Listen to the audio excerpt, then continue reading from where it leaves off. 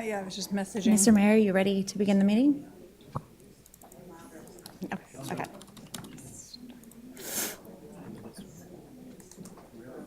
Recording in progress.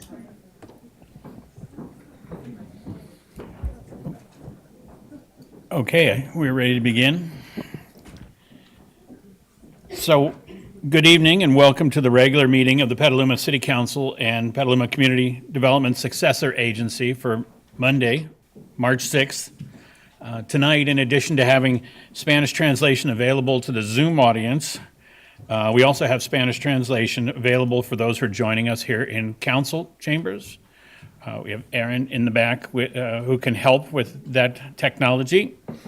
And let's see, if you're interested in listening in Spanish, please see Aaron. And if you wish to provide public comment in English or in Spanish, please fill out a card. One side is English, one side is Spanish, and deliver to our city clerk up front here. Thank you. And let's see, I will now invite Monica Aparicio and Maria Galvez to provide information to those who want to participate in Spanish. Yes, good evening, everybody. Buenos días. Para las personas que estén presentes en la sala y quieran escuchar la reunión en español o quieran hacer comentarios en español, por favor presenten su tarjetón en la parte de atrás de la sala para que sean escuchados. Para aquellas personas que están escuchando en línea, mi nombre es María Galvez y estoy aquí con mi compañera de interpretación, Mónica Aparicio. Este evento se llevará a cabo en español e inglés. Se usarán ambos idiomas activamente, así que usted podrá elegir un canal para participar en su idioma preferido después de que le hayamos explicado cómo funciona la interpretación. Estaremos usando la función de interpretación de Zoom. Después de que termine esta explicación, se activará la función de interpretación. Si usted está conectado con su computadora, usted verá un icono de un mundo en la parte inferior de su pantalla. Si está conectado con su tableta o con un teléfono, pulse en más y verá un menú que incluye la opción de interpretación de idiomas. Para escuchar la interpretación, pulse el icono del mundo o interpretación de idiomas. A continuación, elija su canal de idiomas. We are ready. Thank you.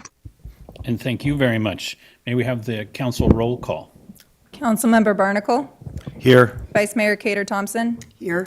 Councilmember Healy, Here. Mayor McDonald, Here. Councilmember Now, Here. Councilmember Posake, Here. Councilmember Shribs. Here. All members are present. Let's stand for a pledge of allegiance.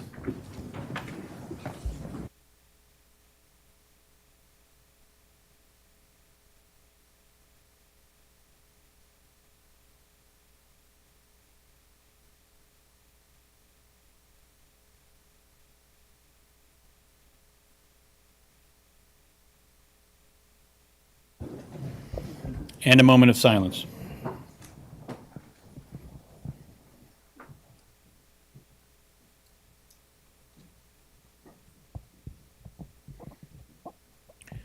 Thank you. Moving on to our agenda for tonight, and any changes and deletions to the current agenda? And I know I am asking for one. I'd like us to move item 9, the housing element report, up before our number 8, which is our tenants protection ordinance. So one of us will go to bed at a reasonable hour. You're right. Because I am recusing from that last item. So, if no objections, then we'll move on. Thank you. And tonight we have several proclamations, one to the American Red Cross. And let's see, it says, whereas in times of crisis, the people in the city of Petaluma come together to care for one another. This humanitarian spirit is part of the foundation of our community and is exemplified by the American Red Cross volunteers and donors. And whereas in 1881, Clara Barton found the American Red Cross, turning her steadfast dedication for helping others into a bold mission of preventing and alleviating people's suffering. Today, more than 140 years later, we honor the kindness and generosity of the Red Cross volunteers here in Petaluma who continue to carry out Clara's life-saving legacy. They join the millions of people across the United States who volunteer, give blood, donate financially, or learn vital life-preserving skills through the Red Cross. And whereas in Petaluma, the contributions of the local Red Cross volunteers give hope to the most vulnerable in their darkest hours, whether it is providing emergency shelter, food, and comfort for families devastated by local disasters like home fires, donating essential blood for accident and burn victims, heart surgery and organ transplant patients, and those receiving treatment for leukemia, cancer, or sickle cell disease, supporting service members and veterans along with their families and caregivers through the unique challenges of military life, helping to save the lives of others with first aid, CPR, and other skills, or delivering international humanitarian aid. And whereas their work to prevent and alleviate human suffering is vital to strengthening our community resilience, we dedicate this month of March to all those who continue to advance the noble legacy of the American Red Cross founder Clara Barton, who lived by her words, "You must never think of anything except the need and how to meet it." We ask others to join in this commitment to give back to our community. Now, therefore, be it resolved that I, Kevin McDonald, Mayor of Petaluma, along with members of the Petaluma City Council, do hereby acknowledge March 2023 as Red Cross Month and encourage all citizens of Petaluma to reach out and support its humanitarian mission. Let's see, and tonight we have joining us, I believe, Leland Montel, the Disaster Program Manager for Red Cross, and Marilee Guillory, Volunteer Coordinator of Red Cross Disaster Assistance Teams, and Laura Mohoff, Volunteer with Disaster Assistance Team. And if you'd like to say a few words, that'd be appropriate. On behalf of, oh, do I need it? Go ahead.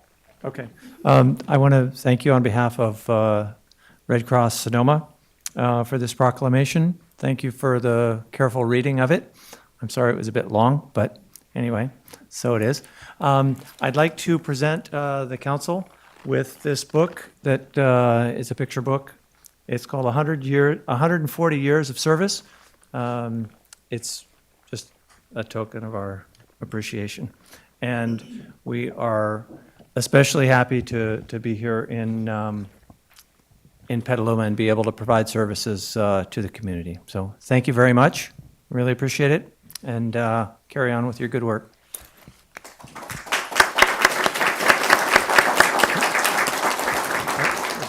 And thank you for your good work. Yeah, good night. We also have a proclamation for National Surveyors Week, and here to receive the proclamation is John Fitzgerald on behalf of the Sonoma County chapter of the California Land Surveyors Association. The proclamation reads, whereas surveying has been an essential element in the development of the human environment since the beginning of recorded history, and it is a requirement in the planning and execution of nearly every form of construction, with its most familiar modern uses in the field of transport, building and construction, communications, mapping, and the legal definition of legal boundaries for land ownership. And whereas, in order to accomplish their objectives, surveyors use elements of engineering, physics, mathematics, astronomy, law, and history, and whereas, since the colonial days of the United States, surveyors have been leaders in the community, statesmen, influential citizens, and shapers of cultural standards. Former notable surveyors include George Washington, Thomas Jefferson, Abraham Lincoln, Lewis and Clark, Daniel Boone, Henry David Thoreau, amongst many others. And whereas many services are now provided through the use of sophisticated surveying equipment and techniques, including satellite-borne remote sensing devices and automated positioning, measuring, recording, and plotting equipment. And now, therefore, be it resolved that I, Kevin McDonald, Mayor of Petaluma, along with the members of the Petaluma City Council, do hereby proclaim the week of March 19 to 25, 2023 as National Surveyors Week. Thank you.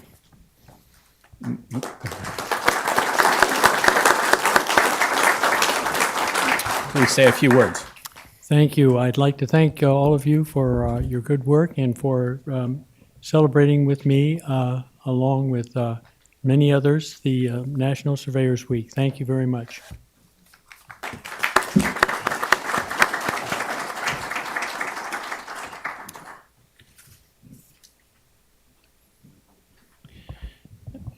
Thank you very much. And now let's move on to general public comment. And we have received 4 cards here. 4 cards. And I'd like to check with our city clerk whether we received general comments prior to meeting. Yes, Mayor, we received 6 general public comments prior to the meeting, which are posted online with the agenda packet. Thank you. And I'd like to check with our moderator to see what we have from our Zoom audience today. Thank you. At this time, I will start a 30-second clock for general public comment. Members of the public attending in person should bring their speaker cards to the clerk's desk if they have not already done so. Members of the public attending online should raise their virtual hand or press *9 if participating by phone. Speakers are reminded to be respectful in their comments and that this meeting is being translated. Please pause between sentences for translation. A countdown will appear for the convenience of the speaker and the viewers. And it looks like we have 4 hands raised. Thank you very much. And to meet that 20-minute limit, we will, and we have 4, we will go to 2 minutes for each speaker. And I'd like to invite the in-house speakers to be first in this process. And the first speaker card I have is for Lendry Purcell, and the second is for Taryn Obaid. Please come forward and speak.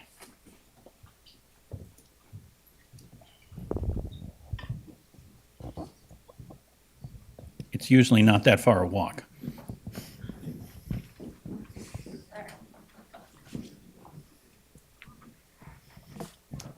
Thank you for your time. Thank you.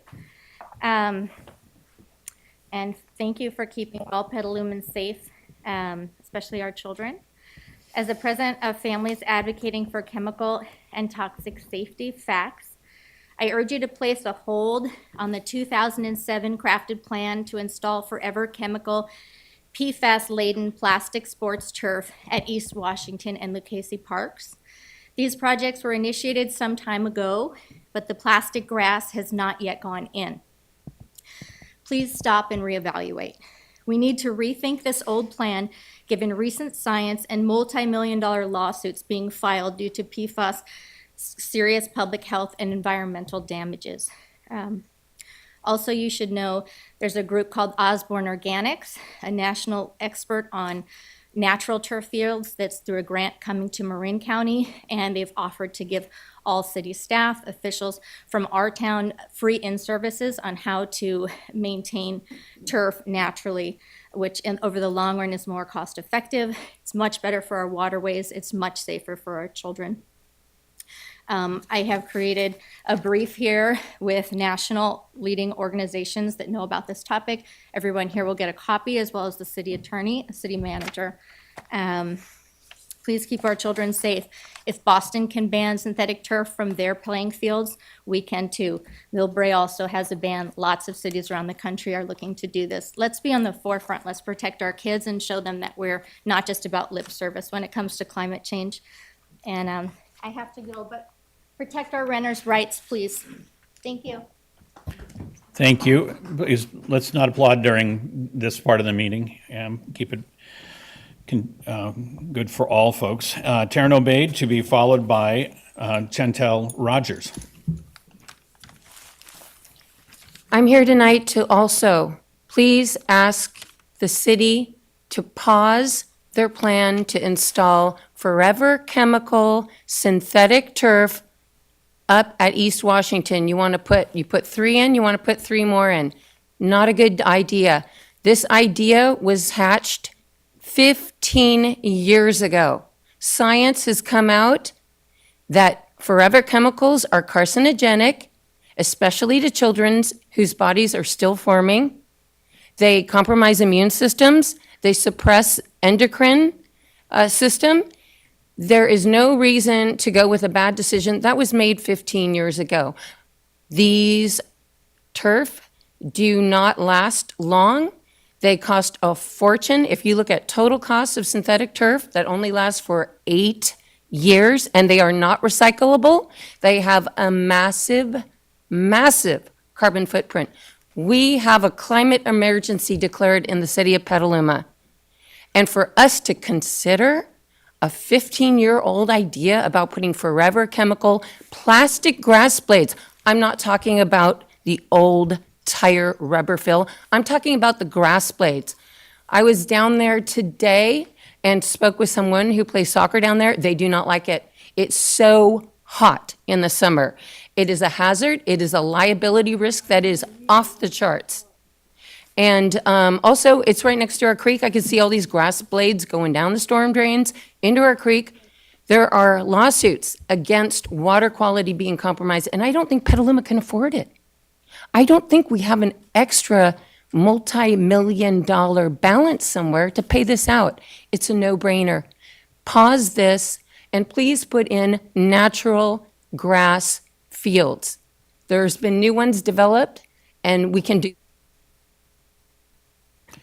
And thank you. Chantel Rogers, to be followed by Roland Bruce.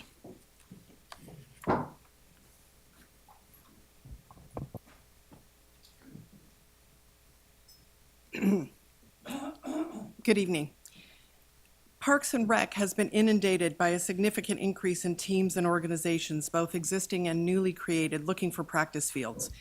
The McNair Park neighborhood rarely gets a day without the traffic, parking issues, and noise inherent in constant use of the diamonds, and the rest of the community is effectively locked out of being able to use the park which George McNair specifically dedicated to be used by all Petalumans. I've been working with Parks and Rec to try to find a balance between ball player use of the park and neighborhood and other user concerns. Frankly, I'm not having much luck, and I expect I may have to come back to this council in the future to help us work this out. I understand the pressure on Parks and Rec when there are teams looking for field space. The neighborhood is overwhelmed by the sheer volume of park use. Users other than baseball and softball are frustrated by their lack of access, and the park itself is in terrible shape and suffers from no downtime. It doesn't help that McNair Elementary School put their solar panels in a spot that eliminated 2 practice diamonds for younger kids due to the proximity of their fields. I came to ask, or more accurately, to plead with you to consider youth playing fields as part of the reimagining of the fairgrounds. My guess is that the citizens who worked on a future vision for the fairgrounds were not aware of the pressure on Petaluma's existing parks and the extreme need for new ball fields. I'm not talking about multi-million-dollar fancy diamonds, just regular old grass and dirt ball fields where kids can practice and play. With the new housing coming our way and the explosion of recreational opportunities for our youth, we are in desperate need of additional space for kids to play all sports. Our existing park infrastructure cannot accommodate the expansion of sports for our kids. If we don't take advantage of this one-shot opportunity to create more playing fields now, where do you imagine that we can build them in the future? The fairgrounds are perfectly situated to incorporate additional playing fields. Please, please, please consider this opportunity. Thank you. Thank you. And Roland Bruce. Hello, my name is Roland Bruce. I'm a real estate broker here in Petaluma, small-time developer, house slave, father, and fixer-up of stuff.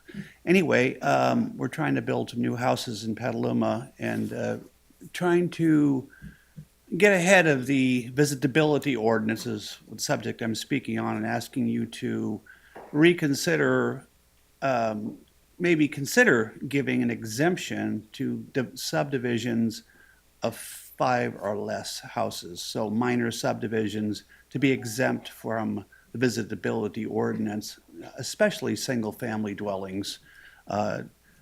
It's pretty hard to build in Petaluma when you're expecting us to be all electric, provide solar, make it ADA compliant. The list goes on and on. And I think you could soften the stance. I agree with the visitability ordinance. I've read it, and we definitely need to provide housing.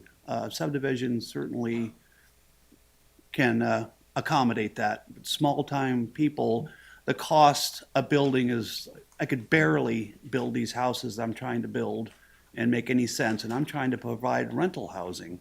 So, maybe a solution would be if you don't want to kind of give an exemption for the small guy, how about subsidizing us and kicking in some of the money it costs for elevators and all the redesigns for making it the engineering and the architectural needed to make the houses livable for handicapped people. That's it. Thank you. And now let's go to our Zoom audience to have their public participation. Thank you. The first speaker is Zaira Garcia. Please unmute yourself and begin your 2 minutes. Hi, thanks so much. Good evening, City Council. Today I'm here as Chair of the Criminal Justice Committee for Sonoma County NAACP. I want to say that my heart goes out to the Montgomery School community. However, there has been a push countywide where folks are co-opting this tragedy and trying to elevate that an SRO would have prevented that death. Unfortunately, no one knows, but we have seen data and real lived experiences in other parts of the country where SROs don't save lives. The SRO program is expensive. We're talking about $200K per year per officer. So you can at least, rather than that, you can provide 2 to 3 mental health professions for the cost of one SRO for the year. So let's say we entertain the idea of the SROs for our schools. Data in Sonoma County tell us otherwise. Black students' graduation rate has dropped down to 64.5%. Graduation rates for lower income students, students of color, and students with disabilities have decreased during the pandemic. And graduation rates for Latinx students have gone from almost 88% to 80.5%. Those are real data. So if we did want to entertain the SRO initiative, most of these kids wouldn't even be able to pursue that profession. So racism is the root of health and economic disparities. Inequity does not happen by accident. Let's not be part of the school to prison pipeline. I'd rather invest in parks and recs rather than militarization. Also, when are we going to hear about the independent police auditor process? I hope that you can at least become transparent with who you chose and how you chose your panelists for interviews, because I can already tell you it was not transparent because you chose people who don't rock the boat when it comes to holding police accountable. Thank you. Have a good night. Thank you. The next speaker is Eric Allen. Please unmute yourself and begin 2 minutes.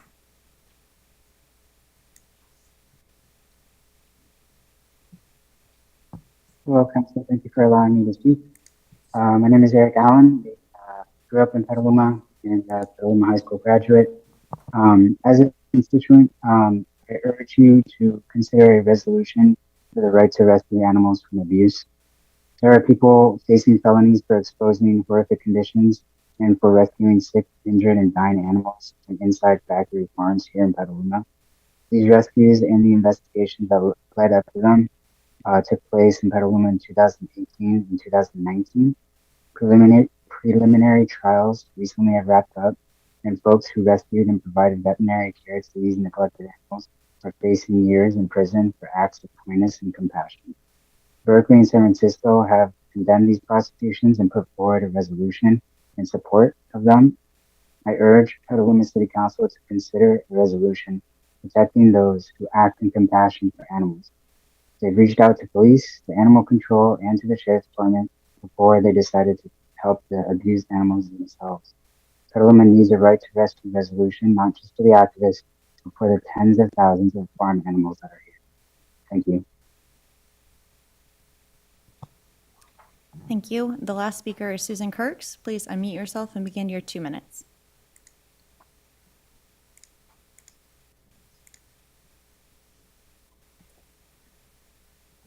Thank you, and good evening, Mayor and City Council. I'm speaking tonight about your unanimous approval of the proposed 28 luxury home development at Scott Ranch, the park extension as part of that, and the minimal to almost non-existent review and discussion of the final environmental impact report, comparing that to Dr. Sean Smallwood's extensive conservation biological report. Two of your planning commissioners, Darren Rockison and Blake Cooper, contributed substantial enough concerns to the commission review that your council had a responsibility to learn how to review environmental impact reports, compare those to findings submitted for the record, contradicting the cities and developers consultants' findings, and discuss and make decisions based on that. Findings of fact. The fact that a question arose as to why so much emphasis was on wildlife in the EIR reflected the possible inexperience of reviewing EIRs. So much emphasis was on wildlife because this land is a very important site for survival of multiple species, including the threatened California red-legged frog. The threat by one public speaker at the hearing that this is it or else, in other words, more houses would go in, is simply false. Based on the biological resources chapter alone in the FEIR, your council should not have made findings to certify the FEIR. When a land is wild, it is not degraded. When humans do not encroach and cattle can be removed, even if erosion exists, the land is better off being a wild sanctuary than what you approved. There was and is a path to full conservation for this property.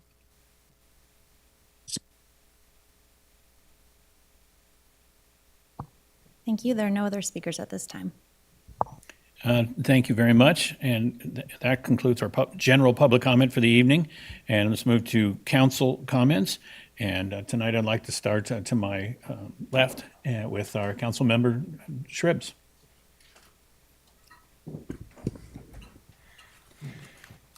Let's see, get to the right page here. Okay, so on last Friday, I attended the North Bay Watershed Association's meeting.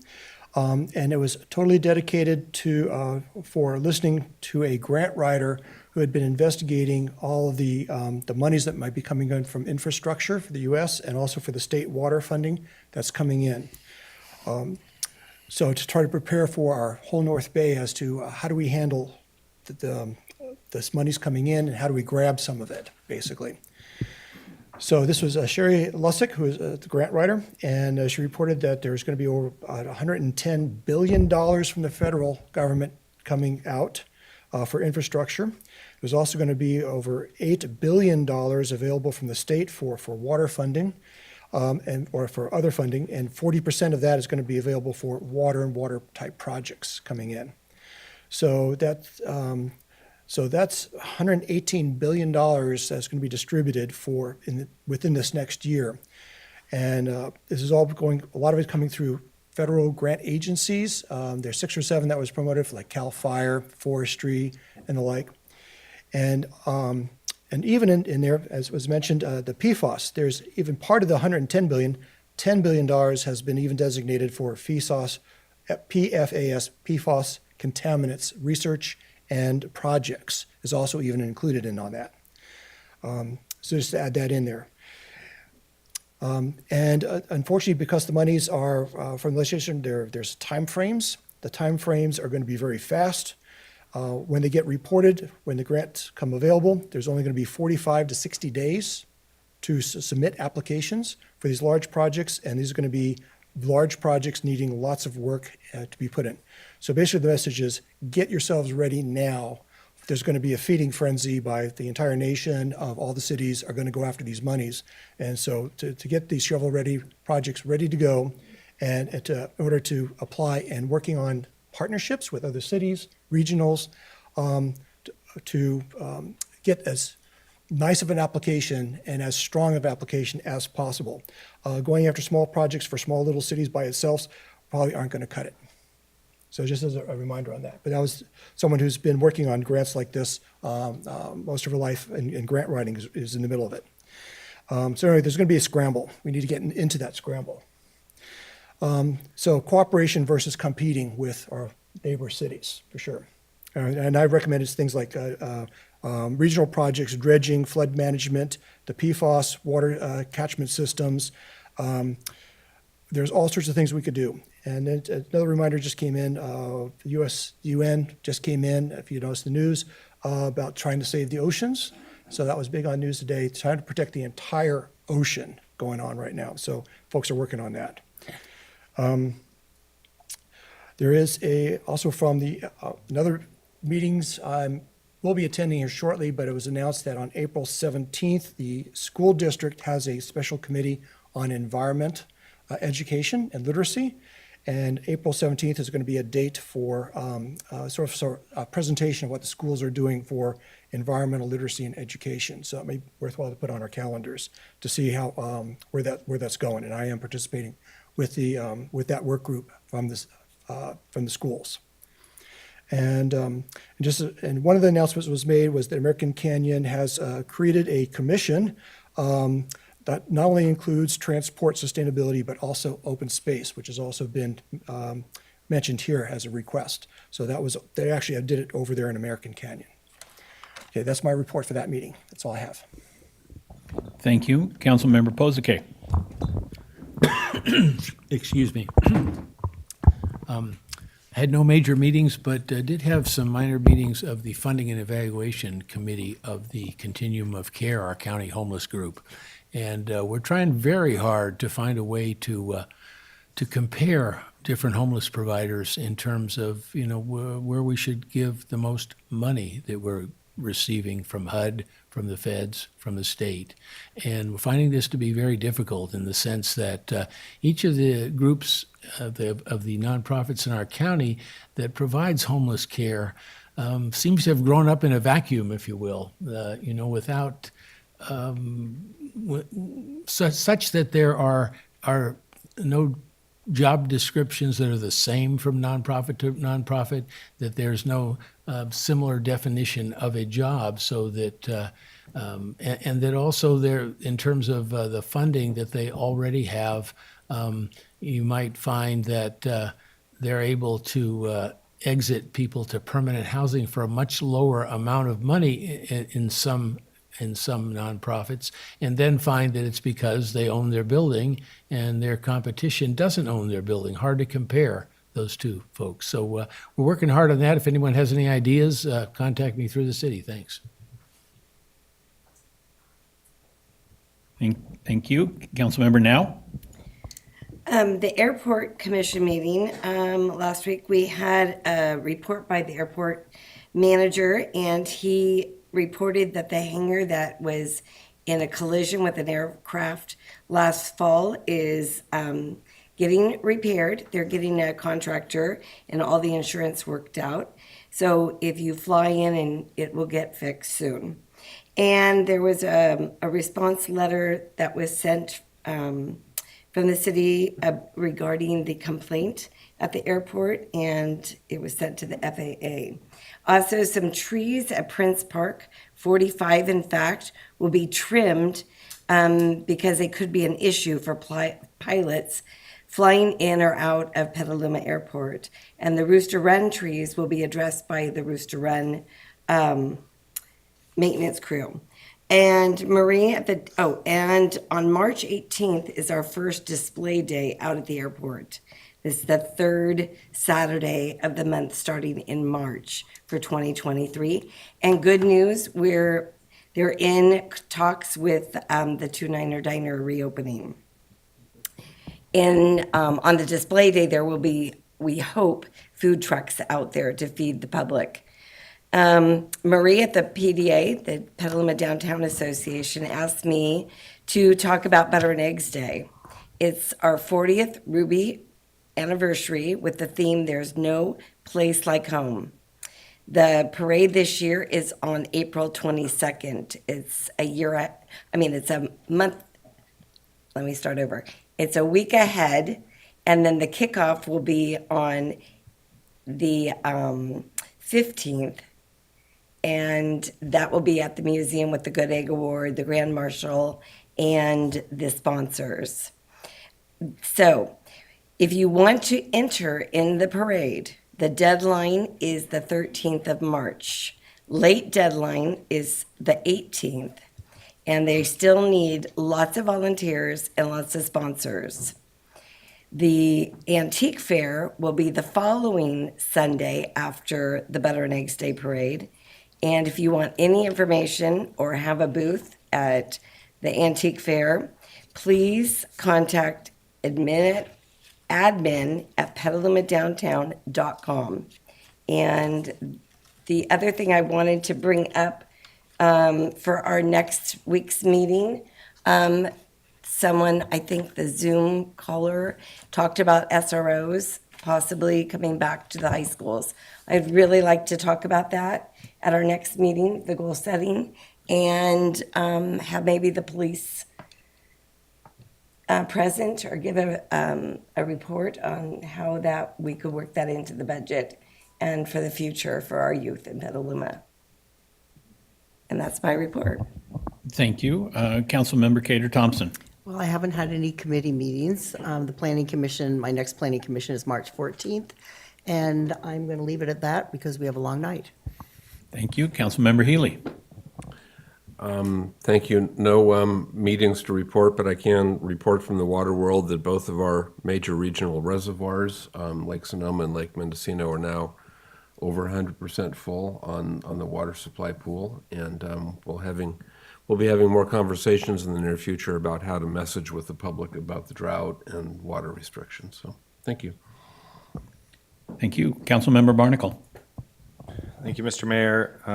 I have had a fairly busy couple weeks, or week, I guess. PBAC meeting was canceled, so that was a good thing, or not good thing, but gave me a night back. We had a day-long meeting with the Bay Area Air Quality Management District. It was our annual goal-setting meeting. As a new board member, it was definitely a different sort of experience. In the morning, we heard from a youth organizer and the EPA advisor on environmental justice. And in the afternoon, we had a panel of representatives from the Bay Area's 4 AB 617 communities, which are like the most impacted environmental justice communities. This is East Oakland, West Oakland, Bayview, Hunters Point, and Richmond. And they just sort of talked about the, helped ground us in the reasons why we're there.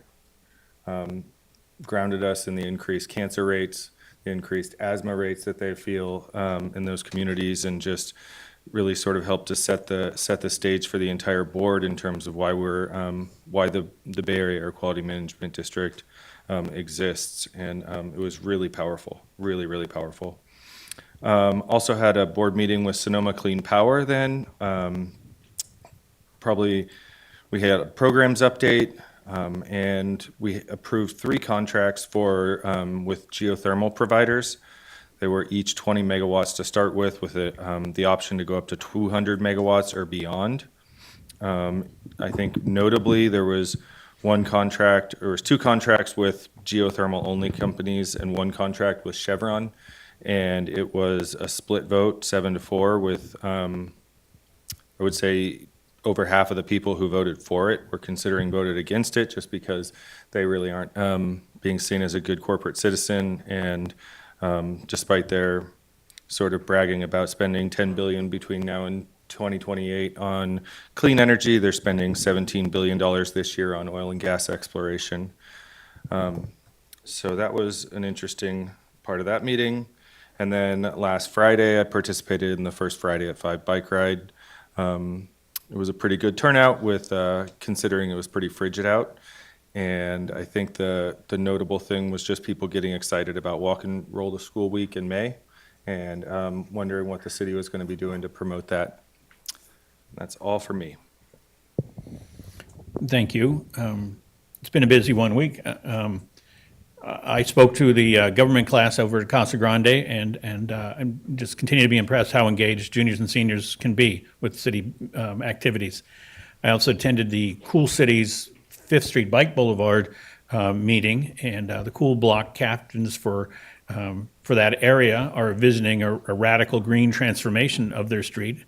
But the city's Bike Boulevard project will stay on schedule while other topics are explored.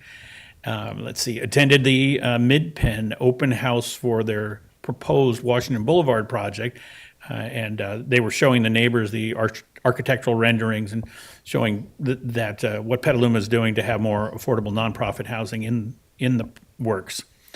And then I also, I'm just tickled as I go around town to see Safe Street improvements popping up everywhere on Magnolia near Petaluma Boulevard North. Things that help make it safer for pedestrians to get through crosswalks or other of our mode shift issues. And you probably notice them in your neighborhood too, new improvements in the corners. And that would be my report for the evening. I'd like to pass it to our city manager for. Thank you, Mayor. Thank you, council and community. To the gentleman that had the questions about visibility amendments, we hear you, and we are doing some outreach and focus groups shortly and are drafting some amendments based on that feedback for the code requirements. That should come back to council sometime in the summer. Our independent police auditor, we're planning on bringing that contract to council first meeting in April, and we did have folks from our ad hoc Community Advisory Committee sitting on that selection panel, and was based upon the request for proposal that we brought to council. So that criteria is transparent.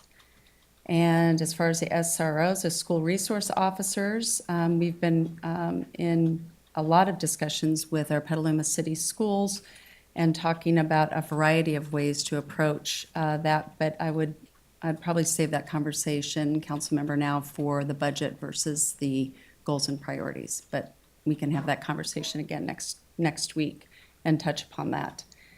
And then some good news. Councilmember Healy mentioned that our water supply levels are full. And so Petaluma is currently in stage 4 of its water shortage contingency plan, but we'll be coming to council on April 17th to revisit the current water use restrictions in response to our water supply recovery. The city of Petaluma is really thankful to our community for working together to achieve water savings during this recent water shortage emergency. And over the last 18 months, Petaluma reduced water use by 26%, saving nearly 1 billion gallons of water, which is pretty impressive. So big thanks to our community. And then finally, the city learned last week that we were successfully awarded over $200,000 for a planning grant to help us with our integrated water master plan. And once we are done with that effort, there's construction funds available through the state so we can implement those plans. So good news. And that concludes my comments. Thank you. Thank you. That is good news. Let's see, moving to the consent calendar for the evening. Is there anyone on the council who'd like to pull any of the items?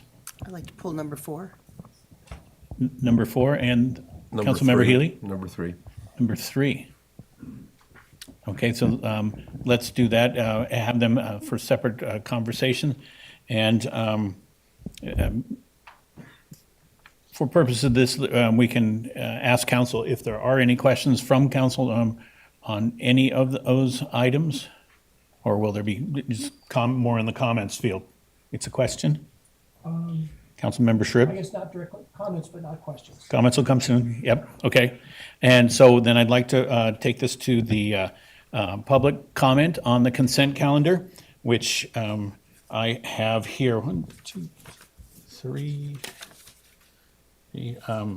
I have 4 cards for this item, and I'd like to check with our clerk to see if we had comments from the public submitted prior.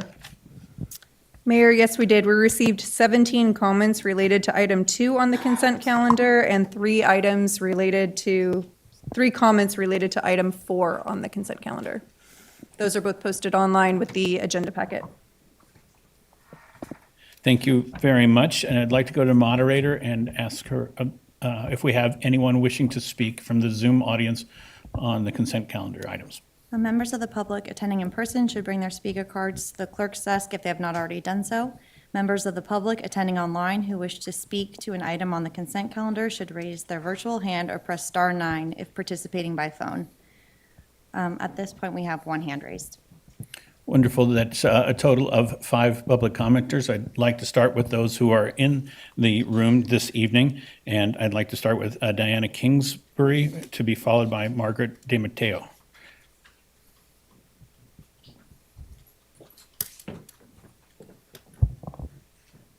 Hello, good evening, council members and staff. My name is Diana Kingsbury, and I am an organizer with the Sonoma County Tenants Union and the North Bay Organizing Project.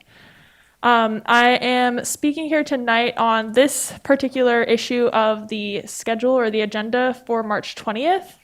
We know that there's one city council member who's going to be out of the country, and we also know that this is only 2 weeks after this very meeting that we're in right now, where you're receiving the input from the survey. So we want to make sure that you have enough time to really go through the amendments, understand the ordinance, and also to make sure that this incredibly important issue does not have its vote arbitrarily affected by the absence of a city council member.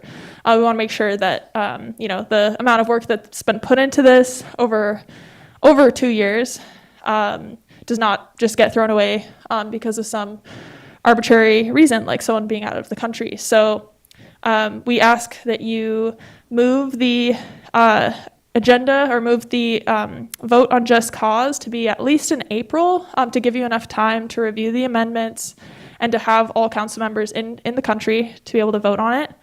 And I just want to also say that, it takes a lot. We say this a lot, but it bears repeating. It takes a lot for people who are tenants, who are parents, who are working multiple jobs, sometimes working early in the morning, to get out here and to stay as long as these meetings tend to go. I really appreciate the city for providing a space for parents, as well as interpretation services. And we were disappointed that the just cause item got moved tonight because we understand people want to go home when they need to get some sleep, but that applies as well to a lot of tenants here tonight. So just would ask you to keep that in mind. Thank you. Thank you. Margaret DeMatteo, to be followed by Dave Alden. Hi, good evening, city staff and city council members. Margaret DeMatteo, housing policy attorney with Legal Aid. I just want to second what Diana said mostly, and urge that the tentative agenda for March 20th be amended to push the vote for the first reading of, whatever you guys decide tonight will have to be drafted and have to come back to you. And that process takes time. This whole process took a lot of time.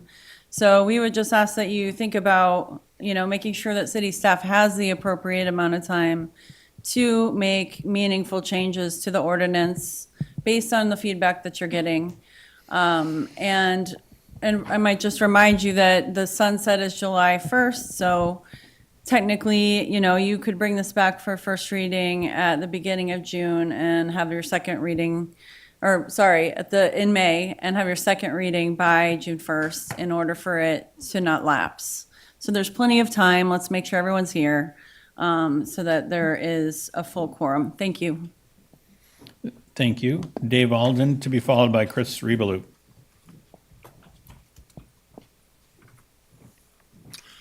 Good evening. I'm speaking with regard to item 4. In December 1941, only weeks after Pearl Harbor, and with Nazi Germany still preying on Atlantic shipping, Winston Churchill boarded a British battleship for a trip to the U.S. He took that risk because of his need to meet FDR face to face. Ingratiating letters, terse demanding telegrams, and special envoys were no longer enough. To Churchill, personal engagement with his principal partner in World War II was essential. I won't equate the Petaluma General Plan to defeating Hitler, but the same principles apply. Zoom is a marvelous tool and changed, for the better, how we moved through the pandemic. But it's not a substitute for in-person relationships. Thus, I don't support retaining the current meeting format for the General Plan Advisory Committee. More effective relationships between and amongst committee members, planning staff, and consultants if we are to give Petaluma the best possible general plan in this time of constraints and opportunities.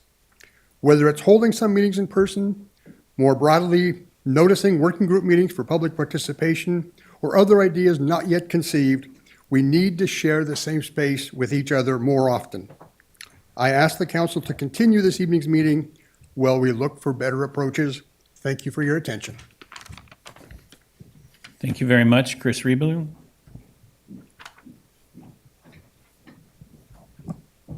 Good evening, council members, mayor. I'm also here to address item number 4. As a GPAC member, I also implore you to look for options so that we can meet at least sometimes in person. I agree with Dave. Zoom was great during the pandemic, valuable. Now that things are loosening up, we really need to be able to be face-to-face and have a chance to talk and to ask stupid questions and to get feedback from each other and to have that give and take. It would make the general plan process much more robust, more enjoyable, and I think it really does increase the odds of getting the best plan for the future of Petaluma. So I know it's a sticky wicket. There's a lot of people. It's a lot to manage. But I think with some out-of-the-box thinking that the process can be rebooted. Perhaps the working groups can be beefed up. There's got to be a way to include the public and also allow the GPAC members to do their best work. So thank you very much. Thank you. And we have a Zoom comment, do I recall, or? Yes, we have two. Speakers are reminded to be respectful in their comments and that this meeting is being translated. As a reminder, please pause between sentences for the translators. The first speaker is Veronica O. Please unmute yourself and begin your 3 minutes. Good evening, council, staff, and community. I would like to concur with Chris Rebelo and Dave Alden on the stance that in-person meetings for the GPAC is of great importance. We have many ways we can communicate. We no longer have the constraints of the pandemic, and we really need to make this as robust and as interactive and participatory as we can. So I implore you to please make general plan meetings public and in person, and have there more flexibility for time needed for specific subject matters such as land use scenarios and writing and working groups. Thank you so much for your time. Thank you. The next speaker is Kendall Jarvis. Please unmute yourself and begin your 3 minutes. Hi, thank you so much. My name is Kendall Jarvis, and I am a disaster relief attorney with Legal Aid of Sonoma County. I'm here today mostly to support my colleague and the community of Petaluma in relationship to the Just Cause Ordinance and that discussion. I believe that this really presents an opportunity for your community and our community to set an incredible. Kendall, I'm going to ask if you can please keep your comments related to the consent calendar items. If you're talking about the tenant protection workshop, that will come later on the agenda. Thank you. Nope, sorry, 1 second. So my point is, I would like to echo the statements already made that if that could be pushed into the future for discussion in April or May, I think that that would be incredibly beneficial because it provides an opportunity for the community to engage in the process as they already have done so today with the hope that it would be heard. So my main point is that here having that push further out so there can be a quorum and that there could be an adequate representation of the people that will be impacted will be the most valuable for the community. Thank you. Thank you. And the last speaker is Maddie Hirschfield. Please unmute yourself and begin your 3 minutes. Evening. This is Maddie Hirschfield. I'm the political director with the North Bay Labor Council. I'm speaking on the agenda for March 20th. I agree with previous comments that that should be put off so that you have a full council complement to make that decision. So I'm asking that be put off at least until April. That's it. Thank you. Thank you. Mr. Mayor, there are no other hands raised. Thank you very much. And that concludes and closes our public comment on the consent calendar for the evening. And now bringing it back to council, I'd like to start with item 3, discussion. Councilmember Healy. Thank you. So this is the resolution authorizing a professional services agreement for an EV charging infrastructure master plan. And the original staff report did not have a cost estimate, but that was revised and the cost estimate was provided. And it's kind of a stunning number. It's $460,000 for a report that doesn't create a single charging station anywhere in town. And I'm having real heartburn over spending our precious dollars on something that's just a paper pushing exercise. And my preference would be to pull this off the agenda tonight and direct staff to come back with something that's far more cost effective. But if people want to proceed with it, I'll respectfully vote no. Thank you. Do we have any other comments on item 3? Councilmember Shribs. I'll have to agree with Councilman Healy that at that price tag point on that, I didn't realize that that was there. However, this is a huge movement toward getting EV charging going in. Studies probably have to be done as to what to be done first. But sometimes I've been a long advocate of just doing it. And so there's places where we actually just we know we need charge stations in a lot of locations, and we don't need to be told, but we definitely need there.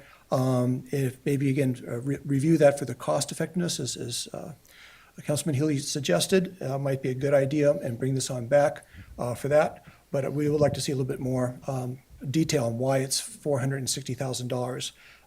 Like I made comment earlier about the flood, where the panels for solar panels over on the water at 300,000K just for consulting. It'd be nice to know the details behind that. So I'm fully in favor of charging stations for sure. I'd like to get them in as fast as possible. And we need to have a program that let's start doing it in many places. I got 2 at the school with $10,000 grant years back. So if I can get 2 for $10,000 and incorporate it into a solar panel system, maybe we can just start doing that now and then have this master plan done consecutively at the same time, maybe hopefully at a cheaper price. Councilmember Barnacle. Yeah, I was just wondering if we could have staff respond to the council comments or questions. I kind of have the same thing in sticker shock. Thanks. Thank you. I've got both Rihanna Frank, our Climate Action Manager, and Diane Ramirez, the Project Manager.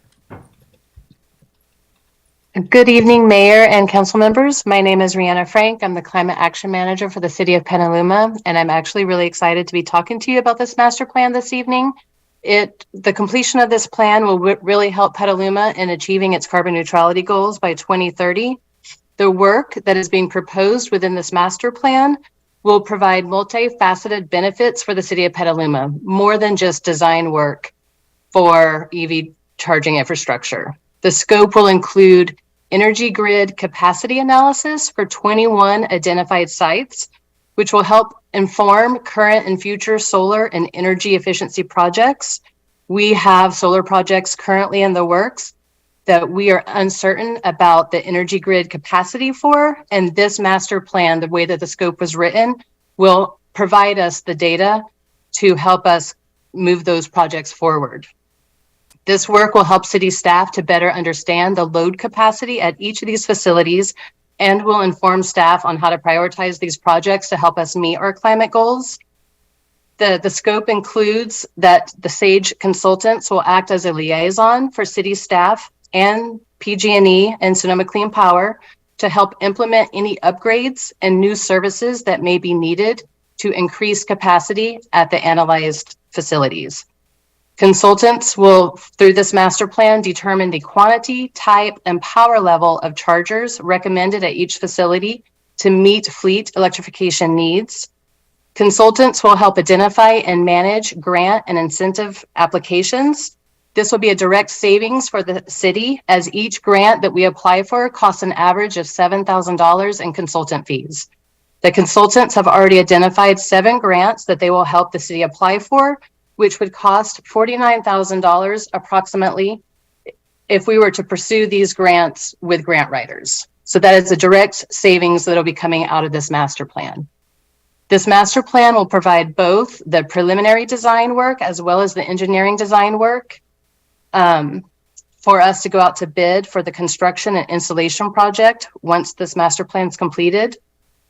And the consultants estimate that the master plan could be completed within 4 months of a signed contract. Diane Ramirez, is there any additions that you would like to add or speak to? No, you did great, Rihanna. Council members, Mayor, do you have follow-up questions? Councilmember Barnacle, does that answer your question? My other question, I guess, did the Climate Commission look at this and comment on the scope? The Climate Action Commission has known about this, and I've been very open with them and throughout the process. They are excited to see this moving forward.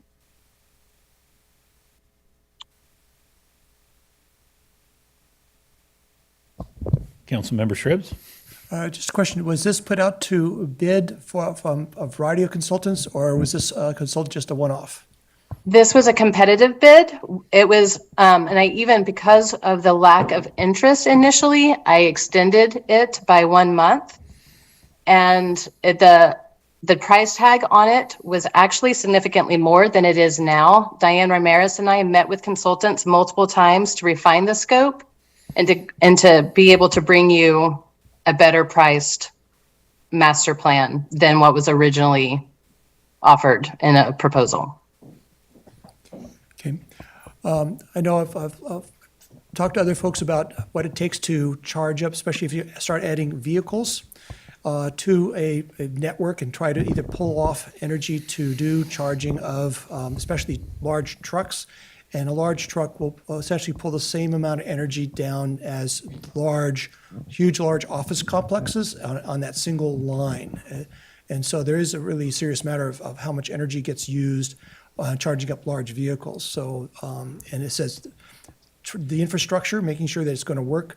And then eventually, hopefully, the master plan will also include reverse charging so that if we do have large vehicles being charged up, which takes lots of energy to do that it can be reversed, because there's new plans and technology that can do that. So I want to make sure that that's part of the master plan too, that's included, the reverse charging system, and that the grid is capable. So this sounds much more reasonable to me.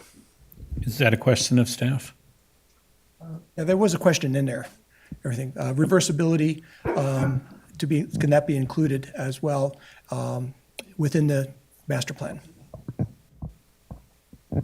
I would need to speak further with the consultants to see if that can be added to the scope. And I would just like to also mention that in the city of Petaluma, we have aging facilities, and there is a real concern about energy grid capacity, especially as we look towards electrification to meet our climate goals. And the data that we would get from this master plan is really necessary as we move forward with solar projects and electrification of our facilities. Councilmember Posake? Thank you, Mayor.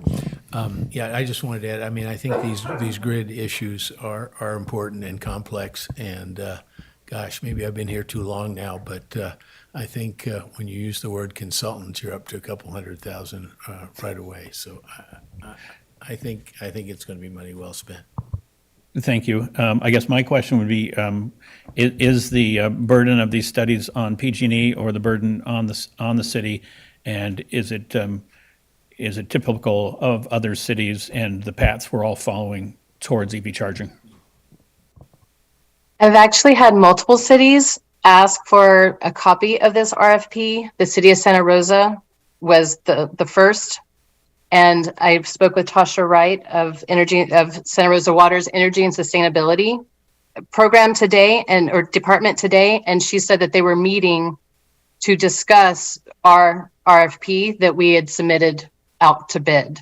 So this work is something that other jurisdictions are going to be looking towards for us as an example. And they're already starting to take notice. Can I ask that part of that same question is, this is not PG&E's responsibility to determine this? It will not be PG&E's responsibility. The consultants will be the liaison, so it will take the burden off of staff to make sure to identify the new service or the upgrades that need to happen. Thank you. And they will work with, the consultants will work with PG&E to make sure that these upgrades happen. And that was one of the benefits of this scope, because staff capacity is so impacted that this will do a lot of the heavy lifting on our behalf. Thank you. Councilmember Barnacle. Yeah, I'll support the item tonight. My concerns with this are that I can't tell if it does include bidirectional analysis, and that's going to be important if we're talking about adding the type of load that Councilmember Stribbs mentioned. And when we talk about like the 21 facilities, I just don't, and their aging facilities, like doing a EV charging master plan for facilities that might be out of date, things like that. I would just ask that take this to the Climate Commission and make sure that we look it through the scope and work to please, make sure that we're thinking through like all the resilience issues and things like that.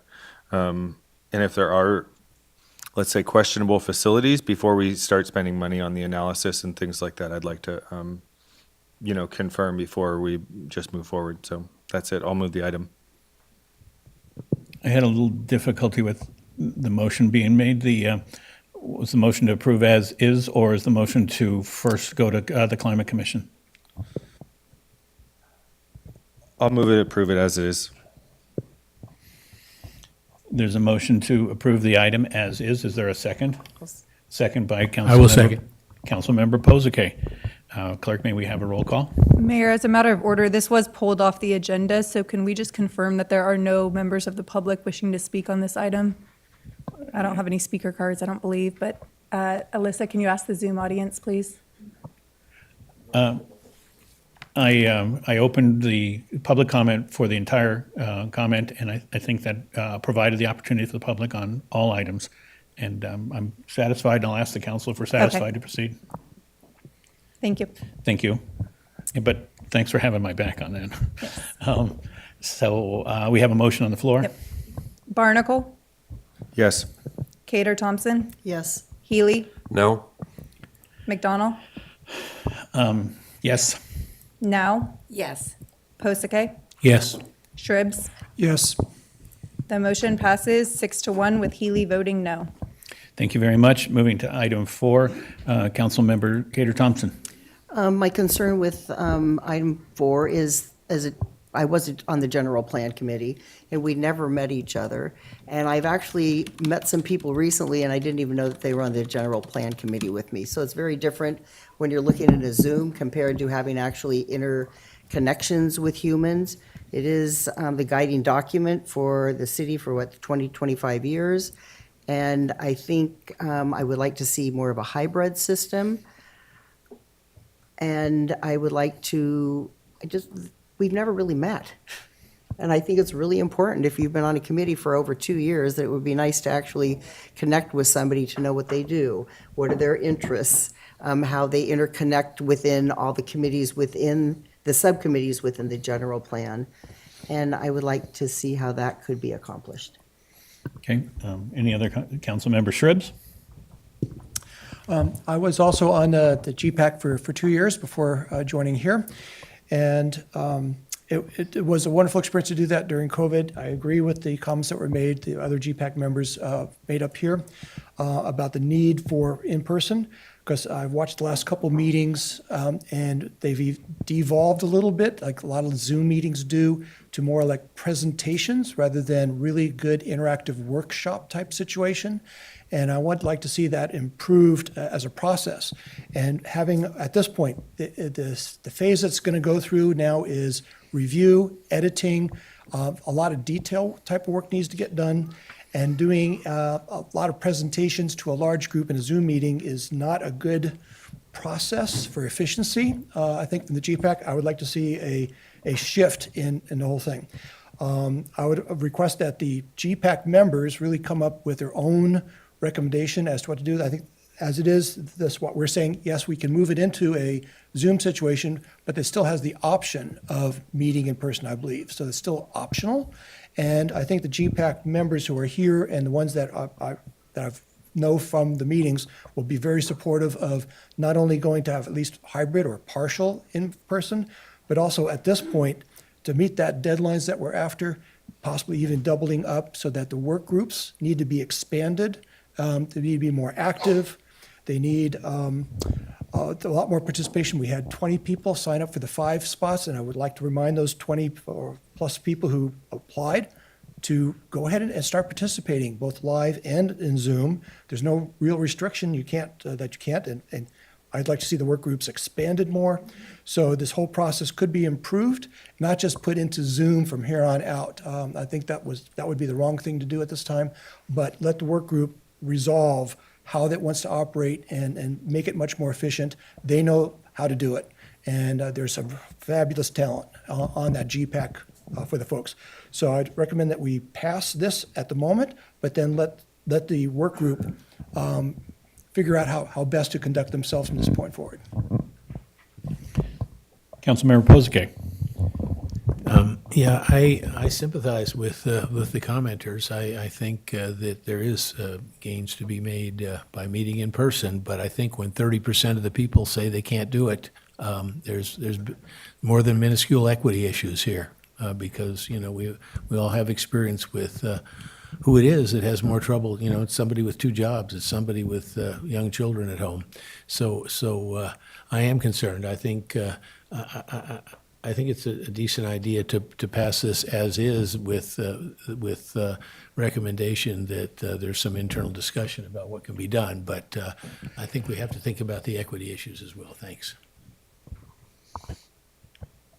And I concur that there's a tremendous challenge to trying to do work of this nature on Zoom, and that the interest of folks to meet together and work in an in-person environment needs to be respected, as does those who can't come in.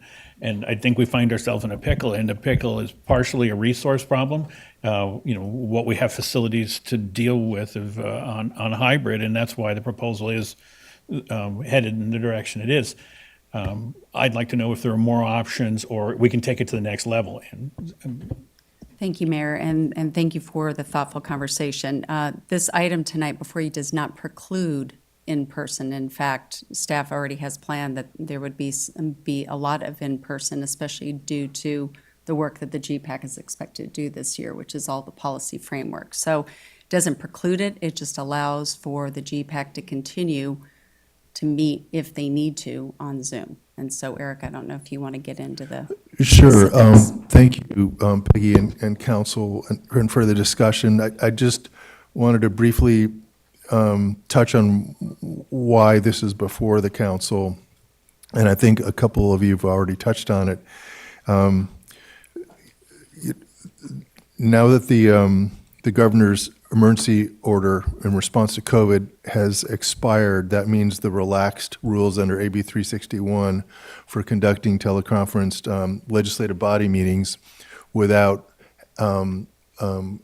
permitting members of the public to permit from the remote locations from which the legislative body members are participating have also expired along with it. And as a couple of you mentioned in the and is in the staff report, and staff learned from reaching out to the members, it looks like if, to the extent going forward, live meetings would be required, there'd be a loss of about 30% of the current GPAC members, and it looks like there's a pretty healthy majority of members that prefer to be able to continue meeting virtually. So this action would allow that by making the GPAC a non-Bronick body, allowing them to meet as they had, which, as Peggy mentioned, and also Councilmember Shribs, does not preclude live meetings, but again, it would allow continuity and non-loss of those members, and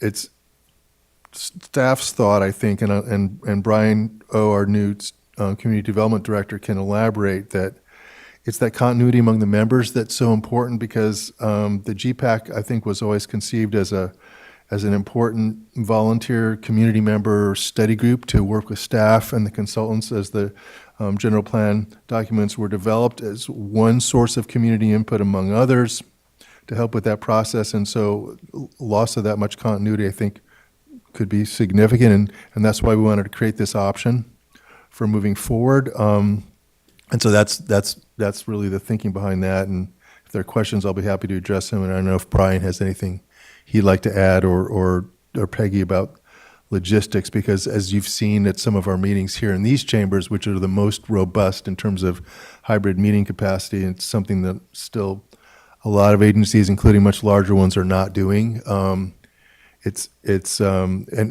bearing in mind that we have to support all of the city council subordinate bodies in response to the expiration of the relaxed teleconferencing rules, not just this one, which is the largest. So we're navigating all of that at the same time. So anyway, that's my answer, and I don't know if staff have anything to add.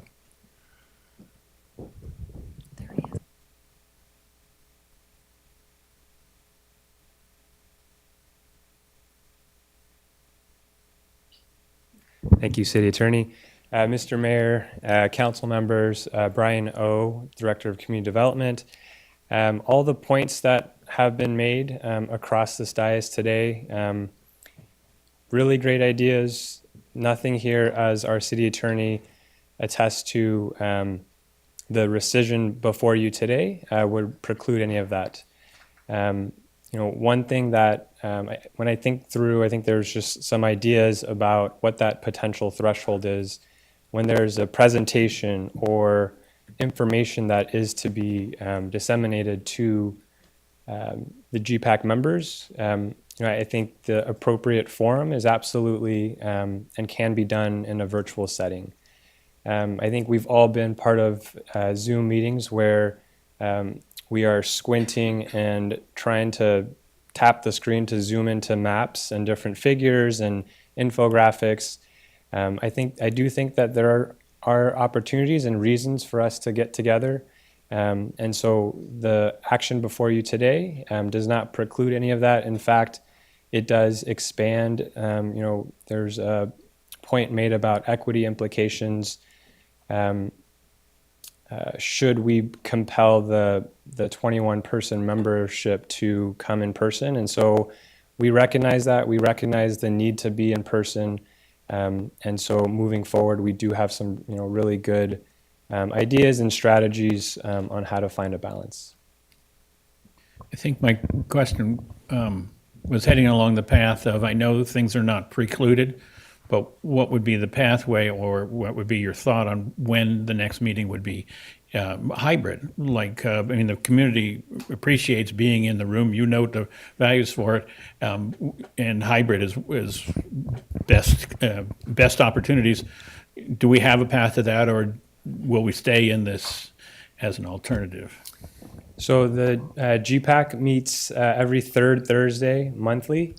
And so since the new members of the GPAC have been seated, they have met once virtually. I do think there would be value in setting up an in-person to make that connection. 2 years has been a long time to be meeting virtually for a 20-plus year visioning exercise. And so I do think there would be value in whether it's the next meeting or the meeting to follow, with the purpose to bring people together in person. And then ultimately, it's, we don't want to lose that continuity, the 2 years of work that has gone into this effort. And so we do want to survey. We do want to make sure that this works for the majority of the GPAC. And so, that continuity is important. The equity implications are important. And so the GPAC will make those decisions as a group. Councilmember Kader Thompson. I would just hope that the GPAC members keep their face on the screen, because this has been a problem, and I realize you don't have to. Legally, you can, go off camera. But when someone's off camera, you don't know what they're doing, what they're absorbing, and it's a process. And so this has been a long-term problem. And I know you can't ask people to stay on the video, but I think it's also a responsibility for the GPAC members to be present. Thank you. And I will be Absolutely. supporting this, but what I would like, I'd like it brought back to the council maybe and see where we're going with this. Maybe 2-3 months. Councilmember Healy. Thanks. Yeah, this has been a really good conversation, and I appreciate the feedback from staff. And with that, I'm prepared to move the item. Do we have a second? I'll second it. That's a motion by Healy, second by Cater Thompson. Can we have a roll call vote, please? Barnacle, Yes. Cater Thompson, Yes. Healy, Yes? McDonald, Yes. Now, Yes. Posake, Yes. Shribs. Yes. Motion passes unanimously.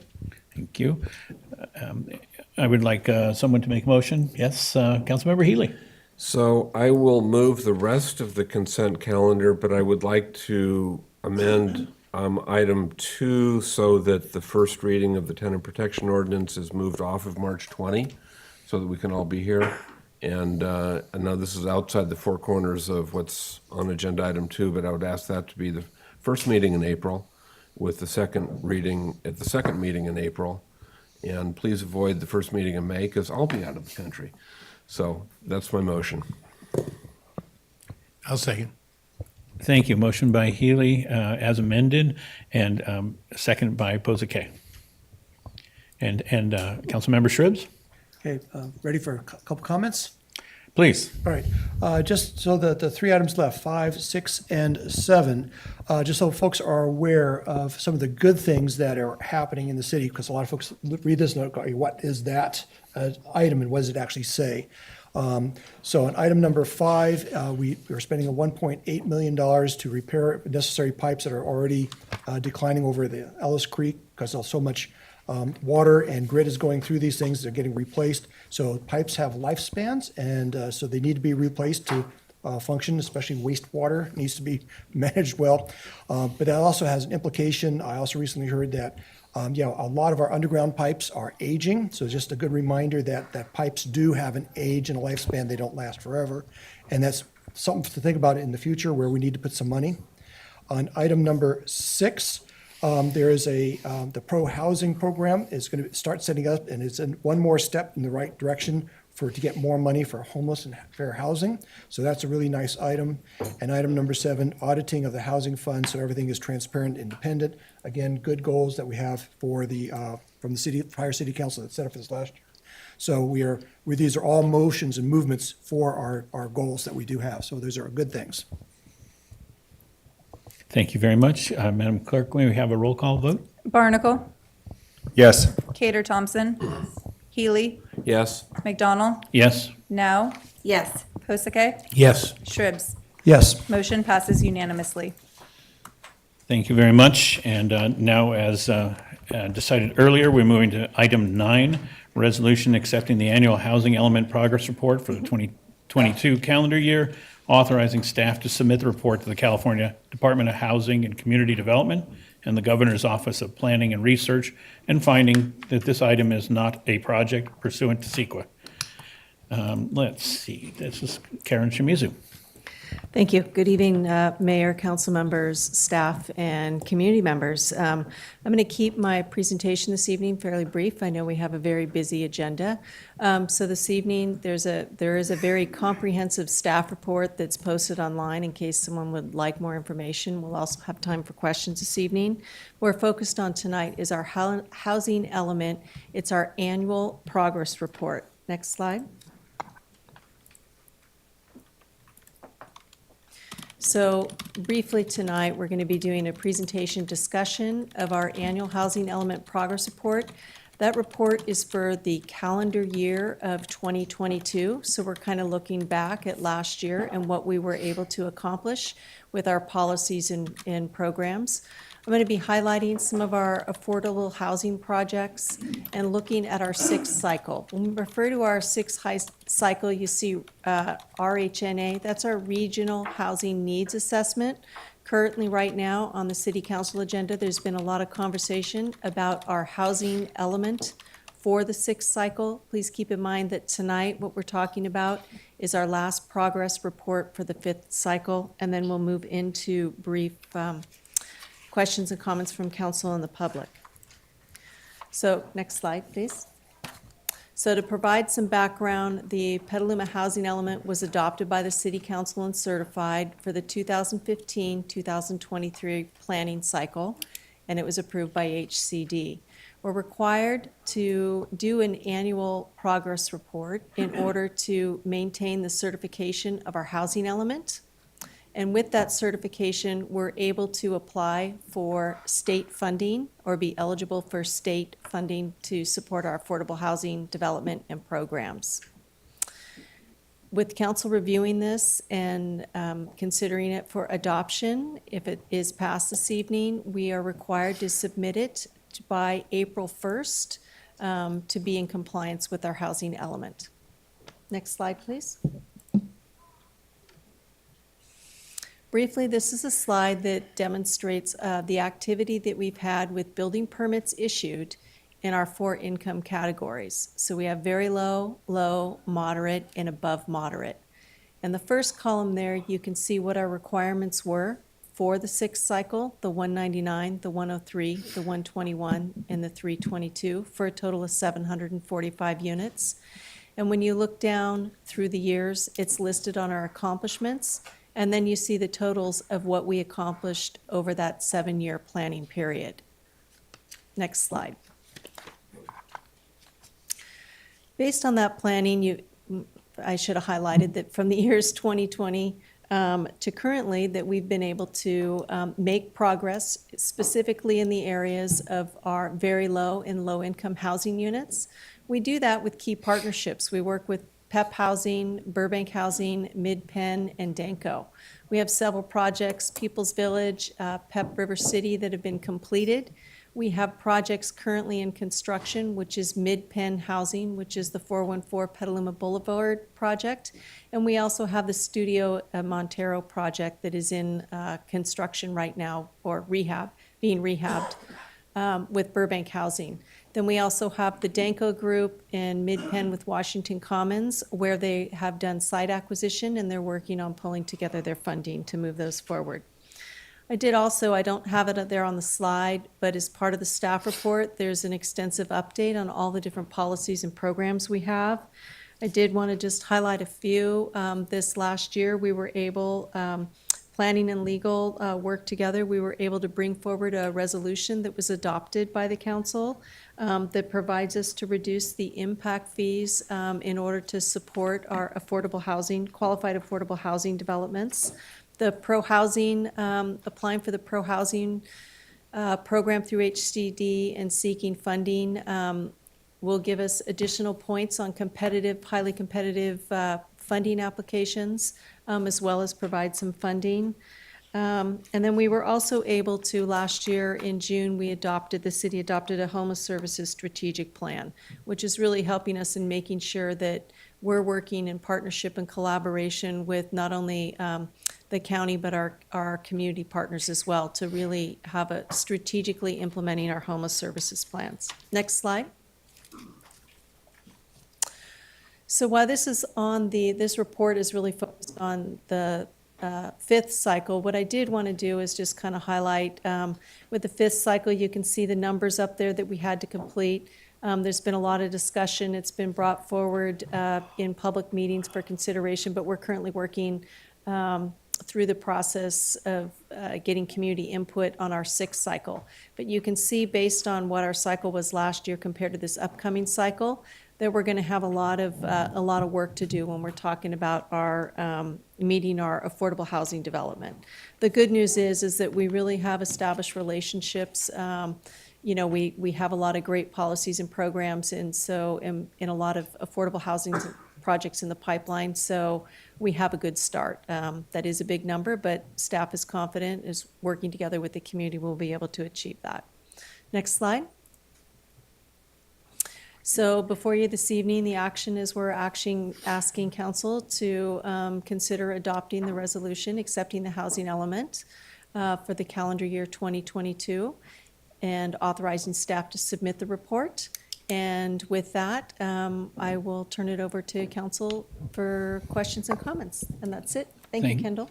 Thank you very much. Appreciate the report. Any questions from council on any of this? Seeing no question, seeing a question from Councilmember Healy. Well, it's a comment, so when you have a comment. Okay, so seeing no questions, I'd like to move to public comments on this item. And I have no cards. Do we have any online prior? Mayor, there were no comments received on this item prior to the meeting. Thank you. And do we have, can we offer this to the Zoom audience, please?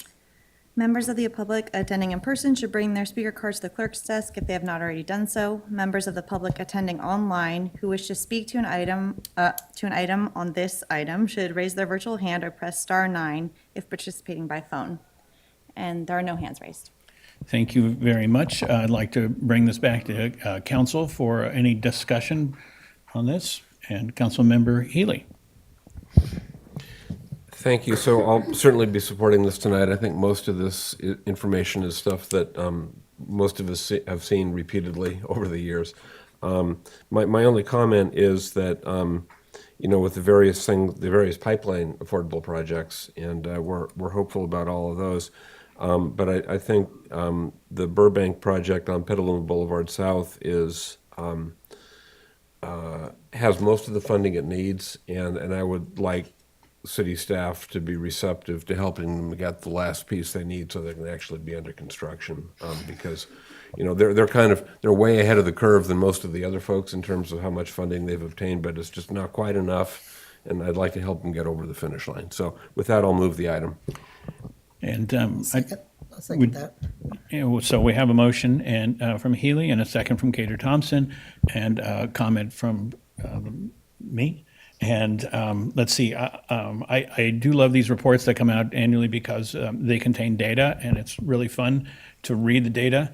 I consider all the RENA numbers and pipeline things to be a little counting chickens before they're actually in your housing inventory. I do like looking at this and seeing that the building permits for this year, there were 126 building permits issued this year. And of that, half of those are the city's Montero motel conversion to serving our homeless population. So half of all the building permits this year went into the homeless efforts. Also in certificates of occupancy, which is people actually opening a new door for a new house in a new home for someone in Petaluma, there were 123 total new certificates of occupancy this year, which is minutely small number of new homes. 32 of those were single-family dwellings.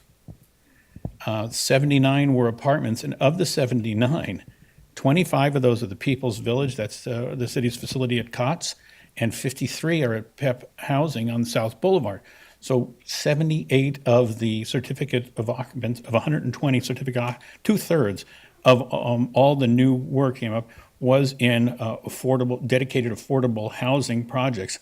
And so that really speaks well to the city's efforts to work on affordable housing. It really doesn't help all those who don't fit into means-tested areas. It's just, Petaluma's just not growing very fast, and we sure entitle a lot of things. We meet our state goals for total entitlements, but the data shows that where the actual benefits are. And then the last part is in 2022, the entitlements, I believe, were actually 0 entitlements during this last calendar year. So that's, it's really fun reading the data because it kind of doesn't lie. So those would be my comments. We have a motion, we have a second. Clerk, may we have a roll call vote on this? Barnacle, Yes. Cater Thompson, Yes. Healy, Yes. McDonald, Yes. Now, Yes. Posake, Yes. Shribs. Yes. Motion passes unanimously. Thank you very much. Now we move to our item number 8, a workshop to receive stakeholder input and public comment. And at this point, I need to recuse myself as I have in this process all along. And so I will be turning the meeting over to our vice mayor. And Thank you very much. We're going to take a 5-minute break, and then we will start because we've been here a few hours already.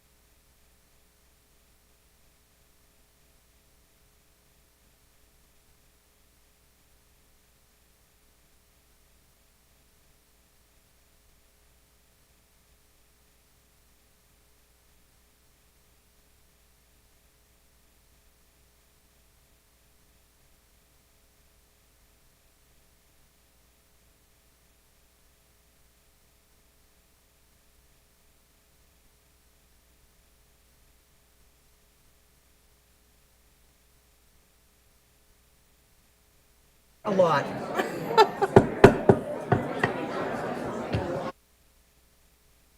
Could everybody please sit down? Could,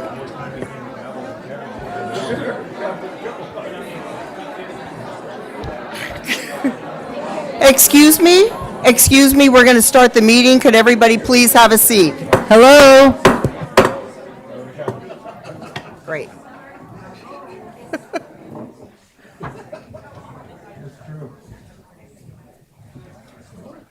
Thank you.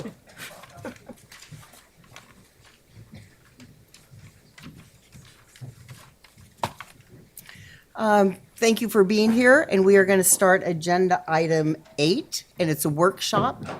It's a workshop to receive stakeholders' input, public comment, and for council deliberation and direction on potential amendments to Chapter 6.60 entitled Residential Tenancy Protection of the Petaluma Municipal Code and Finding. This item is exempt from CEQA pursuant to CEQA Guidelines Section 15387B5. And with that, I'm going to ask our city attorney to take over from here. Thank you very much, Madam Vice Mayor. Good evening, council, staff, members of the public. My name is Eric Danley. I have the honor of serving Petaluma as its city attorney, as I have for some years now. And we have a lot of information to go through tonight. I'm going to try to do it at a good pace to get to the real focus for tonight, and that's to hear from the public and the council in response to all this information and get direction. Before I do, I want to start with some thank yous, though. I want to thank my colleagues. It's been quite a bit of effort and important work to get to this point and prepare this and receive input from and engage in dialogue with the public. So thanks to Ingrid Alverde and to Jameson Bunn and to Nancy Sands and Karen Shimizu and Aaron Oizer, and my colleague Dylan behind me and all his work on research and drafting. And thanks to the members of the community who came out to our workshops and who and visited with us and shared comments and have submitted them online, both renters and tenant advocate groups and landlords and property managers. That was critical information for us. I know, and we've heard this from folks, rightly so. We'll hear it again tonight. This process has been a little bit backwards, but I'll talk about why the sequencing was the way it was. I'm glad we're here in this way with the input that we've now gotten from the public so it can inform the council's decision-making. So let's dive right into the slides. Council, feel free to interrupt me if you have questions. This pretty much follows the structure that we've been using in our community workshops, this information, so it's going to be familiar to a lot of folks, except it's expanded to include some of the feedback we got as much as we could succinctly provide for this presentation, and I know folks will fill in details if they feel they're lacking, which will be great. But if council members, if you have questions as I'm going through, please stop me. So starting with the first slide, after this one. That's okay, Brian. Thank you. So why are we here? Why are we doing this? Why is this topic? Did it come up? Tenant protection regulations was a top 10 goal of the council. It's a policy that was identified in the current housing element, that we take up that policy consideration. The council's direction in response to input they got from community stakeholders was for staff to present them regulations based on the legal aid model, which we know that model was in turn based on the one from Marin County. The timing was such at the time that the county of Sonoma COVID financial hardship focused tenant protections were about to expire. The council was concerned, directed us to prepare an urgency ordinance to extend those COVID protections and then to be replaced by local regulations taking advantage of the authority in the Tenant Protection Act. The council, when they adopted those local regulations included a sunset provision, wanting us to come back and for more discussion and direction. And that timetable did not allow time for the outreach that we've been engaged in, and I'm glad we're doing that now, and thanks to the council and for the community for that. So, as I said, it's a little out of sequence, but here we are in the process, like we ideally are whenever we're doing major regulation deliberation with the city council. So the council's direction to us was gather data, seek community feedback, and come back with options, and that's what we're going to do tonight. Next slide, please. This is the itinerary of what we're covering tonight. We're going to talk about the history of the tenant regulations, state law. We're going to talk about the state and the Petaluma rules as they exist now. We're going to provide more context than we have in previous presentations in terms of comparisons with what other jurisdictions have done. We're going to talk about some of the data that we've received, the community feedback, and that's including the survey results we got, which Ingrid will talk about, and I think Jameson, Dylan will talk about some of the data that we got, and Ingrid will talk about the outreach. Then the focus, and we're going to try to provide as much time for that as possible, is going to be on the options for consideration, which really are the features, and we'll provide them in sort of a listy kind of form, but they're really the features for the council's regulations in the context of what the state law permits us to do locally. And then we'll receive council and public comment and council direction. Next slide, please. So the history, the Ellis Act was the first of the regulations from the 80s. It protects the rights of landlords to take their properties out of the rental market, but it also provides an opportunity and authority for local agencies to provide some regulations concerning that. The Tenant Protection Act was enacted just before the COVID pandemic, so it hasn't had a lot of chance to show its effect yet because of the impacts of COVID. As we'll talk about, that provides both rent control and limits causes for terminating rental agreements. I believe it's true, Jill, and correct me if I'm wrong, but this is either one of or the strongest tenant protection act in the nation. Locally in Sonoma County, we had fire urgency regulations. We had COVID responses to COVID regulations intended to provide for housing stability during that time and address financial hardships that people are experiencing because of COVID and inability to work. Then there's the Petaluma Urgency Ordinance that, as I mentioned, was intended to avoid a gap between the county regulations expiring and Petaluma's taking effect. And then there's our interim ordinance, which we'll discuss and are here to consider potential future options for. Next slide. So the Petaluma ordinance provides termination limitations. It provides noticing requirements and noticing to go with them. It provides displaced tenant protections. It does not implement rent control. It leaves intact the TPA rent control. So the state of the California rental housing regulations, the Ellis Act from 1985, as I mentioned, it protects landlords' right to remove their property from the rental market, also authorizes local regulation. The California Tenant Protection Act, or TPA, from 2019, limits just causes for termination of tenancies, limits rent increases, authorizes local jurisdictions to enact more protective rules, and when they do, they replace the state law. So our ordinance is currently in effect. It does replace the TPA's just cause regulations. It leaves the rent control part of the TPA intact. It includes protections in addition to the TPA protections, as it must, otherwise it would be preempted. And it does also implement Ellis Act protections. Next slide, please. I'm probably going too fast for the translators, aren't I? Yeah, thanks. Thanks, Councilmember.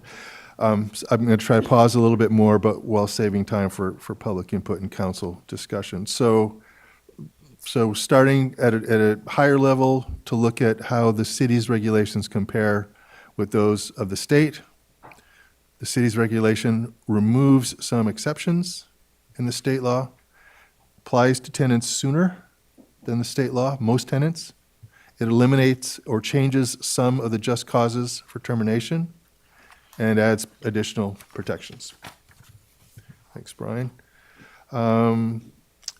So our comparators that we'll provide information about tonight include Marin County, San Rafael, Richmond, Fairfax, Emeryville, and East Palo Alto. So, starting with what are the units that are protected in the TPA? Not these that are listed below, not units that have received their certificates within the last 15 years, not rent-restricted units, not dorms, not owner-occupied units, either duplexes or shared bath and kitchen units, not single-family homes, as long as the renters receive notice that their property is exempted from the TPA, not hotels and short-term rentals, and not property manager units. So the comparison with Petaluma. The Petaluma regulations reduce the exceptions. So the Petaluma regulations do not exclude those newer units that received certificates in the last 15 years, and therefore cover them. The Petaluma regulations also cover dorms, single-family homes, there's not an exemption for them, and also property manager units. The others in the darker color are exempted, rent-restricted, owner-occupied, and hotels and short-term rentals. Okay, so here's a little bit of benchmarking for you, and context with the comparators. The TPA is on the top row. So you can see there are quite a few exemptions. Petaluma, there are fewer exemptions, and you can see how the Petaluma regulations largely track to those in Marin, and also somewhat to San Rafael. A big distinction that we asterisked for you is there are still pretty extensive single-family exemptions in Marin and San Rafael because those regulations only apply to properties with 3 or more units. So anyway, I'll mention to the council and the public as we get down to the options at the end of the presentation. As needed, we can come back to some of these slides to look what some of our neighbors are doing. In terms of when the protections take effect, in Marin, Emeryville, Richmond, Fairfax, San Rafael, East Palo Alto, day one, right away. Petaluma is 6 months for most tenants and 12 for some. Those are the ones with owner-occupied ADUs. And this TPA doesn't take effect until 12 months of lawful occupancy by the tenant. Obviously, the Petaluma regulations were intended to sort of split that difference as they're currently in effect. So permitted terminations under the TPA when the tenant's at fault: failure to pay rent, breach of lease, causing a nuisance. That's a term of art that unreasonably interferes with the use and enjoyment of others' property, criminal activity on site, illegal purpose use of the property, committing waste, another legal term that means diminishing the value of the property, subletting in violation of the lease, not permitting the owner to enter the property in accordance with the lease, tenant failing to vacate after notifying the landlord of their intent to vacate, and employee property manager failing to vacate after their employment's terminated. The comparison with the Petaluma regulations with the TPA. So failure to pay rent is still a just cause, but the landlord can't refuse to accept contribution to rent from third parties. Breach of the lease is still a just cause, but only a lawful lease and only written terms of the lease. There's a qualification for domestic violence and assault of which the tenant's the victim. The criminal activity just cause requires a conviction. Unsanitary conditions is not included in the nuisance just cause. And not included in the Petaluma just causes are waste, tenant failing to vacate after communicating their intent, prohibited subleasing, and employee property managers failing to vacate. Those are differences about which we heard a lot from the in the stakeholder meetings from the property owners, and heard a lot of concerns about that. So here's another context slide regarding at-fault grounds for termination, comparing the state and the Petaluma regulations. Marin, pretty much the same as far as the level of detail of this slide. Also mostly Emeryville. You can see Richmond, Fairfax, San Rafael, and East Palo Alto have some additional exceptions. Next slide. Another context slide. The same.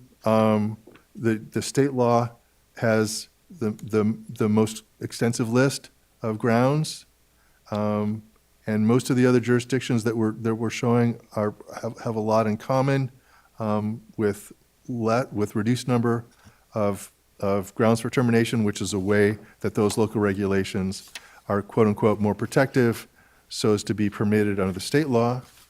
Next slide. So permitted terminations under the TPA when the tenant is not at fault, and those are when the owner wants to remove the unit from the rental market, that's their Ellis Act right, or the owner or family member wants to occupy the unit, substantial rehab is needed for the unit, compliance with the government order requires vacation, and the TPA relocation assistance is equal to 100% of a month's rent. The comparison slide to show the Petaluma regulations treatment of permitted terminations. There's a protection for terminations that affect Petaluma teachers and students, K through 12 students during the school year. That's something we heard a lot about. We got feedback on this from the survey about that. The Ellis Act right is recognized. Owner family move-in is recognized, but there's a requirement that the owner must move in within 90 days and stay a year. And for substantial rehab, there's a requirement to obtain all the permits for the rehab first. There's also a qualification regarding when the owner owns multiple units, and another could be made available to the tenant. Next slide. So again, this is the Petaluma regulation.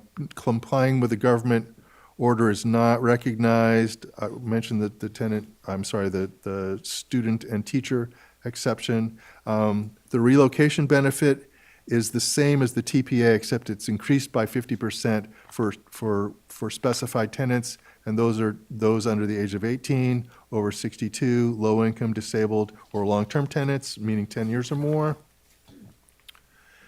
And then there's our context slide for no fault grounds to terminate.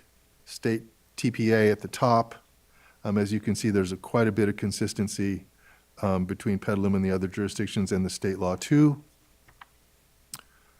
I should note, that's Santa Rosa Rose in error, right, Dylan? Correct, yeah. So that's San Rafael.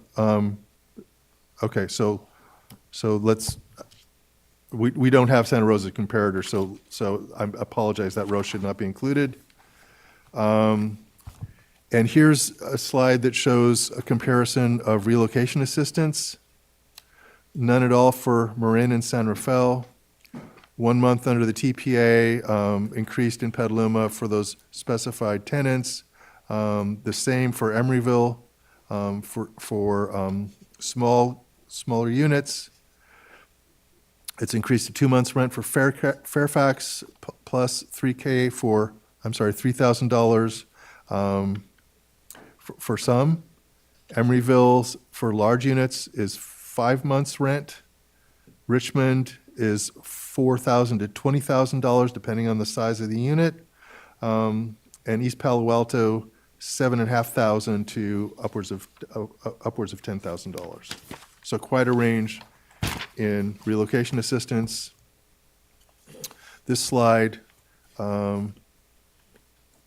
is a summary of Petaluma's no-fault protections and right of return that are provided with respect to those for the first 10 years from the withdrawal, and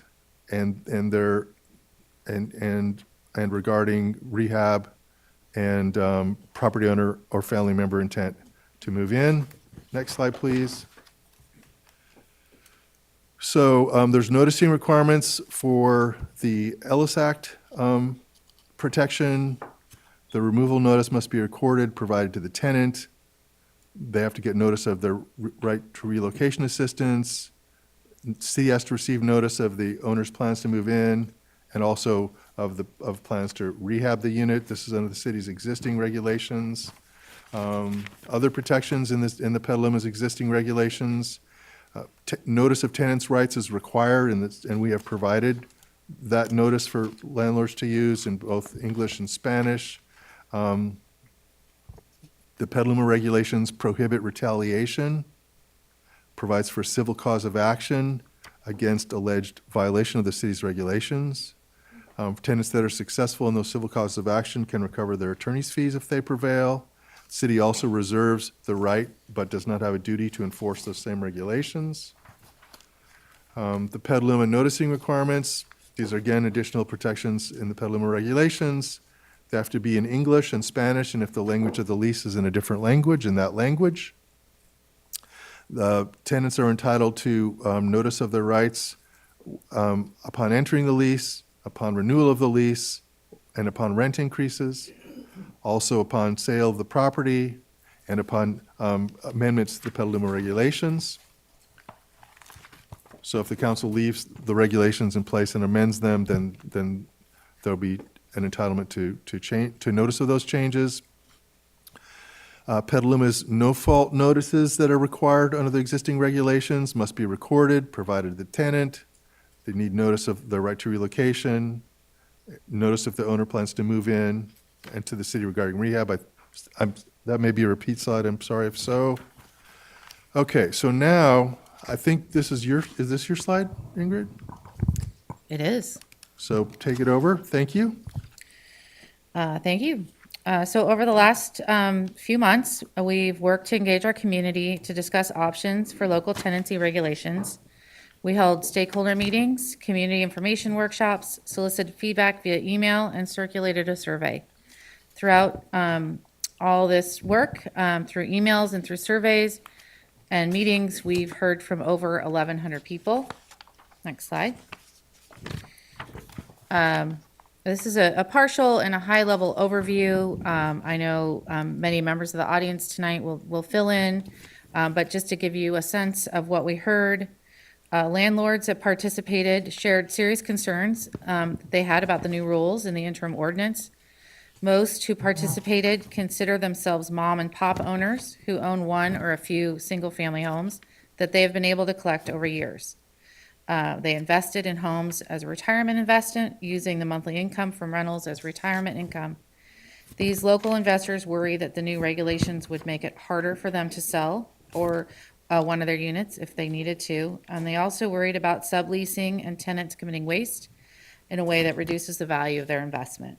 As a result, they say that they plan to sell their investments when they can. Some said that, to remove the risk they perceive with the new rules. Similarly, local property managers also weighed in. They presented research from their own files that suggests that most move-outs in their experience are driven by tenants. Most remaining tenancy terminations are related to owner move-ins. They shared that most landlords that they work with worry about losing tenants because for them it creates a large cost. In their estimate, a tenant turnover can cost as much as $11,000 or more. And finally, many property managers shared that they rarely evict tenants and only have done so a few times in cases where tenants created extreme problems. Next slide. We also heard from a lot of renters and tenants and tenant advocacy groups about the challenges around rent stability locally. We heard many stories about tenant hardships caused by rental contract terminations. We also heard that many local tenants fear complaining about issues in their units because they fear retaliation from their landlord if they complain. Tenant advocates were also able to share stories about calls they've received over the recent years about local tenants having issues with their landlords. They pointed out that while it might seem that tenants can agree or disagree with the term of a lease, it is not an equal relationship when tenants are struggling to find units they can afford locally. And they finally pointed to a lack of affordable housing as a major contributor to the lack of stability for local renters. Pass it to Dylan. Thank you, Ingrid. So this slide we were able to produce with our draft housing element, and the next slides will show the tables that show these numbers. So 34% of the Petaluma units are rentals. Other valuable information that might be applicable to council's decision tonight is the annual evictions here in Petaluma is 86. That number has gone down with COVID. 18.8% of Petaluma housing is multifamily, and the average bedroom or one bedroom apartment is $2,381. Next slide, please, Brian. So here is Petaluma's ownership to rental market in comparison with the other cities in Sonoma County. As you can see, 34.1% is renter occupied.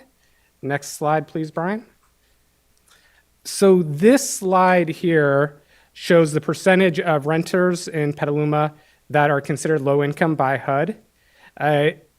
This total is 28.4% are considered low income, and it also shows the cost burden for their rental income as a percentage of their total salary. Next slide, please. Can you slow down? Yeah. Just so we can soak that in. Thank you.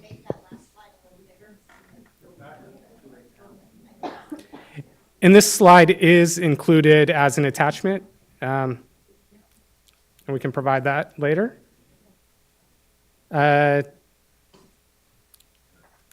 Cool. Next slide, please, Brian. Okay, and here the last column shows the average rental income depending on the type of unit and the amount of bedrooms. Next slide, please, Brian. And here is the eviction data here in Petaluma since 2017.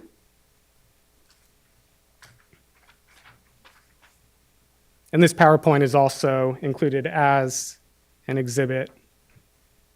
Okay, next slide. And we should add, I believe legal aid got that data from the court system directly from what we viewed. So thanks, Dylan. I had a question on that. Yeah. If I could. Does the eviction data include nonprofits? It does not. Thank you.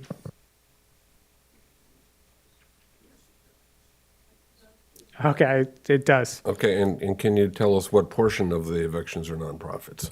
I cannot. No. Because we're exempting them from our current ordinance, right? Correct. Okay, that would be a good data point to get. Cool.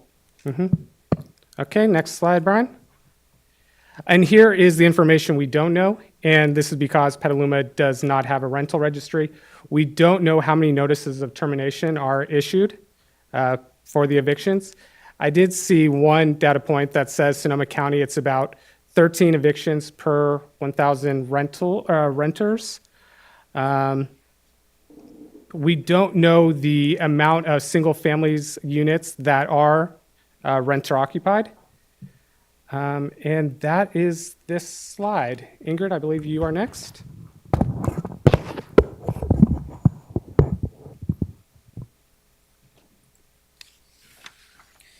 So we also circulated a survey as another way to sort of take the temperature. I just want to reiterate that we don't consider a survey really a vote because it was anonymous and unverified responses. But we do want to share what we learned. The survey was available from February 12th to the 24th. It was provided in English and Spanish. We provided 300 printed copies to North Bay Organizing and Legal Aid. Again, this is self-reported and anonymous and unverified, so we do have to consider that when we look at the data. We did receive over 1,000 responses.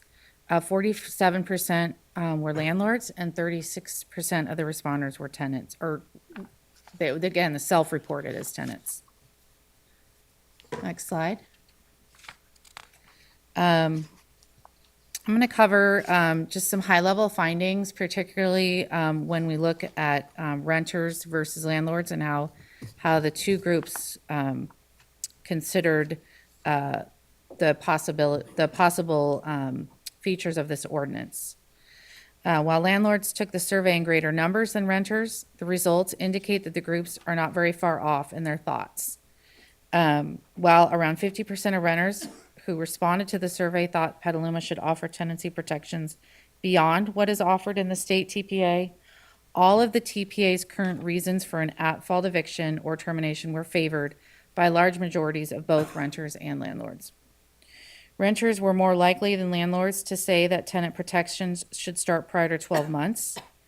Renters were also more likely to believe that certain dwelling units should be covered by the TPA protections, including units that have received a certificate of occupancy within the last 15 years, units restricted as affordable, and those that are subsidized by a government agency. A majority of landlords and a plurality of renters felt that the TPA offers adequate relocation fees for tenants asked to move out for no fault, just causes, with some participants for both camps suggesting that no relocation fees should be paid at all. More tenants, however, were in favor of relocation fees totaling 150% of 1 month's rent or the full total cost of the relocation as compensation. Next slide. Half of renters and almost all landlords did not feel it should be necessary to offer a unit back to a displaced tenant after removing the unit from the rental market. If required, 45% of renters and 85% of landlords felt that such a provision should only be required for a year after that tenant leaves the unit. Renters and landlords were mostly in agreement about the provision to protect teachers and families of school-aged children from termination during the school year, with 49% of renters and 55% of landlords saying that landlords should not be restricted to terminations for these groups during summers. And then some discrepancies between the groups. 71% of renters felt that all renters should be provided notices of their rights, while only 30% of landlords agreed. 68% of renters said that tenants should be able to recover attorney's fees, while 18% of landlords agreed. Half of renters felt that landlords should have permits in place for a unit's rehabilitation before terminating a lease, while only 14% of landlords agreed with that. And finally, just a note, there were over 300 plus open-ended comments provided to the survey, indicating a high level of engagement with the survey. Some of the high-level things we heard again was that these rules will cause landlords to remove units from the market, and that the risk of bad tenants and relocation is too burdensome. Back to you, Eric. Thank you, Dylan, and thank you, Ingrid. So I can slow down a little bit because we're getting to the part where we can have a focused discussion from the council and direction on potential next steps. And they're at this level on this slide, they are pretty fundamental ones. The first is keeping the current ordinance as it is and removing the sunset provision. The next is amending the current ordinance, recognizing that it needs to be have at least one more protective feature than the existing Tenant Protection Act to not be preempted. And the last is rescinding the current ordinance or permitting it to expire. So status quo, amendments, and letting the regulations expire or repealing them. I will say that I think the feedback that we got and that we've gathered and shared tonight, I think indicates to me that that there's disagreement about whether protections in addition to those of the TPA are needed, but I think there is agreement, but with varying focus on different features, that if the city's tenant protection regulations continue, that they should be amended. I think both landlords and tenants and tenant advocate groups and property managers would agree on that, although they might disagree on some of the fine points of what should be amended. So for the next slide, the key sort of buckets for considering potential changes, I think, are the key ones that we presented for the regulations themselves and their structure, and that is to which units they apply, when the coverage of the regulations take effect, what are the at-fault grounds for termination of rental agreements, what are the no-fault grounds for termination of rental agreements, and what other amendments are warranted, taking into account those other procedural and noticing and remedy protections that we showed in the earlier slides that are in the current Petaluma regulations. And the next slides are the summary menu of options that we heard from community members during our outreach process.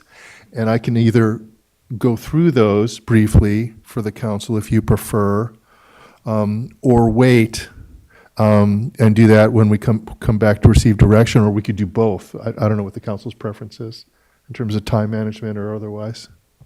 Does anybody have a preference? We'll do it later. Happy to. Good. Okay. So that concludes our presentation. If the council have questions for us, be happy to respond to them. Anybody have any questions? Okay. Yeah, I just had Councilmember one. Healy? So I kind of gave staff a heads up at our meeting last week that I was concerned about one issue in this, and Mr. Danley referenced to the State Tenant Protection Act of 2019 as basically being probably the most tenant-friendly set of regulations in the country, which I think is accurate, and it's certainly more tenant-friendly than what existed in California before 2019. But as I mentioned last time, if you look at the legislative materials for the TPA, it's very clear that the legislature did not want to do certain things because they didn't want to discourage new market rate construction, and especially the exemption for anything less than 15 years old. And I've heard nothing on that from staff tonight. And what is there any analysis you have done or have seen that says we can cover units that are less than 15 years old and not discourage market rate construction in our community? I'm happy to hear from my colleagues, but I'm not aware of any data that we have that cuts either way, and I think that's in part because there's been relatively little experience of the TPA being in effect post-COVID. So, I mean, you saw the context slides, and our regulations are not an outlier in that respect, but the other jurisdictions I don't think can have any much more experience than we, given COVID, et cetera. So we just don't have anything to fill in that blank for you, council member. I'm sorry. We're basically flying blind here. Yes, and I think one of the things that I think you're right about the reason for that provision in the TPA. I think the delayed or the 12 months until the protections take effect, I think, are a balancing feature. One can see various balancing features in the TPA. I think that's one of them. Okay. Thank you. All right, thank you. Councilmember Barnacle? Yeah, I have a couple of questions. So in some of the comments, there was one of the comments, a few of the comments and some of the sort of threads that I've seen suggest that if teachers and students were not allowed to be moved out during the school year, that landlords would discriminate against renting to teachers. Is that legal? Well, teachers are not a protected class, but, teachers also come from protected classes. So I think that there's some protections there. One of the things we haven't discussed tonight, but it was very much part of the discussion in our community meetings, is the fact that the city's had a 35-year relationship with Petaluma People Services Center, who provides, has throughout that time and still does provide fair housing services to the city and landlords in the city and tenants in the city to prevent just that kind of thing, illegal discrimination from happening in the rental market in the city. So that's also a resource regarding that. But I don't think I'm not aware of. We also have the existing regulations have the civil remedy for retaliation that's potentially relevant to that. So I'm not sure how great. It seems to me that there are a number of features that would prevent that from becoming a serious risk. Okay, second question. One of the comments suggested that it was illegal to, or that it would not be legal to actually include school-age children, protections for school-age children in our ordinance. And I'm wondering if you have any, like to opine on that. I saw an attorney submitter suggested that as not permitted under the Ellis Act, but our protection is modeled on a San Francisco protection that was upheld by the appellate court. So I don't feel like that's there's a lot of risk with that protection from that standpoint. Thank you. Member Shribs? Okay, looking for maybe some procedural issues here. As we proceed through this process, if we accept or totally reject, that's a pretty quick decision that would be happening. It's in the case of, okay, let's go somewhere in the middle and let's pick and choose. It looked like there was at least 30 options as I read through all the documents, at least 30 little bits and pieces that could be decided on here, which way do we go, especially comparison. Very complex, lots of little issues that are actually big and very important to everyone. Do we have the timing and the ability to actually decide, okay, we'll amend, and then which bits and pieces do we keep? How do we write it up, make the legal language right, even using the KISS principle? So if we actually went through that process of saying, let's amend it and let's do that, let's find what's right for Petaluma and Petalumize for what we want to, do we have the time to do that in the time frame we have, or how long would that take? What process is there? And could we, and somehow will we be capable of finding that ground of picking and choosing the right things? And what would be that process, and how do we gather the information to actually help make those decisions? So, thank you. I believe we do have the time, especially given Councilmember Healy's amendment, and in response to the suggestions that we heard about the tentative agenda. Also, we do our best to anticipate. So we've already been working on potential implementation things, depending on what the council direction may be, to try to get ready. I'll tell you, you hopefully saw them. We got a letter from Daniel Raff, who's an attorney who represents tenants and landlords, from Margaret DiMatteo, who spoke tonight, who's the housing policy attorney for Legal Aid. One of those was a joint letter. The other was submitted by Mr. Raff to address some areas of disagreement they had. In terms of the joint letter, their suggestions, I agree with most of them on the implementation side. Simplify the language, yes. In terms of the pace for this activity, I'm reminded, as I sometimes am, of the Mark Twain quote where he apologizes for writing such a long letter because he didn't have time to write a short letter. So simplification takes some time, and we should do that, and I think we will have the time to do that. Consistent terminology with the TPA, consistent with some of the substance of the TPA, like the just causes we heard. There seems to be pretty much consensus between landlords and tenants about that. So that's part of my answer. The other is, it's always best, I think. I think we're always most successful, and I certainly prefer it in terms of my job of implementing the council's policy direction, for us to start conceptually with policy objectives and then do the drafting so that because we know what laws we need to change or what gaps we're filling in the law, and have some experience and specialized training to do that, to really focus on the council's policy recommendations. So we've facilitated a community outreach dialogue process, including tonight coming back to the council to take advantage of the time we've been given to refocus the discussion on policy. And that's a simpler and I think a more effective approach than just starting with fully baked regulations, especially complex ones, especially with a lot of stakeholder investment and potential disagreement and controversy. So I think, you'll be the judge, the council will, and the community. But when we get to the menu of options, I think you'll see there.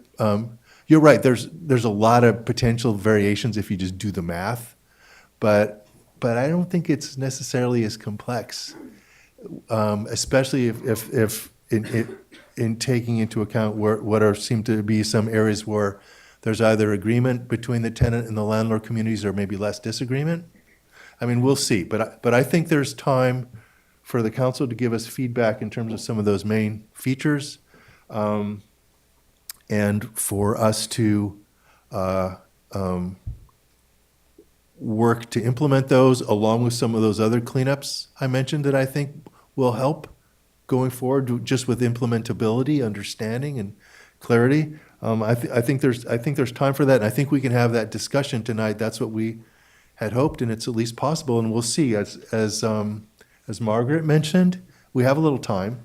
We've built in some time into this on purpose. The council was generous in allowing us that process time, and that allows them to be thoughtful and us to do a good job implementing their thoughtful direction. So we'll see, but I'm optimistic.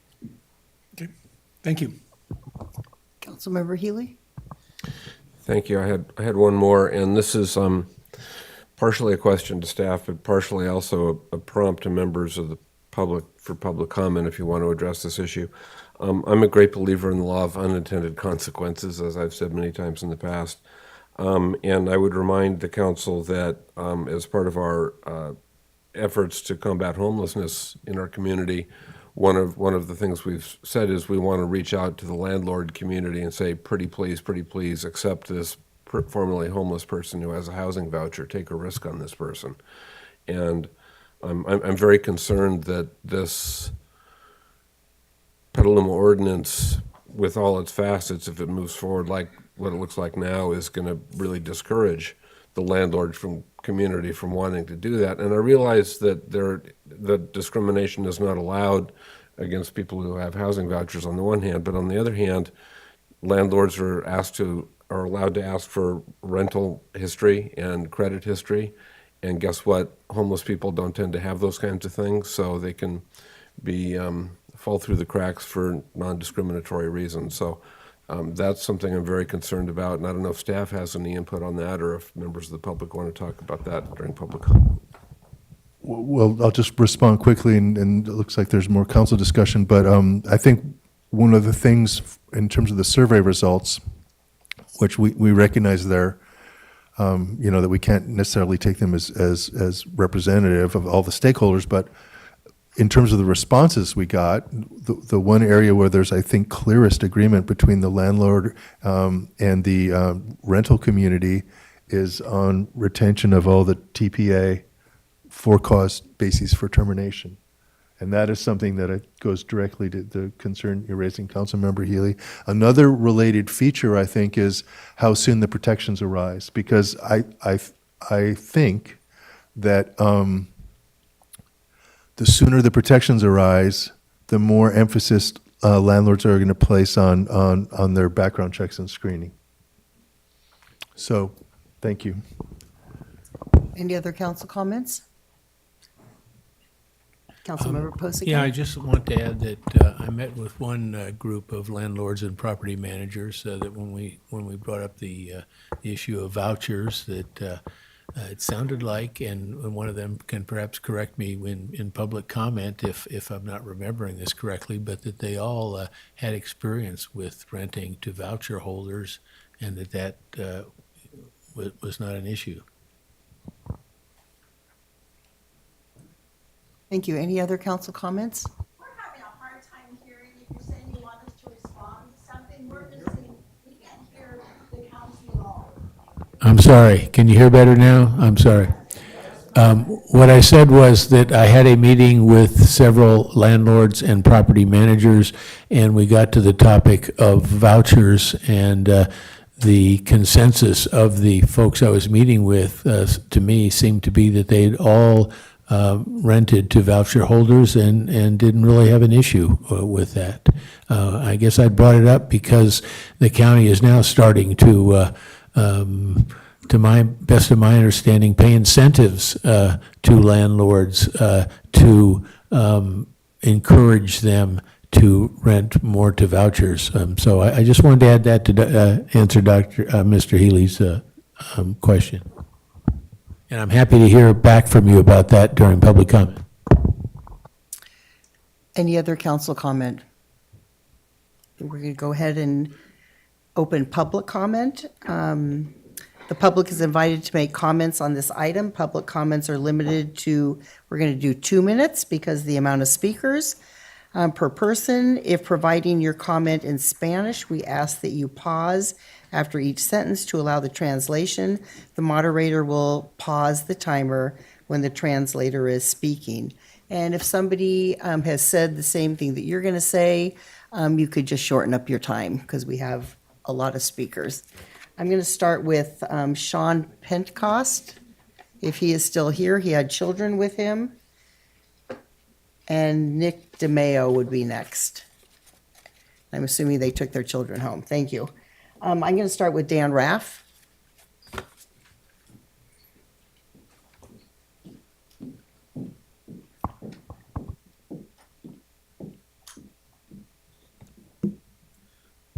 Thank you, everyone. I'm glad that you guys got the letter. I want to thank the city council. I know that this is one of those situations where I think no matter what you guys do, you're going to have about half of the people in this room that are going to be upset with you, and I do not envy you in that position. I also want to thank Margaret DiMatteo, I hope I pronounced that correctly, for being willing to come over and work with someone from the dark side. I am a landlord attorney. I have represented some tenants in the past. However, most of my practice is representing real property owners. And we hope that letter provides some sort of help. And along those lines, since there was some comments on that, I did want to address a couple of things that were brought up. Margaret can probably talk more about the problems with the Ellis Act, with the student and teacher issue and with the Ellis Act. And I don't really have a lot of time on that, but it's a small technical issue. And my point regarding discrimination against teachers and students, that is absolutely correct, that it is not that it would not be legal to do that. Source of income is also a protected class in California, but that does not mean that that won't actually happen in practice. So I wanted to, with the remaining time that I had, I wanted to point out that we had something like 50 evictions prior to the TPA. And that's in a town of 50,000 people. And that dropped down to about, I think it was like 30-ish evictions. So we're talking about putting a huge regulatory scheme into place in order to address a very, very small percentage of this problem, or a very, very small issue here. And this is going to have a very big effect on landlords and tenants. I also want to tell you that I'm available if anybody has any questions, and if there's anything else I can do to help on this. Thank you. Very much. Margaret D'Amato? And you have two people that have ceded time, Arthur Newberry and Andrea Pompett. Yes, thank you. I appreciate the chance to go first, although I usually like to go last. But at least I'm getting it out of the way. I appreciate staff's time that went into this. I know how much time and work went into this ordinance. You know, we had a 2-year campaign that led us to this point, and not everybody in the room was part of that 2-year campaign, but it resulted in a law being passed, a law that was carefully thought out, and a law that wasn't perfect, and we knew we'd be back to make fixes, and that's hopefully what we're here to do. The intention with the sunset was not so that some future city council could let it die, but that they would fix it, you know? And we've had a lot of ideas about what a fix means. I've submitted a lot of comments, tons of letters, tons of times being here or on Zoom. And I've worked so hard alongside of colleagues, amazing colleagues and tenants, trying to help them find their voice in a place that is sometimes scary for tenants to have a voice. I'm a tenant. I know what that's like, and I'm a tenant attorney, and I still get scared of certain situations. I did not feel super comfortable at the stakeholder meeting that was predominantly landlords, I must admit. But I did speak up because of so many people couldn't be there. And I don't think there's anything I could say at this point that's going to change your hearts and minds, honestly, on what matters most to you. But it's up to you now to decide what matters most to you. But I do want to address the tenants and stakeholders in the room who are here and on Zoom, who come back over and over and over and over again since June 2021, making time for this because it's important, because it's an issue. It's not a nothing burger. This is an issue. And because I know how much is at stake for our renters, our community of renters in this city, this progressive city, for our BIPOC community, who's twice as likely to be a renter and twice as likely to suffer from harmful effects of evictions. So thank you to all of the people who keep coming back and showing support.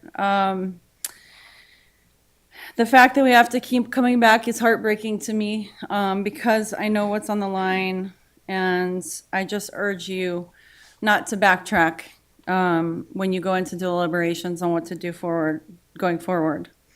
And I want to point out that, annoyingly, I was born in the state of Missouri, and the motto is, show me, don't tell me. And I always interpret that when I'm speaking to judges as saying it doesn't make it so. And I see a lot of signs in the room that say ethical housing providers. And I would just ask that you show it and not just say it. Because from a lot of the landlords we've heard,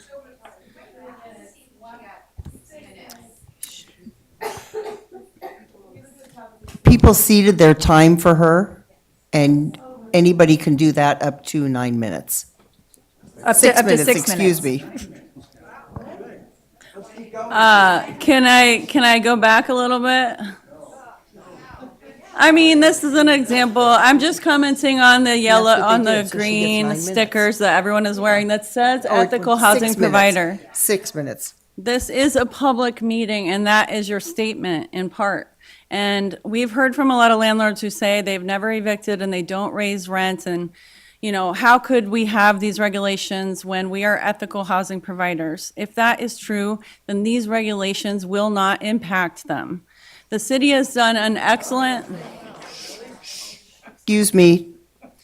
The city has done an polite. excellent job, above and beyond what I've seen any city do, in making the noticing requirements easy to comply with. And there are opportunities for landlords to not have to hire an attorney and not have to pay the extra expense. But ultimately, I want to make a point, and hopefully I can get through it, is to address the misinformation that I've heard around what the ordinance does and doesn't do. And I want to just read something that I submitted. What it does not do, it does not prevent evictions. From the Superior Court, there's been 34 evictions in Petaluma since the ordinance was passed. Okay? It does not prevent the sale of a rental property. Fact, the eviction of a tenant can be undertaken under the just cause of withdrawal from the rental market. That language in the ordinance needs to be clarified, true. But you can do a sale and a withdrawal at the same time. You could do it before the sale, after the sale, during the sale. It doesn't control rents. This is not rent control. The only regulation of rent in Petaluma is that imposed by the State Tenant Protection Act and anti-price gouging laws of Penal Code 396. And then it doesn't set eviction restrictions permanently. We can always come back to this if there's unintended consequences. We could pass it with a rental registry where we're tracking if it's working or not. We're tracking if it's even needed and come back to it again in the future. There's always that option. You have that option. It doesn't prevent buyouts. Common ways to get around eviction ordinances, I hate to say it, but in San Francisco, is if you don't want to go through the Ellis withdrawal, you can approach your tenant about a buyout. This doesn't prevent you from doing all of the things that landlords do across the state. All it does is close loopholes and provide stability for tenants. And if we make some fixes, it will be easy for landlords to comply with. Thank you.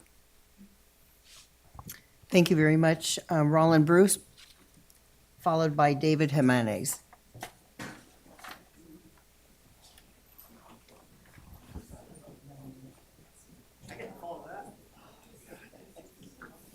That's a nothing burger for sure. This is really 85 evictions in Petaluma.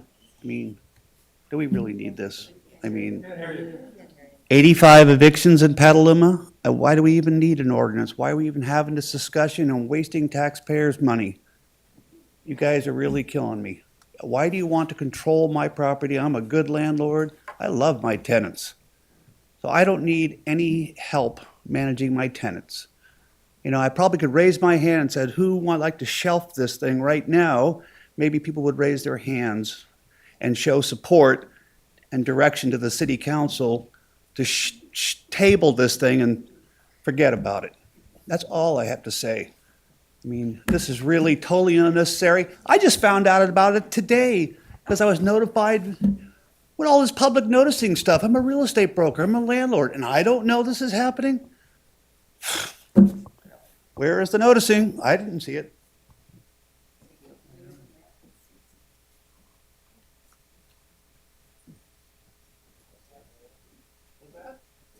David? Carolyn Gavaloff?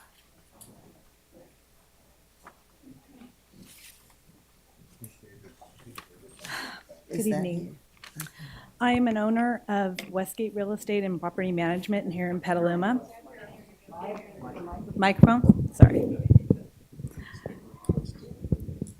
I have been a property manager and a housing provider for 25 years in Petaluma. I've had the opportunity to meet with many of you regarding this ordinance. At those meetings, we all agreed that the current ordinance is poorly written, goes beyond the guidance that you gave, the guidance that the city council gave staff, and it will have many unintended consequences.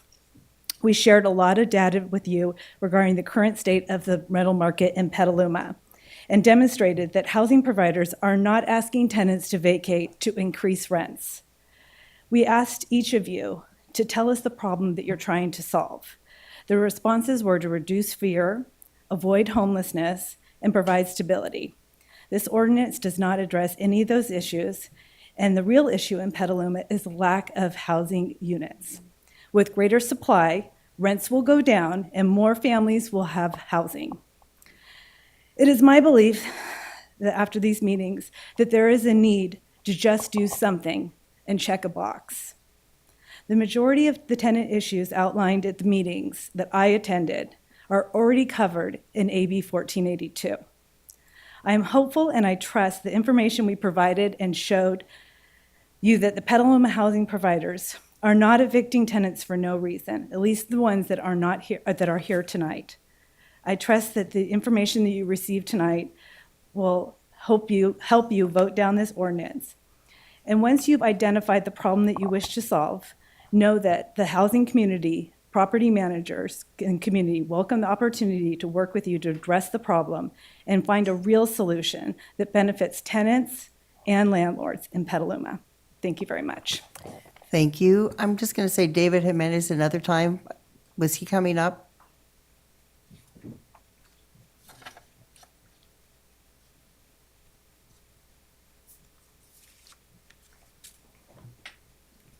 And then Carrie Davidson next. Thank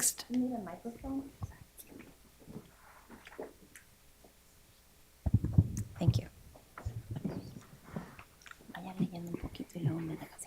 Hola, buenas noches a todos las autoridades aquí presentes. Hi, good evening, and hello, good evening to all of the authorities here present. Mi nombre es David Jiménez, soy miembro de la Unión de Inquilinos del Condado de Sonoma. My name is David Jimenez, and I'm a member of the Tenants Union of the County of Sonoma. Estoy aquí pidiendo que nos ayuden aprobando la ley justa para todos. I'm here asking that you help with approving this fair law for all of us. Una cortita historia. Just a short anecdote. Hace unos meses tuve un infarto A few months ago, I suffered a stroke. y a causa de eso no trabajé por 8 meses. Because of this, I was not able to work 8 months. Y a pesar de todo eso, fui objeto de un desalojo. And despite all this, I was subject to being evicted. Es por eso que, y a pesar de estar enfermo, yo pagué a tiempo la renta y estuve siempre pagando todo. And despite being sick, I was always paying my rent and I was paying on time and all of that. Por ese motivo estoy pidiendo que nos ayuden aprobando la ley justa para todos. For this reason, I'm here asking for your support in helping us approve this fair law for all of us. Gracias por su atención. Thank you for your attention. Thank you very much, Carrie Davidson.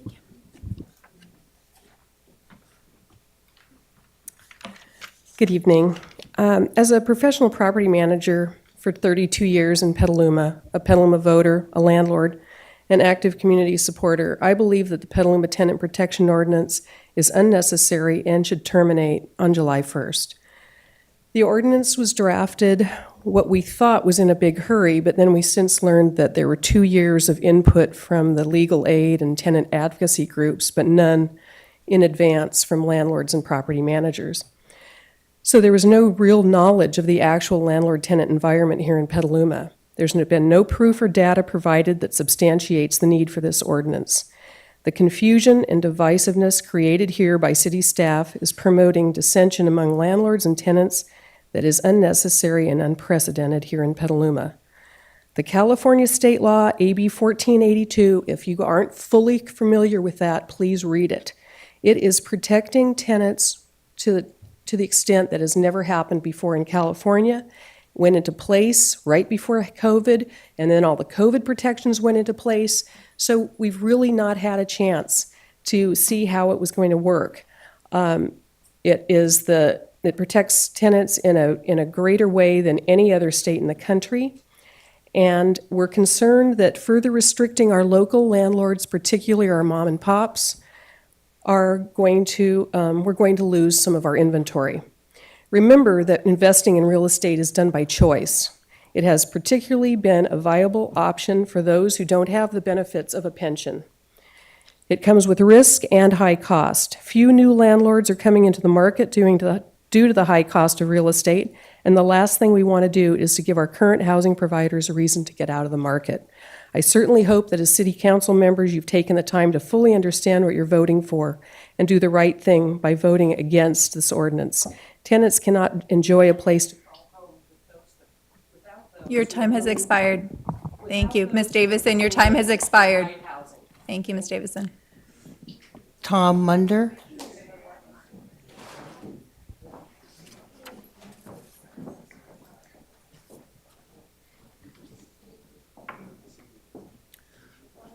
Good evening. Just cause proponents complain that renters live in fear. No tenant or landlord should ever have to live in fear. No one should be afraid to go home. If you are afraid in your own home, then it's time to face up to the root cause, or find another place to live, or both. Where are these fearful tenants? I haven't heard from one. Tonight, Generation Zs in matching tees will tell you that landlords have all the power. Most tenants aren't even aware of the power a renter wields. California courts are among the most tenant-friendly in the country. The TPA grants extensive new benefits to renters. By choosing to rent versus own in Petaluma, A tenant, for the fraction of the true monthly cost of ownership, is given control of an asset worth hundreds of thousands of dollars, risk-free, and the renter may walk away any time simply by giving 30 days' notice. Now, who has the power?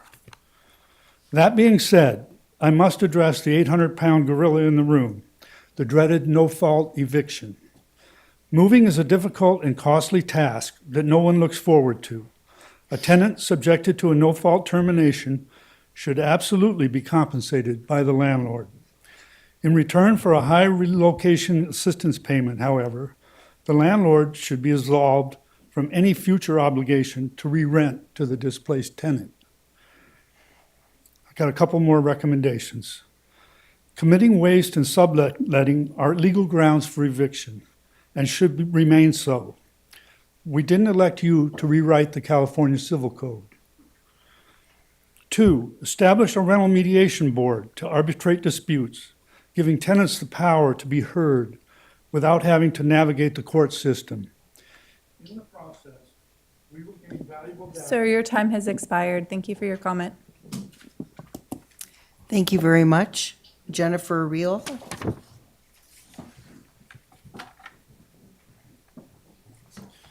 Hello, council and staff. I'm a property manager here in Sonoma County and have been for the last 10 years. There is a real housing crisis, but it's affordability. And I think when you take a look at this, at the figures that your own staff has come up with, you'll see that this actually is a giant nothing burger.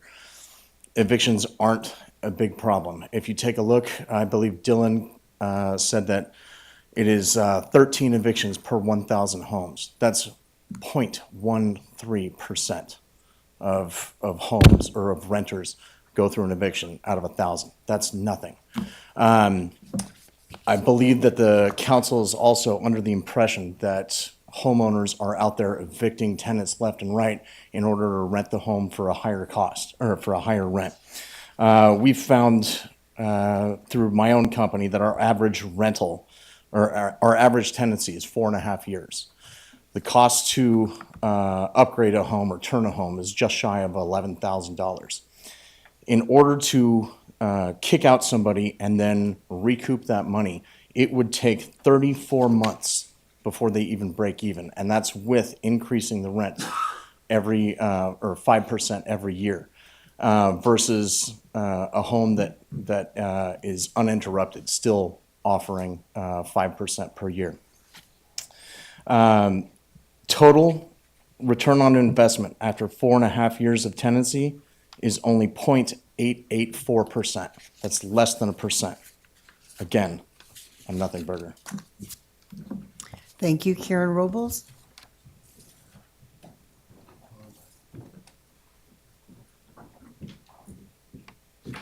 Hi, I'm Corinne Robles. I'm a property manager at Mahoney Davidson and the past president of the Sonoma Marin National Association of Residential Property Managers. And we need to exempt single-family owners from any sort of ordinance and focus on the real issue. This should not be a battle between tenants and landlords. Instead, we need to unite everyone and create the needed change. One great flaw regarding 1482 is that it exempts units built within the last 15 years. This is done to encourage developers and low-income housing to continue investing in the area. That means any new major apartment development is exempt from AB 1482. There are thousands of units that do in fact take advantage of renters constantly. Large apartment corporations need to be held to a higher standard in their rental practices. It's unethical that Theater Square, Lakeville, the Vineyard, Fiore Estates can serve $600 increases if tenants decide to not renew.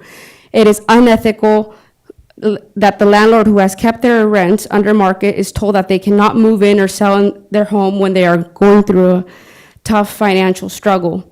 Where is the encouragement for all of our landlords to stay on the market? Why are they the only ones that really get the backlash and heavy restrictions when at most they only own one rental property? It makes zero sense to hold off sales until summer breaks in a time where rentals are already in high demand. You are pushing and funneling sales and hurting the sales and rental market. I provided sales records obtained from title to Ingrid, and every council member needs to have that in hand to see what the sales patterns are. The actions we should take are raising income eligibility for affordable housing, speed up and properly staff the Sonoma County Housing Authority. Child care assistance needs more funding to help offset the inflation costs and higher rents that families have to pay. Eligibility for free school lunches needs to increase. And then work with statewide Congress on amending 1482 by Thank you for your comment. Your time has expired. Thank you very much. Sunny, no?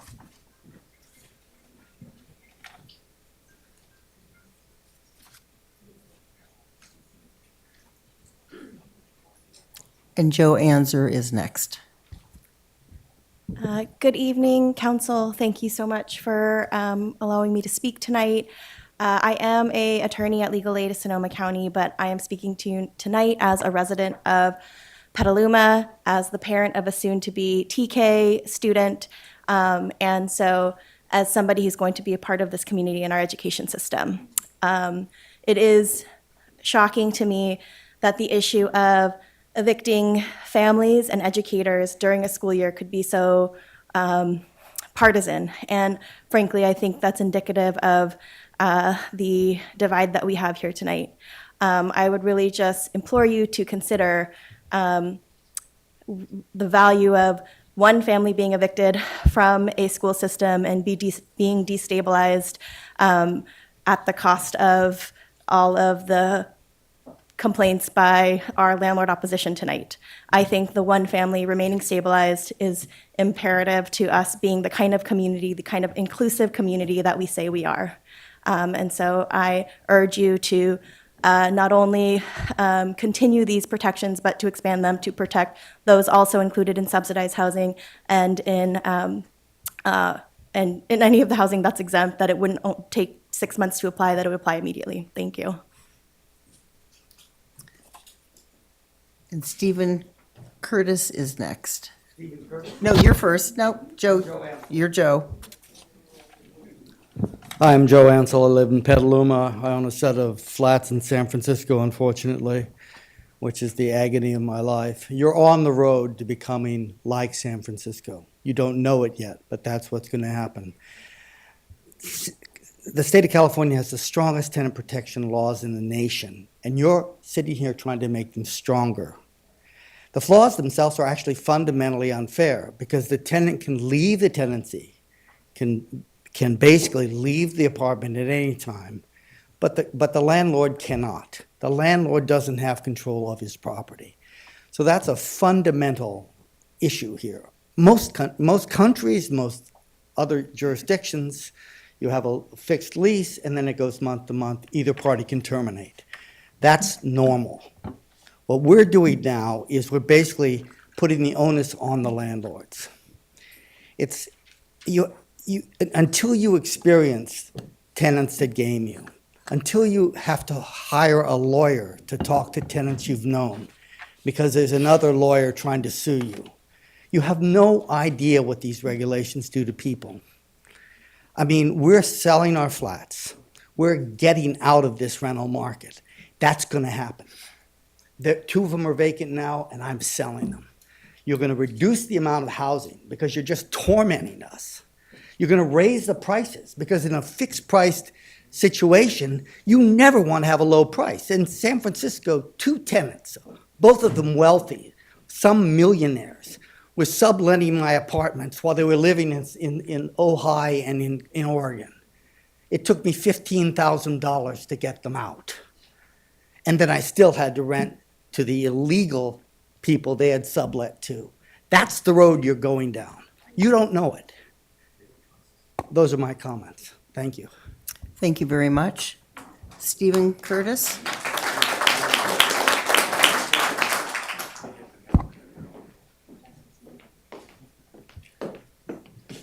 Good evening. There's not too much I can add, but I can add some stories. I'm a third-generation landlord who's actually rented a whole lot more than he's been a landlord. So hopefully these are entertaining. In New York City, I don't think there's a consensus between tenant and landlord for vermin-infested buildings with PVC pipe running natural gas in, but that's what you get. the gentleman from San Francisco, we've experienced the same things, or my parents have. I went up at Potrero Hill, door to door, to try to get a permit. And I got a look inside of quite a few places. And some of those places are a building front with shacks in the back. It's unbelievable. And you ask and you say, why? Say, well, I'm 80 and it cost me $500. There's a trade-off. So again, you're really into the land of unintended consequences. I agree with Mike Healy completely. Thank you, Steve. Elisabel Moran?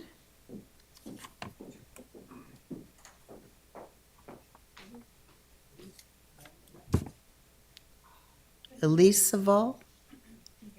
She. Elisavel. I think Moram or N.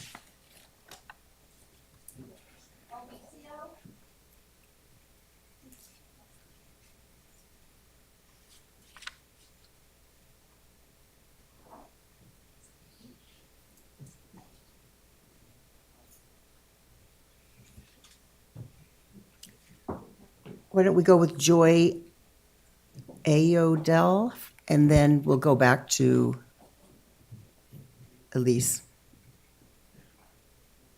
Not here. Michael, is it Tyrone? I can't quite see your name. What is it? Thanks.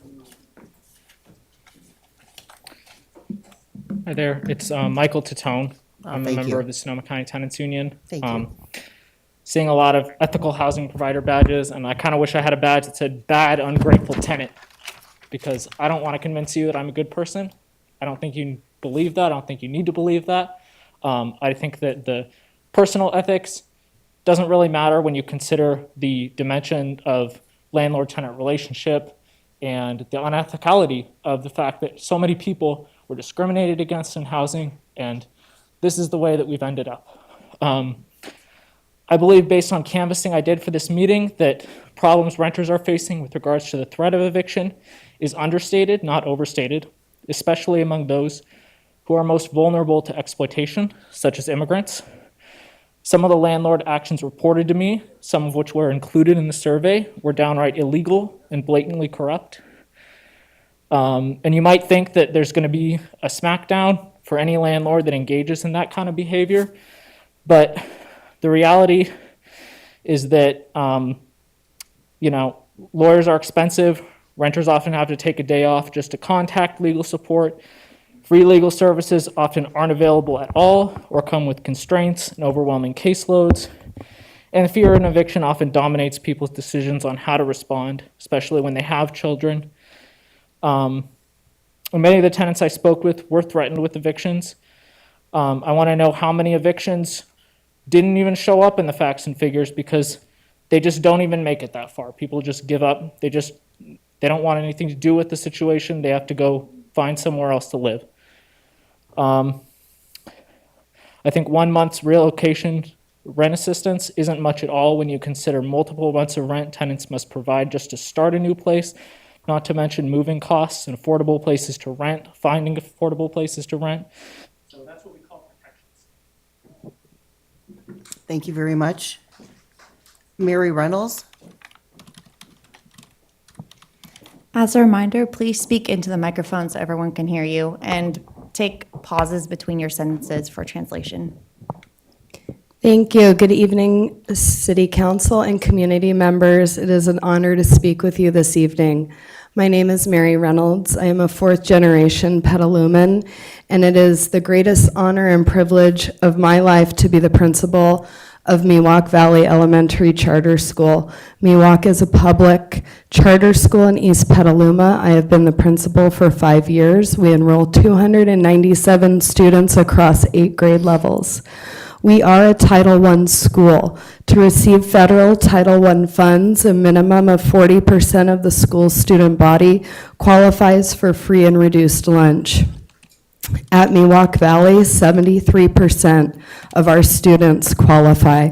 73% of our students are socioeconomically disadvantaged. 40% of our students are linguistically diverse, in which English is their second language. The pandemic has disproportionately impacted our students in these categories in numerous ways. I am here this evening to use my positional power and status in the community of Petaluma to advocate for the students and families at my school who experience ongoing insecure housing, which has substantially increased during the pandemic and is our current reality. I am here to advocate for the housing protections and that those protections go into effect immediately and take effect on day one of tenancy. Insecure housing is a key contributing factor that negatively impacts a child's learning outcomes and overall school experience. Learning is joyful and fun, but is compromised when children's parents and guardians are threatened by arbitrary and unjust eviction practices. This system is easy for me to navigate. I have been given all the advantages in the world because of my education. Education is access to the world. Thank you. Thank you, Mary. Pat McDonald.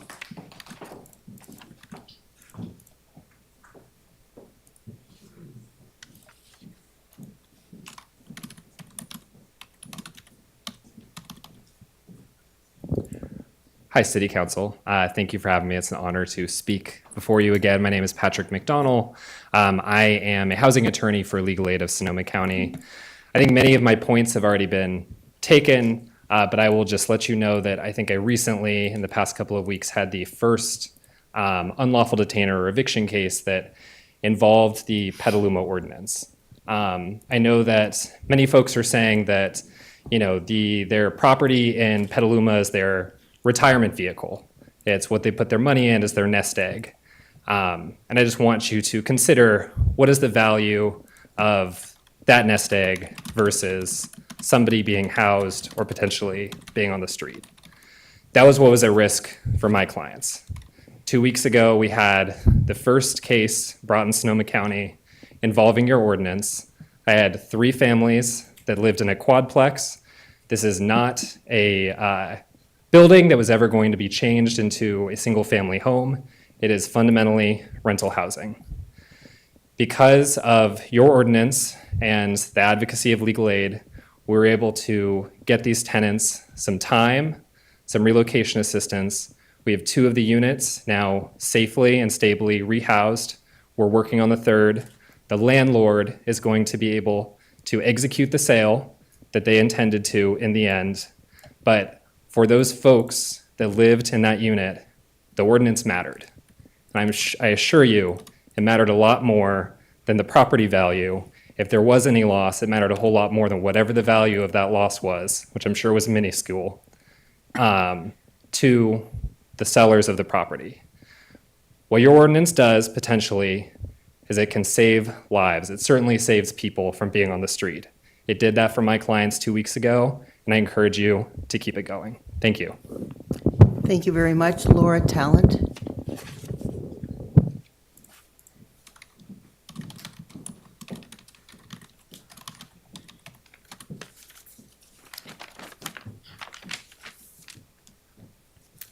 Good evening. My name is Laura, and I'm a property manager. I also have a lifetime experience of property management as my parents are your local mom and pop landlords. It is their retirement. They would not be able to survive off of their pensions, retirement from their jobs with inflation, all that. This ordinance came to light due to an intake from an outside source. Although I do sincerely appreciate council members listening to the community and this ordinance, but this ordinance was written and passed without any outreach in order to fully get the picture of the rental market, landlords and tenants. Now the ordinance is in effect, and we have to fight to show you why it's not necessary and should be removed altogether. When property managers come to speak, we are not against tenants. This is not an us versus them as it's being painted, and we need to dissolve that. We're coming here to provide for our community, landlords, tenants, and our rental market. I believe this ordinance was passed with good intent, but I don't believe the goal that you're trying to achieve can be achieved through this ordinance. It will do more harm than good, and it will drastically affect our rental market and hurt tenants tremendously. I do not believe the issue we are trying to resolve here is truly an issue. It is fear-based and lacks reality and real data that I have not seen on the opposing side. In the last meeting, you asked for data. We have gathered that data, and we have delivered that data to Ingrid and Eric. And if you guys have not seen it firsthand, let me know, and I will personally deliver it to you. It goes to show we looked at non-incentives of why this ordinance can hinder our rental market in the future. With landlords leaving the market, we won't have rentals. We have to look at all of these factors.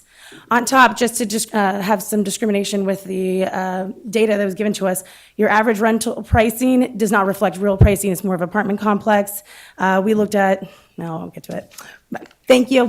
Thank you very much. Lee Vanderveer? Lee Vanderveer?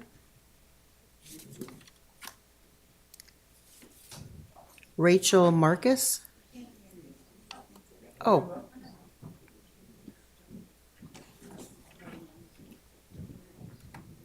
Good evening, council members. My name is Rachel Marcus, and I'm here with the Sonoma County Tenants Union. I'm here obviously in support of the Just Cause ordinance. The basic premise of this ordinance is to provide a basic floor of protections for tenants. I put it in that language, and this ordinance has precedent in cities such as Richmond, Oakland. It's been borne out. I want to put in basic language that this is not revolutionary or radical, but rather the intention is that a landlord needs a good faith reason to evict their tenant. Something that was not put in simple language, and I'm not sure how this was developed, was the survey that the city of Petaluma circulated to residents. We went door to door, knocking on tenants' doors, asking them to complete this survey.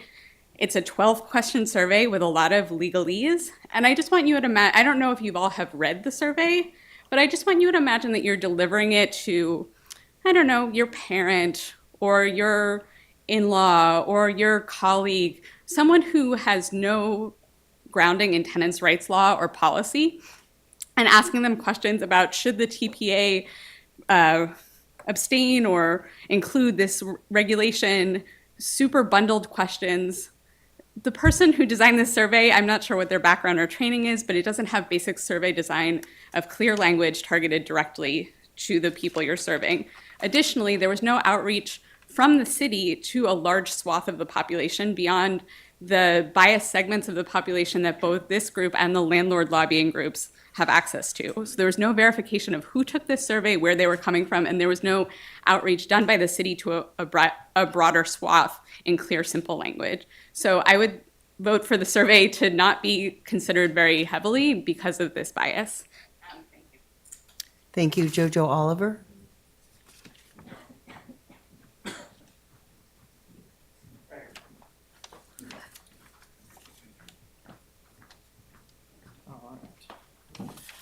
So first off, thank you everybody for hosting this, everybody that's here, all of your feedback. I've heard some good stuff so far. I've heard some interesting things as well. I wanted to ask some questions about the eviction numbers, because in my experience as a tenant, as a person that knows a lot of people that aren't in the greatest of situations with regards to finances and housing, eviction is commonly made as a threat.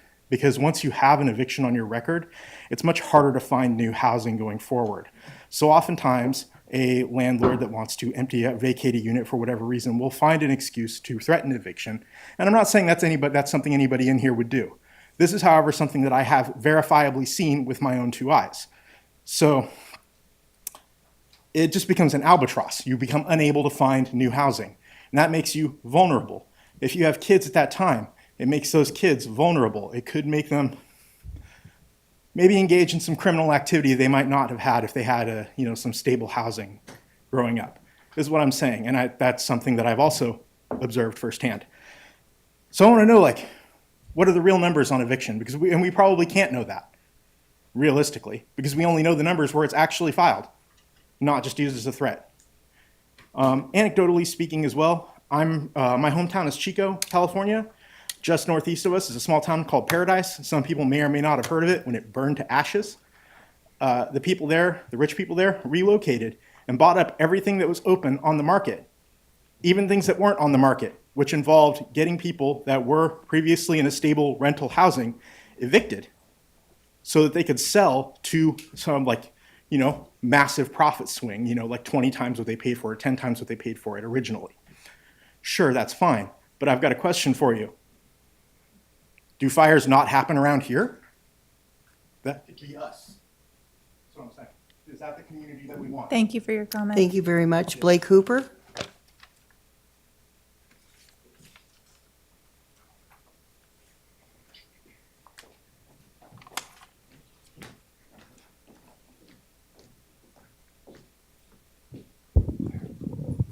Good evening, council. I'm just going to awkwardly speak at this angle. I do apologize. I wanted to, oh, this is great. Never mind. I wanted to thank staff for crafting this report, and I wanted to thank the council for taking all of the time tonight. I imagine this meeting will probably run much later. Trying to respect the Vice Mayor's point of not repeating previous statements, I did want to open, I'm a renter in the city of Petaluma with my wife. I've been raised in the city of Petaluma my whole life. Most of the people I grew up with, similarly, are renters in the city of Petaluma. Most of us have more than a few stories of trouble with landlords that have moved to try and cause evictions well beyond stated causes. Now, specific to the actual proposal, I wanted to just key in on the value of the Ellis Act components of this ordinance. Right now, one thing we're seeing at the state level is a big problem with outside equity firms coming in and buying up property. And we're seeing a lot of it with single-family homes. We're seeing a lot of it with rental units all over the state. And with Petaluma being a vacation destination, it's only a matter of time before that comes here. In Sonoma County alone, Goldman Sachs owns either directly or indirectly over 700 housing units just by themselves. An ordinance like this that actually helps close the loophole could be critical. If you're going to make compromises on this ordinance, I do ask that you focus on local landlords. You make sure that we're not making concessions for landlords out of Nevada, neighboring counties, or from the East Coast. This could be a severe problem in Petaluma, and I hope that you'll be willing to move proactively. Thank you. Thank you very much. Cody Ender? Cody? Corey Johnson?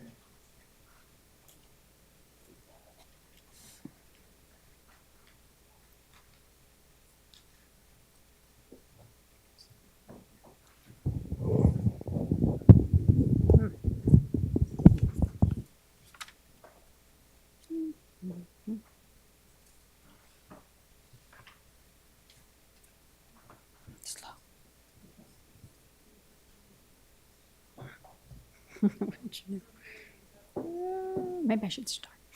Hi, my name is Corey Johnson. I'm a Petaluma resident, and I'm also a retired teacher. And I'm a renter. And I,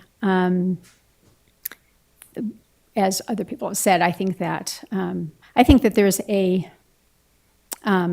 difference in power between landlords and tenants. And landlords have properties, and that increase in value. I mean, that's sort of a given now. And renters are looking for homes and need stable, affordable homes, as we know. I think that, and so as a teacher, I can say I know the difficulty it is for students that have to move in the school year, and how effects that has on their emotional and schooling, the effect that has. So I think they really need the protections from evicting during the school year. I also think that the big thing is making, do think it needs to be permanent, and that there needs to be more in terms of the if people are displaced, more money for movement in terms of moving costs that needs to happen. And I hope that you will continue this permanently and make some increase the benefits that is there for the ordinance and for the families in Petaluma that are renting. Thank you. Thank you. Helene Dornfeld?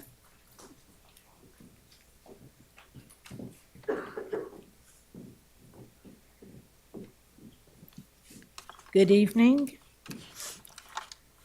My name is Helene Dornfeld, and I'm a member of the Sonoma County Tenants Union. I have lived in Petaluma for 47 years and seen many changes, the better over the years.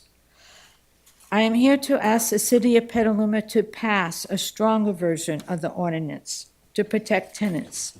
We need more diversity in Petaluma for middle and lower income groups, and the ordinance helps to have a fair rental and landlord agreements. We need to protect the tenants from unjust evictions, and protection should cover all rental units, including subsidized units. We need to pass the protection to begin immediately, and also renting families need stability, and children need to feel safe. Thank you. Thank you very much. Michael Vivas?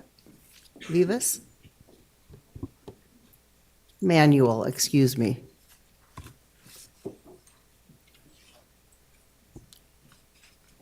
We'll go on to Michaela Pentecost.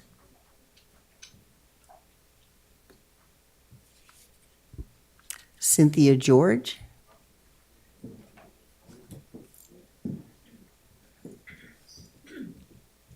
Hello, my name is Cynthia, and I am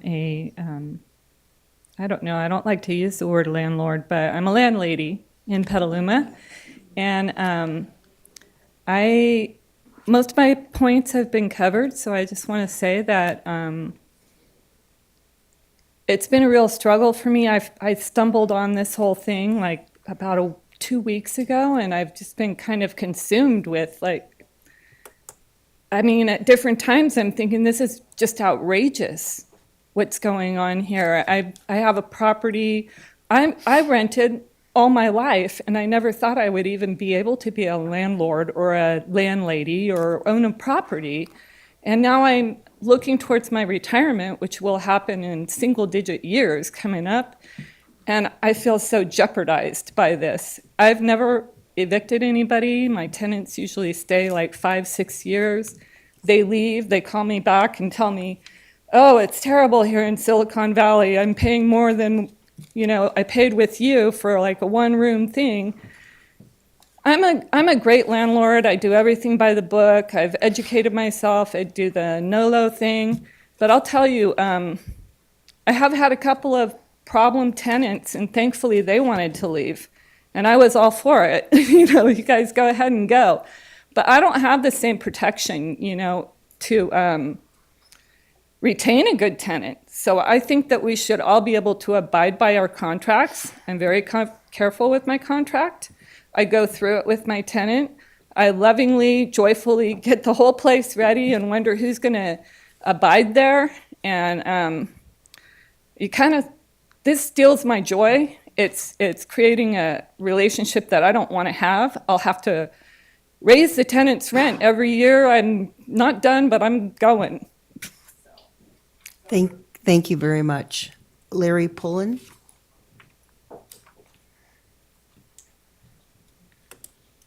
Good evening. It seems to me there's a little bit of confusion about low-income housing and this ordinance. I don't see how this ordinance has anything to do with low-income housing, especially for a single-family home. That low-income housing is just not an issue. It may be an issue, but it's not an issue for the existing landlords. And I want to address a couple of points that are of great importance to me, or one that's really important, is subletting.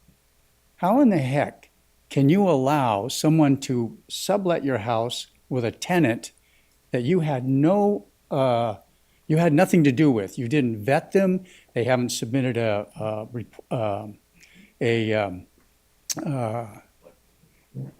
they didn't submit an application, there's nothing. And they're now occupying your house. And they have the right to do that? It's crazy. And then I want to address what the attorney put up there a little while ago. All of those little blocks. It seems like the objective here is for Petaluma to fill in all those blocks that were left empty by the TPA, probably for a very good reason, because a lot of people looked at that, a lot of legal people looked at that and saw that as not something that they wanted to, the road they wanted to go down. And over 50% in the survey of the tenants didn't agree with the extra protections. And the same thing with the evictions. The evictions are down since 2017. What's the reason? The ground floor is the TPA. That is the Tenant Protection Act. And it's pretty onerous by itself, but this one is just off the charts. This needs to be rescinded. Thank you for your comment.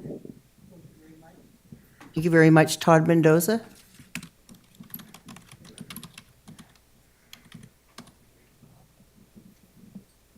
Good evening, Mayor, City Council. I'm going to keep mine short, but I've been a real estate broker manager for the last 21 years, very involved in this community, and not only in the real estate community, but to the underserved and the homeless community. But this ordinance is just so onerous, and not to mention all the different things that people have said before, but the exodus is already happening. And we've got calls from people, agents from Sebastopol wanting to know, what do I do with my rental property? I hear this draconian ordinance, and we're starting to list those properties. And it's not good for our community. There's many things around waste and being able to sublet, and I just think you should reconsider, and because we're going to lose a lot of housing stock. And as much as I want to be sure that people that have housing stability, we have a number of people here that need to have income stability. So thank you. Thank you very much. Deborah Castley? Deborah Castley? Diana Kingsbury? And before I Jonah start, Heads- can I clarify how much time I have? yes, I'll do that right now. Thank You'll get 4 minutes because somebody ceded time for you. Okay, thank you. Good evening, council members and staff. My name is Diana Kingsbury, and I am an organizer with the Sonoma County Tenants Union. Thank you for your work on Just Cause, which is a part of the city's housing element. There are many things to address tonight. First, with the survey, I want to echo some of the bias that was in the questions. Take, for example, question 11. If an owner is removing a unit from the market in order to rehabilitate the unit, should the owner have to terminate a tenancy until they have the permits needed to begin their rehabilitation? Rephrased from a tenant's perspective, should my landlord be able to evict me from my home so that they can rehabilitate my home without a permit? Kind of lands differently. And I see that you're weighing needs tonight. There's the need for a stable home to raise a child, and the need to protect an investment from experiencing a loss. I do also want to kind of ask who gave them these stickers. The California Apartment Association, for example, we know they provide quarterly meetings teaching them how to rebrand themselves to obfuscate their actual position in the community. I'm just curious. Landlords heckled my colleague, Margaret, while she was giving her comment when she was doing nothing wrong, and the city did not reset her time. She was not able to make all of her points. Multiple tenants who came here tonight had to go home to put their children to bed or to go to bed themselves because they work early in the morning. Some of these are senior citizens. Or they had to go to bed because they are students and have school in the morning. Multiple tenants told me that they have been extremely nervous or fearful. Some were so fearful they chose not to speak. This show of heckling by this crowd of landlords only reinforces the fear and alienation that many tenants feel. I applaud all of the tenants here who have spoken despite this fear. It shows incredible courage. You shared tonight that $2,381 is the average monthly rent for a one-bedroom apartment in Petaluma. According to the census in 2020, this rent amount is 67% of the median monthly income for folks in Petaluma. 67% of your income. So to sum up, landlords have shown a glimpse of their intimidation tactics in front of the city and have faced no accountability, and tenants have shown courage. The way that landlords have shown up and commented tonight and during the community workshops, you would think this ordinance is outrageous. But if you pass this, landlords can still charge tenants 67% of their income on rent. I'd like to ask the landlords who call themselves ethical, who are you trying to evict for no just cause? Is it teachers? Is it parents? Is it school-aged children? Landlords do not have to pay relocation assistance if they do not evict tenants without a just cause. Landlords can evict tenants for what is considered a just cause. Things like non-payment of rent, things like breaking the lease, or committing a crime, or things of that nature. Tenants need these basic protections. We want to make it so that tenants cannot be evicted without financial assistance without a legitimate reason. It is absurd that we have had to fight so hard for as long as we have, but I encourage the council to consider how many members of the community you are willing to let landlords harass, intimidate, and ultimately drive out of the community before taking a stand and standing up for vulnerable constituents. Thank you. Thank you very much. Joe Schneider.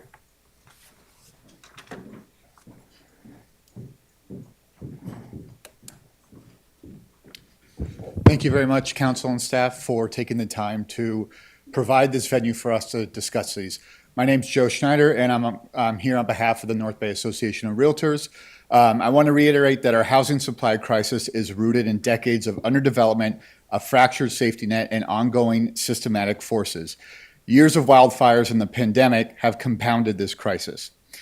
With this proposed ordinance, this policy would compromise legal contracts in place, penalize housing providers if they need to sell or move into their unit, or to address lease violations, only increase the risk to them and the viability of our rental stock.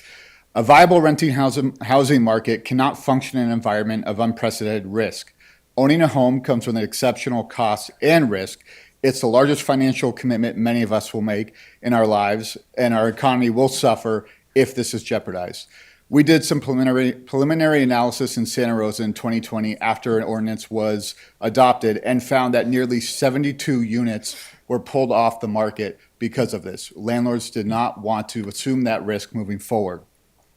With that being said, we want to point our comments to the survey that was done. Over 1,000 respondents had replied to that. In looking at other cities and surveys that they've done, that is an astronomical number and a great turnout. So thank you for putting the time and effort and energy into that.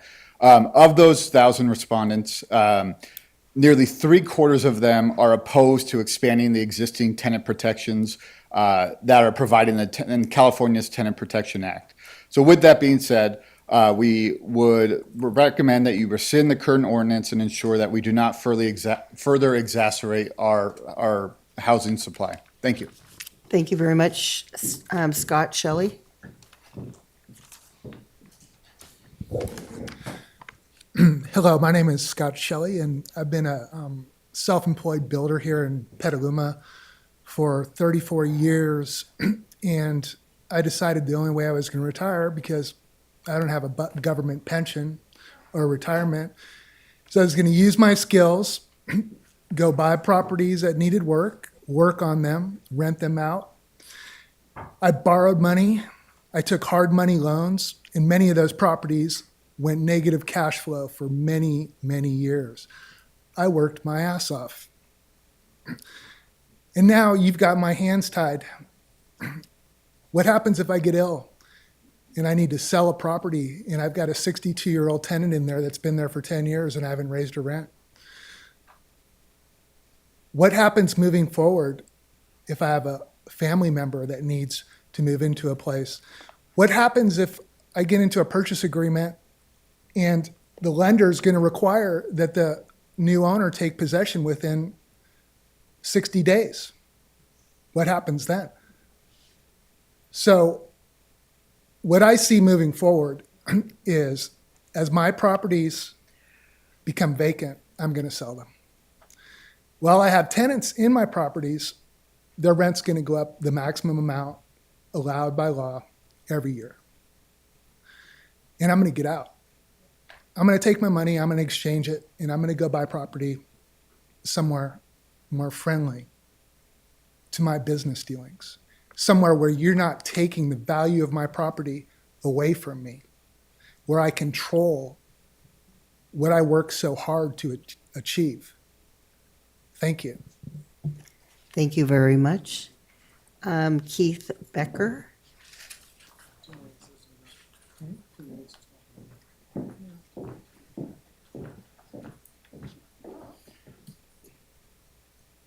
I agree with the housing providers on one of the, on the tenant advocates on one of the slides up on the screen earlier. We absolutely have an affordable housing crisis. There is simply not enough affordable housing of all types throughout Petaluma, throughout Sonoma County, California, America. We have a housing shortage. Nothing associated with this ordinance will do a thing to improve that. As a matter of fact, it will only make it worse, because the fact is that people will indeed leave. The single-family residences are being sold off, will no longer be rental residences, because at $800,000, $900,000, you can't justify putting that back on the rental market. Your single-family residence will be only the opportunity for the very wealthy to live in Petaluma and in Sonoma County. Brian, you asked earlier about teachers. They are a protected class. In California, there is a term called arbitrary discrimination. Any group of individuals who share a common attribute, piercings, tattoos, teachers, motorcyclists, you can't discriminate against them because they are. So that is taken care of. You asked about housing assistance and HUD. Again, this is California. Source of income is protected. Immigration status is protected. Ancestry is protected. The laws in California, not just Tenant Protection Act, but the laws in general are strong, the strongest in America. We don't need more ordinances and the matching against this saying, does Petaluma need it? We don't know that, but we passed it in Emeryville, we passed it in Richmond, so why not here? It's inevitable. It doesn't have to be inevitable, and it's not necessary. Thank you very much. Jeanette Bro? I believe it would be Bro. Bro? Thank you. Thank you. Well, good evening, Vice Mayor Cater Thompson and the rest of the council and the staff. Thank you so much for this opportunity. Yes, I sure can. Thank you. I'm not used to speaking in a mic. Thank you so much for this opportunity. I'm very grateful to be able to stand here and to share some ideas. May I first start off by saying that I have agreed with many of the ethical housing sticker bearers, and I'm not going to be repeating their information, but I do want to commend our community's housing professionals. You've heard several of them tonight. Some of them you haven't heard from yet, but they actually protect renters here because they are so experienced at serving their clients and knowing the letter of the law. The clients that they serve are in good hands. And I also agree with Dan Raff that evictions are very seldom seen in Petaluma. Actually, I appreciated Councilman Healy's question about the statistics for evictions and the public housing. I would like to see that too. I'm not sure if I expressed that well. I don't have much time. But I do want to say, my husband and I have owned and managed and maintained residential rental property here in Petaluma for 17 years. My family has lived here since 1950. Do we want to become San Francisco? Petaluma is a unique rural-based community. It is like no other. It is beautiful.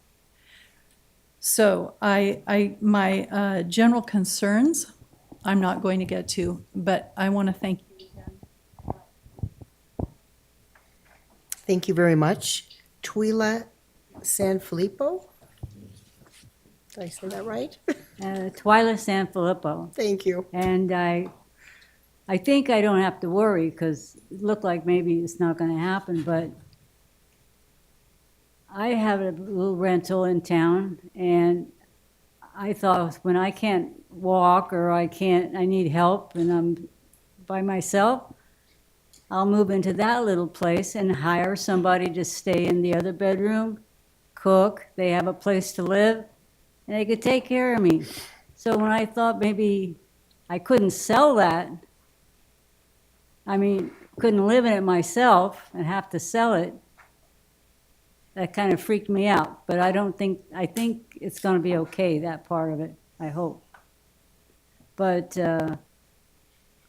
we worked hard to pay for that so that we'd have something to fall back on when we got old, and the time's getting in there. So thank you. Thank you very much. Lori Alden?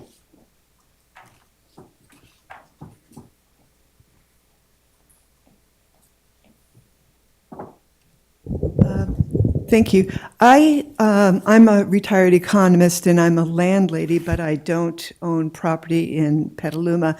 I want to speak on behalf of a group that was not listed as stakeholders in a group that did not show up today. These are future would-be tenants. Families with children, for example, who in the future will want to move to Petaluma and it's a shame that nobody is representing them because this group, I think, has the most to lose from this ordinance. For one thing, we've heard already about how existing landlords might get out of the business, so we're going to possibly lose rental housing stock. We're also going to provide a disincentive to developers to build new rental housing stock. We're going to discourage homeowners from building badly needed ADUs because of this rule. And one more thing that hasn't been touched upon, and that is discrimination. Discrimination is wrong; it's against the law, but it's hard to prove. You've got a landlord with two different applications. One is a family with school children, the other is not. And you will, I believe, see discrimination. And the people who are discriminated against, teachers, families with young children, borderline, let's call them high-risk tenants, they're going to be discriminated against and they will not have recourse. I share your goals. I hate to go to Petaluma Market and see all these gray-haired people like me. I want to see more families. To do that, we need more housing. Thank you. Justin Milligan?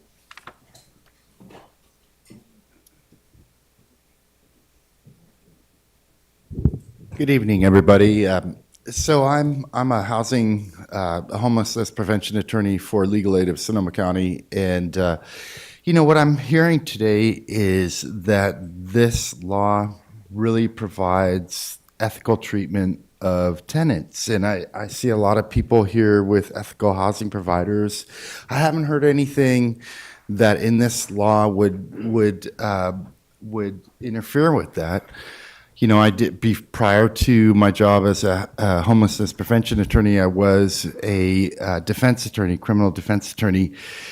The reality is that we do need laws to make sure that people are treated ethically. I haven't heard anybody come up here who is a homeowner really say anything about how this would interfere with their ability to do what they need to do with their property, whether that's make a profit, whether that's Justin, you need to address us. Whether that is to create, thank you, whether that is to create, a situation where you can retire comfortably. I haven't heard anything about that. This just ensures that homeowners treat their tenants ethically, and I think that passing this law would be very appropriate. It adopts the Ellis Act, which basically just requires that homeowners do what they say they're going to do. So if they're going to take their property off the market, then they have to take their property off the market. And I have to say that it is so important to protect everybody's rights. So I deal with people who are homeless, and just having one person become homeless because of the unethical treatment of a homeowner, we can't let that happen. So this just ensures that people are treated ethically. Thank you very much. Asaya Gonzalez. Is Asaya here? Pamela Phimister. Oh, she's coming. Great, thank you.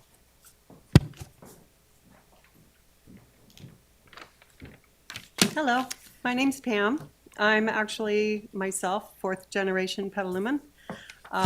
Started my life here 62 years ago. And I stand here currently as a tenant, but I have also been in that position of being a landlord as well. But I can say as a tenant, I'm not in favor of the changes that are being proposed. At first glance, it looks pretty good. The changes that the council have submitted would seem favorable, but looking deeper, it becomes apparent to me that a landlord finds themselves in a serious predicament. It would appear that with all the required changes, they would personally feel the need to take action to protect themselves. Raising rent every year would be one such answer to the problem, 5%, and I guess up to 10% when you take into consideration property taxes. Would give them the opportunity to set aside money that may be needed in the future to litigate a possible problem. I have many times had a job that didn't take into consideration that my rent would go up possibly by hundreds of dollars. Employers don't always readily give raises. For the better part of my life as a tenant, I've never had my rent raised. I've always been a reliable tenant, taking care of my property like it was my home, because it was, and always have gotten 100% of my deposit back when vacating the property. Should the Tenant Protection Act go through, people like myself, fast approaching retirement age, challenged with the task of trying to find work, will likely find themselves living on a fixed income and unable to meet the demands of regular rent increases. And I'm not the only one. Many young people out there barely scraping by on minimum wage also face these challenges. Thank you for your comment. Your time has expired. Thank you very much. Asaya, Thank you. and I apologize, I did not know you were here with the child, otherwise I would have had looked for you earlier. That's okay. I wrote on the slip plus 2 kids. Okay. Thank you, ma'am.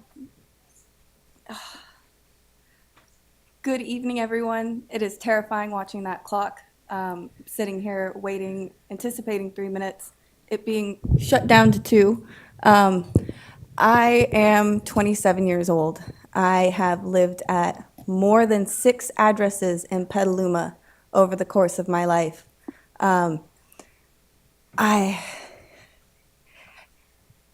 It's amazing to see the stickers, the ethical housing provider. Ethical is a pretty neutral term. What that derives to would be moral being right or wrong. And to the nothing burgers, I am what is in the middle of that burger.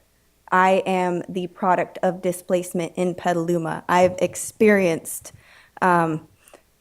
having to commute back and forth from San Francisco, where grandparents do own their home, step-grandparents, but having to commute back and forth because we were trying to live a life in Petaluma but couldn't afford it. And once you have that eviction on your record, my parents, being minority and having 5 children, found it incredibly difficult to find another place to live. And now here I am. I'm now a veteran. I'm now a Section 8 voucher holder. I am 27 years old. To every person with a sticker, you have an additional source of income. I fled a domestically abusive relationship in October. Being a stay-at-home mom for the past 2 years, there was no additional income for relocation or anything of the like. And this just isn't enough time to get all these points across. But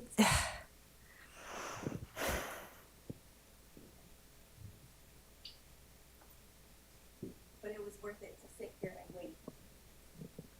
Thank you very much. Clayton Ingstrom.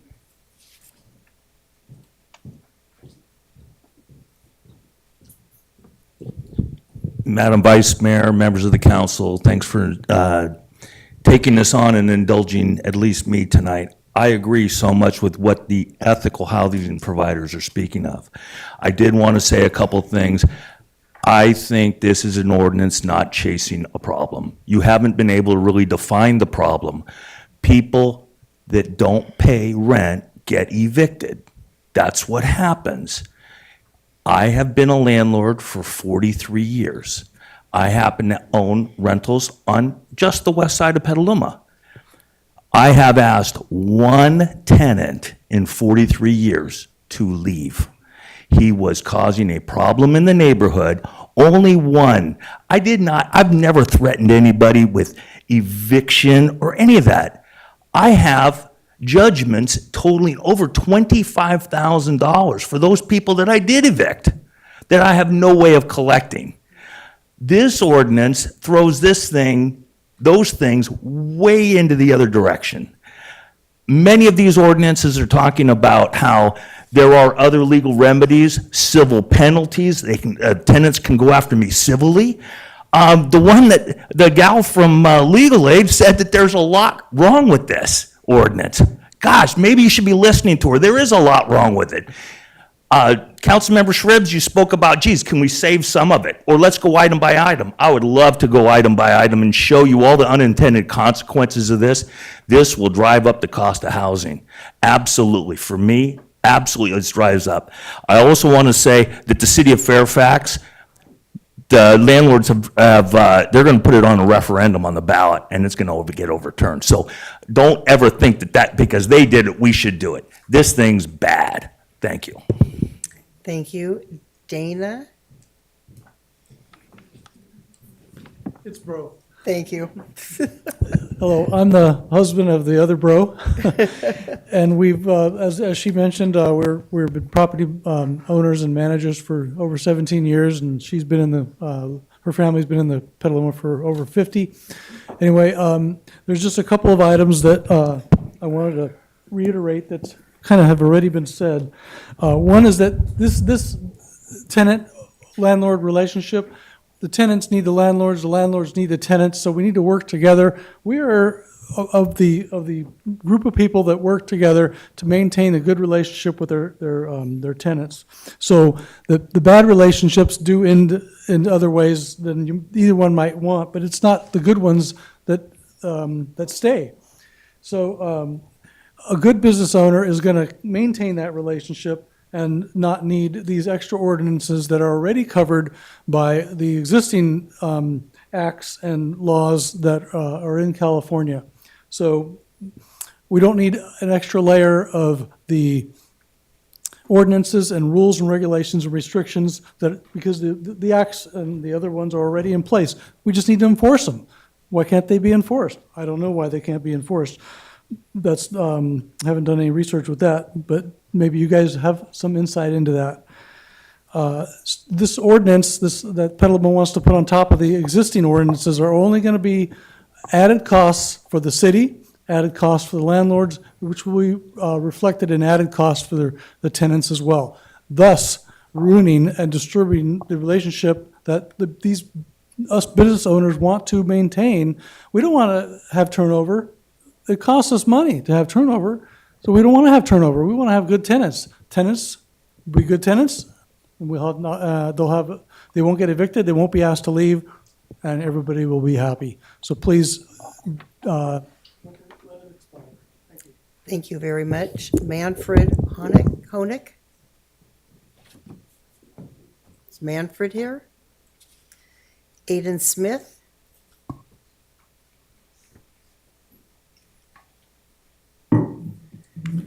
Thank you for the time. Before I begin, I would like to mention many of the landlords have brought up supply and demand. Let's keep that in mind, and let's keep in mind the sea of green stickers we've seen tonight. First, if any of the landlords who corrected me last time I spoke on the scope of this bill are here, thank you. I was incorrect, and I appreciate you letting me know. And I trust you, our local government, to determine which landlords should and should not be covered by this law. A consistent sentiment I heard last time and tonight was that this is unfair to landlords or penalizes landlords, and I want to speak to that. It is very clear to me that this bill is about equity and security, not punishing anyone. And perhaps you don't see it that way, as you haven't seen me and my generation's perspective. I will never be able to afford a home. Most of my friends, most of my peers will likely never be able to afford a home. This is not because we are fiscally irresponsible. My rent is the same as some of my older coworkers' mortgage. Now, you all don't understand how you could have any part in the play in this, and I mean landlords by that, and I understand that completely. Every landlord has their own reasons for doing what they're doing. It's part of a retirement plan. It was a family home. They want to move into it at a future date, and I don't fault anyone for that. But I implore you, please look around this room. This room is full of landlords. That means that everyone in this room, or most of them, own at least one property that is not their full-time residence. Many of them own more than one. And there is a security afforded to you when you own your own home. As long as you pay your mortgage and your taxes, that home is indisputably yours for as long as you want it. In part because landlords have taken all this housing, that is the security that I have never had and that I will never have. Every home that landlords own and do not live in is a home that could go to somebody who wants to actually live there. But because it is profitable, the class of people that are landlords, and there are a lot of them, have taken the housing, hoarded it, and treat it like investments, not homes. This is a large part of why many in my generation are resigned to a dead American dream.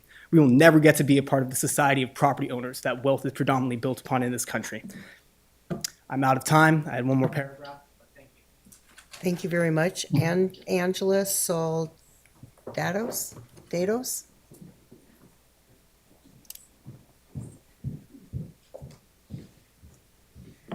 Good evening, City Council members. My name is Angelina Soldatos, and I am with the California Apartment Association. We are the largest rental housing trade group in California, and we proudly represent 3,000 of our members in Sonoma County, who provide roughly 30,000 rental housing units. CAA strongly urges Petaluma City Council to put an end to this ordinance. Tenants in the city of Petaluma are afforded robust protections under AB 1482. We need to allow AB 1482 to work in a non-pandemic era. It is imperative that City Council focuses their efforts on education and outreach, as well as investing in much-needed housing. This problem will not go away until we start building housing. CAA is willing to work with the city of Petaluma with that outreach. Thank you so much. Thank you very much. David Marshall?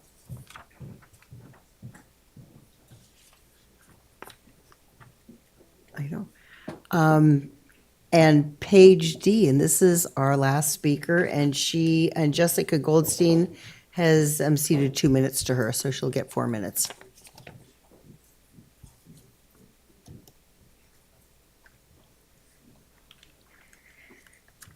Good evening, council members.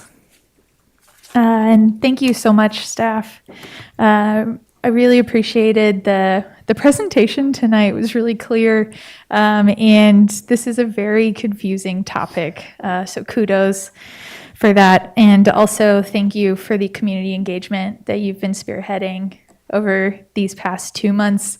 Looking around the room at just after 11 p.m., I can see that it worked. Thank you. My name is Paige D. I am currently a renter in Petaluma District 6. I am very grateful to return for my 6th public comment on this ordinance, and I'm here representing myself. And I'm here because when I moved to Petaluma in 2021, the state TPA did not protect me. I signed a multi-year lease. I agreed to all the terms, including an early break fee. If I left, I would have to pay. Within those terms, I did everything right. I maintained my end of the bargain, but 4 months into my 2-year lease, my landlord decided to sell. The next steps in my story are kind of special because I happen to have kind of a bad apple. So there was harassment, pressure, illegal entries. But I'm here tonight for the ordinance, to speak to the ordinance, because I believe that there's a value in the ordinance regardless of the personal ethics of a landlord. Because what this person specifically told me was common sense was straight up illegal in the state of California in some cases. And so the discussions that we were having were unequal. So I ask, please, for you to protect tenants in Petaluma.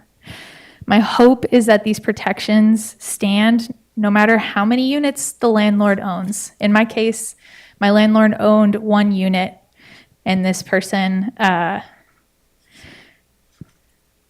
displaced my partner and I.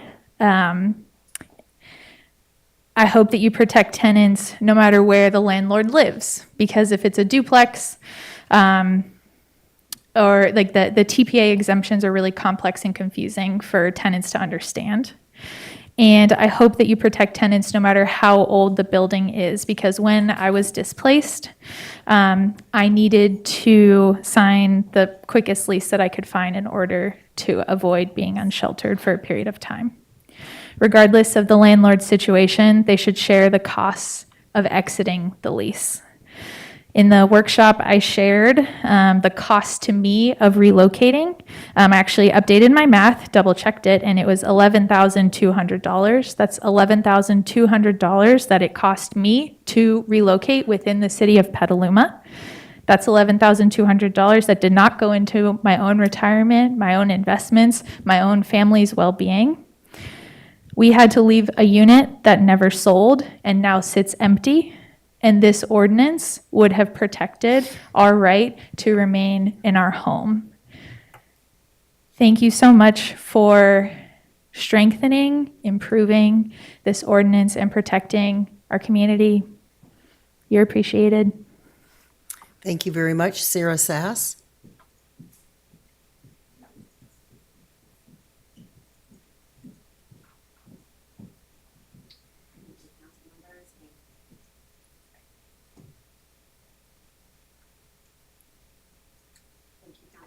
And community members for being here tonight. I know this is a very charged issue. I just want to share that, first of all, I've been here for 20 years, and for probably about 8, I've been a homeowner. But recently, I lived 50 yards away from here for a rental price that I will not share because it was so grossly below market rate. But I did sign a lease, and that would never be possible if this ordinance was in place. It helped the landlord and it helped myself, and that's not something that would be possible. With this ordinance, the landlord would have had to raise the cost of rent every year to protect his assets and protect me and protect any issues that might arise. My grandmother has had the same tenant for 60 years, and I really love that idea that she pays like maybe 20% of what market rate is. And if I was ever lucky enough to be a landlord, I would want to follow in her footsteps. I would like to know what the city's doing to penalize homeowners that own single-family homes that have sat completely empty for 1 year, 2 years, 7 years, 8 years, multiple units in the city. It was shared earlier that less than 13 evictions happen for every 1,000 homes in town, and I can tell you there are several completely empty homes in town. I don't know why those aren't being penalized in a similar fashion. And the reason why I put clothes on and came out of bed is because a commenter shared earlier that Richmond and Oakland have previously passed a similar ordinance, and I don't want to be anything like them or anything like their communities. I meet people every day that come from Oakland just to get out of Oakland and visit our lovely, amazing, charming town. and ask yourself if you want to be like them. I don't want to be anything like those communities. So thank you. Thank you very much. With that, any other public comment? Last chance. I'm going to go ahead. You've already spoken. You get one chance. Sorry. I'm going to go ahead and close the public comment. Vice Mayor, we have Pardon me? online and the emailed Oh. comments to acknowledge. I was getting there. I was just backwards. We're going to go to the city clerk. Yes, we did receive 97 public comments emailed prior to the meeting, and a handful more have come in during the meeting. Those will be shared when the meeting ends and posted online tomorrow. Thank you very much. And now we're going to go ahead on our Zoom audience. Members of the public attending online who wish to speak on this item should raise their virtual hand or press *9 if participating by phone. Speakers are reminded to be respectful in their comments and that this meeting is being translated. As a reminder, please pause between sentences for translation. The first speaker is Zaira Garcia. Please unmute and begin your 2 minutes. Thank you so much. So racial disparities exist in our county. Just kind of state the obvious that most of these landlords in the room are white privileged landlords, and it speaks volume to the lack of understanding equitable solutions as well as providing a safe and welcoming environment, which is why it's vital for tenant protections. Housing insecurity in all its forms can negatively impact human health, whether it's difficult paying rent, overcrowding living conditions, evictions, or homelessness. Housing insecurity exposes families to increased stress, mental, and physical health problems. Petaluma should not be part of a systemic racism that supports unjust evictions and private prison pipelines for our youth. Rather than thinking about funding law enforcement programs, I hope you read and heard comments from some of our school board members and educators that support this initiative, because housing insecurity is a core root cause our families with children are facing. And again, I'll say this again. Racism is at the root of health and economic disparities. Inequity does not happen by accident. Just cause saves lives. You have an opportunity to actually support our youth. Thank you. The next speaker is Pam Daniels. Please unmute yourself and begin your 2 minutes. Yes, thank you so much for this opportunity to provide a comment virtually. Thank you. I just wanted to speak from the perspective of having, my husband and I are grateful that we have a single ADU adjacent to our home in Petaluma and that we can offer it to our tenant as a quiet and safe rental apartment. And as I've realized now that we are certainly at a more than a fair rent. And what's important for us to sort of reflect on here that just, may be different than other situations. This is an unusual setting in the sense that, the relationship between us and our tenant, it's really like, for us, it's like having a roommate or a housemate because we are so close in terms of our proximity. And so really a level of trust, supported by the boundaries of our rental agreement. It's really important for a long-term stable relationship and living situation for everyone here.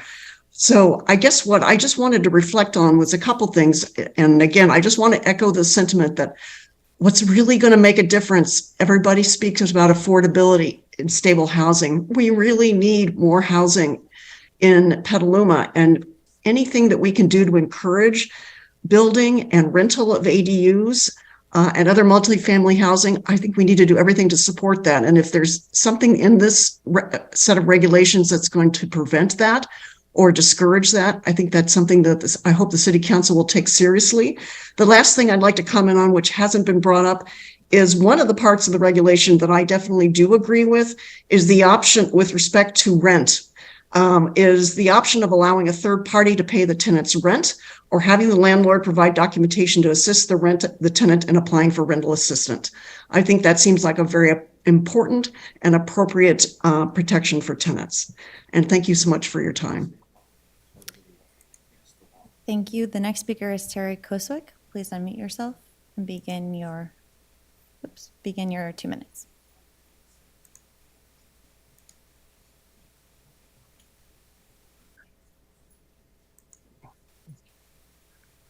Terry, can you unmute yourself?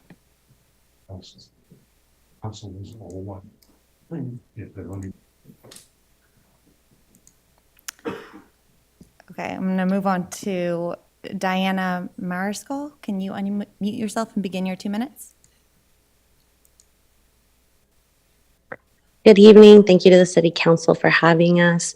I was there earlier. I apologize. I couldn't stay any later. My name is Diana Mariscal. I grew up in Petaluma. I see my former science teacher on the City Council. My parents were able to buy a home in Petaluma in the late 1990s. And, once I got married, could not afford to stay in Petaluma. So I am now a Santa Rosa resident. And it saddened my heart a little bit because I love that town, but we just couldn't afford it and we still can't. In addition, I also work for Legal Aid of Sonoma County, and I worked at Petaluma People Services, and I saw many people displaced by the evictions that are happening. I know these mom and pop renters believe that this ordinance is going to affect them, but it's not. You're still very much able to evict. If you have a subtenant and it's in your contract, you can very much evict your tenant for letting someone into the home that you did not vet. This does not strip you from your rights as a landlord or the owner of your property. You just need to be better equipped, and that's okay. You already have a lot of resources. And I just want to echo the fact that we do need more housing, but that doesn't mean that the housing that we have now shouldn't have the proper structure and rights and protections for the people that are living there. And I know we're running out of time this evening, so I appreciate everyone that is still there present. Thank you. Thank you. The next speaker is Kendall Jarvis. Please unmute yourself and begin your 2 minutes.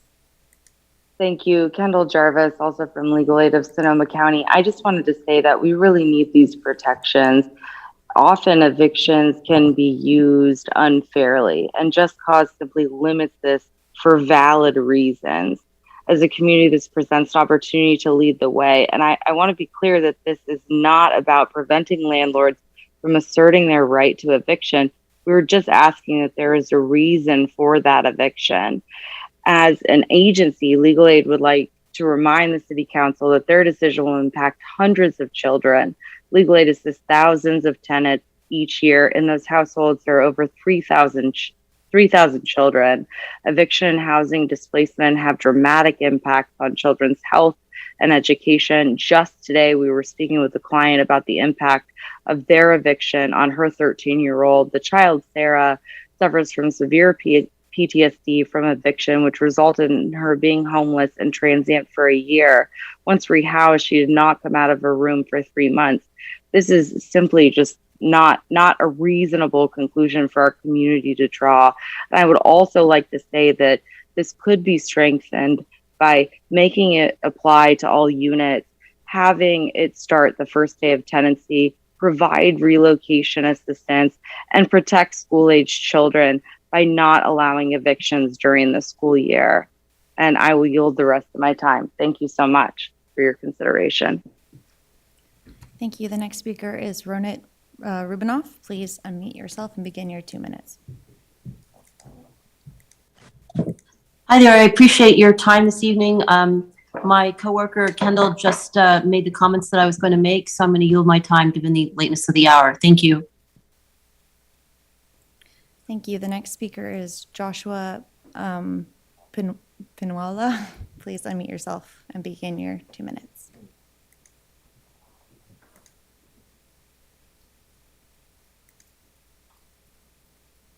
Joshua, can you unmute yourself? Hello, can you hear me? Yes. Hello, Petaluma City Council. I'm a former Petaluma resident, but I obviously can't live there anymore.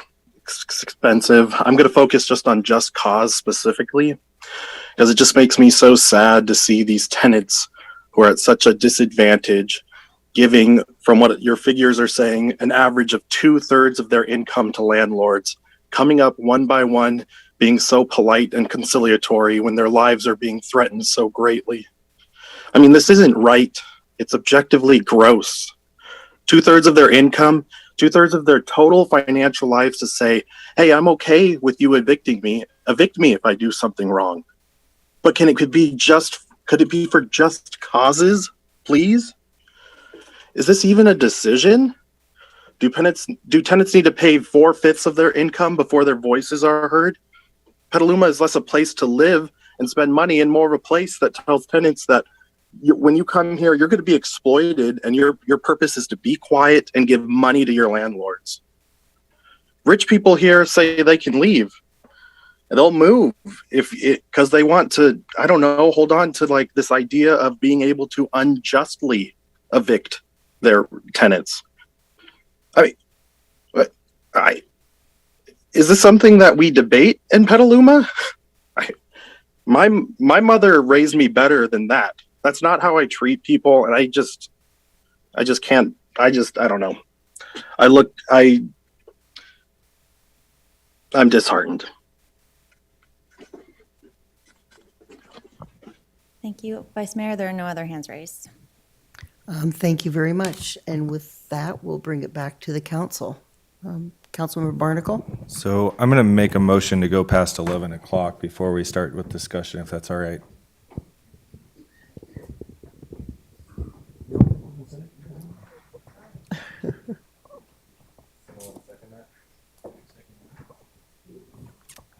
Seconded by Posake. Okay, we're going past 11. Councilmember Barnacle? Yeah, wanna do I it- made a sorry, motion to go roll past call. 11. Yeah. Post case Oh, we have, seconded. thanks. Councilmember Barnacle, Yes. Healy, Yes. Cater Thompson. Now? Yes. Yes. Posake? Yes. Shribs? Yes. Motion passes unanimously. Now I'll go to Councilmember Barnacle. Thank you. First, I want to appreciate everybody who showed up. Everybody, I appreciate the ethical housing providers. I appreciate the tenants advocates. I have a little bit of a perspective here. My bias, my experience as a renter. In the past, since 2009, I've lived in 12 places, 6 of them in Petaluma, and all of the places that I've lived in Petaluma, including the place where I live now, which I own, happened because I know someone. So that just, I'm just going to brandish my privilege here for a few minutes just to give everybody a little sense of what happened in my life. In 2009, I moved back with my girlfriend from college. We wanted to move in together. Her parents had houses in Petaluma, and we wanted to move into one, and they obliged. Unfortunately, I was a single mother who was on dialysis, and her daughter was in the JC. She was given plenty of time to move out, but couldn't do it because she was on dialysis. I helped her move out. I helped her move. I was moving dialysis bags out of the tub. I put a bunch of stuff into storage. The daughter moved in with some friends, and the mother moved into a fifth-wheel trailer out in West Petaluma by Wilson School. We moved in without a security deposit. 2 years later, my girlfriend and I broke up, as many college sweethearts do. I found a small apartment on 6th Street that my friend was moving out of. I stayed there until I moved to Oakland because I got a job in Oakland. I lived in Oakland for 3 years, had 3 places, and had 2 great landlords and incurred one highly predatory landlord. Then I moved to Portland to close the distance on a long-distance relationship with a woman who is now my wife. I got my first taste at what moving in with a premium was when I saw that I had to pay like 1.5 months rent as deposit plus the rent. That was my first time experiencing that. I had great experiences living there. When I was faced with the choice of renewing my 1-year lease or moving to a month-to-month but paying an extra $200 a month, I went with a year. Then my job role changed and I needed to move back to California, and I had to pay $3,000 to break the lease early and then another $2,000 to move across state lines. I'm not complaining about having to own, and abide by the contract terms, but I think it does say something that moving is really expensive. And that goes to what, so now we get back to my place here in Petaluma. I put out an all call to my friends and immediately found a place in downtown Petaluma, a little bungalow. It was, shall I say, to be polite, a slum. It didn't have any ventilation in the bathroom or the kitchen. It had an old gas stove. We stayed there for a couple months, moved into another place in the little zone. That place didn't have ventilation. It had a gas stove that was constantly hot. The toilet was rotten through the floor with 2 pieces of plexiglass holding it up. When the toilet started leaking, I called the plumber. The plumber said, I've been here 3 times in the last 3 years, and he put 3 new wax seals on it. And I said, why don't you fix the floor? And he said, because the landlord doesn't want to. I didn't want to raise my rent. Everybody there felt that way. They liked the low rents, and they were concerned about reporting it. I moved out into what was my favorite house that I've lived in Petaluma. Was a wonderful landlord. It was my 10th place in 10 years. It had one problem: rats. In 30 days, I killed 20 rats. And I loved this house, but I killed 20 rats. And the landlord appreciated my efforts, and my friends and my wife chuckled about my new name, the Petaluma Rat Trapper, but I never got a break on my rent. I never got anything. When I moved out to buy my house, it was because a friend of mine's dad was selling it, and I got in. And now I'm in the ownership market, but I would never been there. I still would have been living in the rat-infested house if I didn't know someone. And that's just what it takes to make it in Petaluma right now. I heard comments from people. I worked my ass off. I did too. So did all the other tenants. I've heard unintended consequences. I think there's other things that are outside of outside of the things that we're talking about inside of this room tonight that have created unintended consequences, and I'll get into that in a second. Actually, I want to go right there now. So I think about things in slides. I do sales, so this is the way I operate. But I just want to share a few slides to give a sense of what where my head's at and what my priorities are. So let me see here. So my priority is to protect vulnerable people from circumstances that they can't control. When I say vulnerable people, I mean children, I mean the disabled and the elderly, I mean victims of domestic violence, and I mean people who can become homeless. When I say cannot control, I mean no-fault evictions.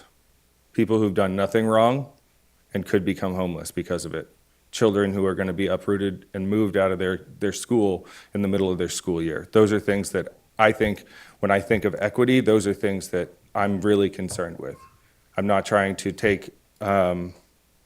not trying to go too far here, but I don't, there's real harm that is created. The good news is that this is a very small number of cases. So when I met with the landlords, the property management companies, there was 3. They shared that one of them had 10% were landlord evicted notice to vacates. One was 12 and one was 14. So I put 12 here. Very, very small number. There's 2 reasons why that happens: selling my house or moving in a family member. Okay? And the one thing that everybody in the room, myself included, was really concerned with is the impacts of Prop 19. When we talk about unintended consequences, the unintended consequences of Prop 19 pushing more properties to leave the market, I think is going to be bigger than this ordinance. So if we have a whole mess of a whole mess of rental markets leaving the market and going to be sold, renters are going to be hit. Renters are going to be hit hard, right? Those are the people that are going to be forced to move, and that's a problem for me. That's not a problem the Petaluma City Council created, but it's a problem that we're going to have to face. So I did a little bit of looking on just sort of like the equity impacts of what we're talking about here. This is from 2018, but I would imagine that the data is probably pretty similar, maybe even a little more exacerbated now after COVID. 3.3 million people living paycheck to paycheck. It used, instead of the federal poverty line, it used a self-sufficiency standard, which is just a different way of looking at it. But anyway, I'm going to go on. What they found is that obviously race is attached to this. Now, I'm not going to say anything, but there are a lot of white people in here. And that's just what it is.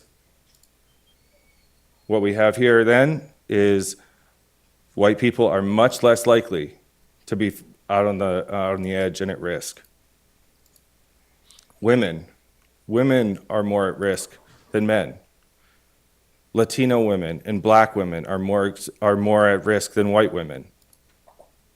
And single moms are much more likely to fall below the standard than single dads.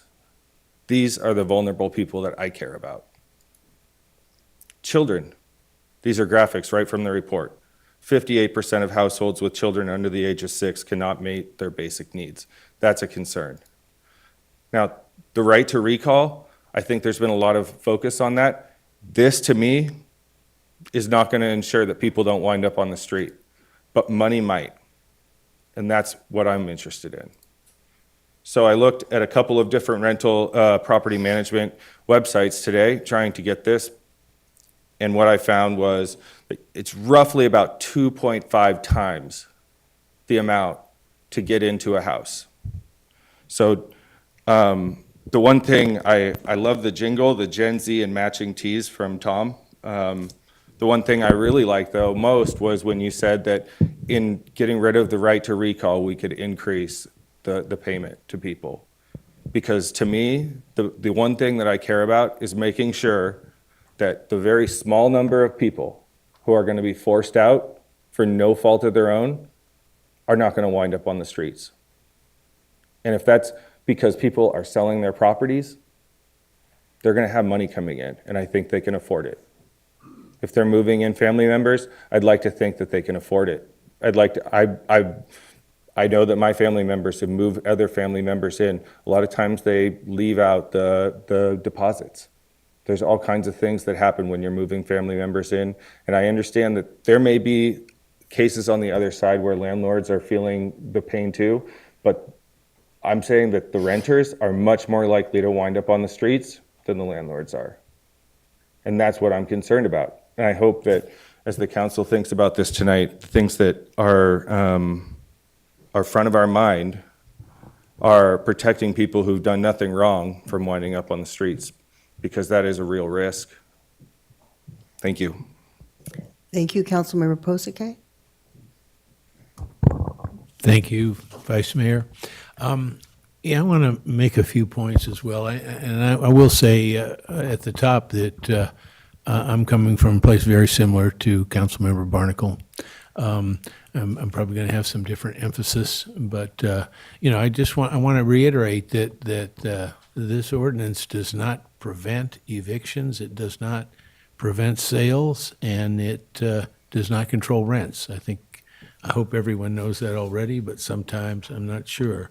I appreciate all the landlords being here and all the comments they've made before now, and also the suggestions they've made to help improve this ordinance. As has already been mentioned, the letter from the two attorneys, Margaret and Mr. Raff, discusses some things that I think most of us agree with, that we need to simplify the language. We need to use terminology identical to the way it's used in the TPA.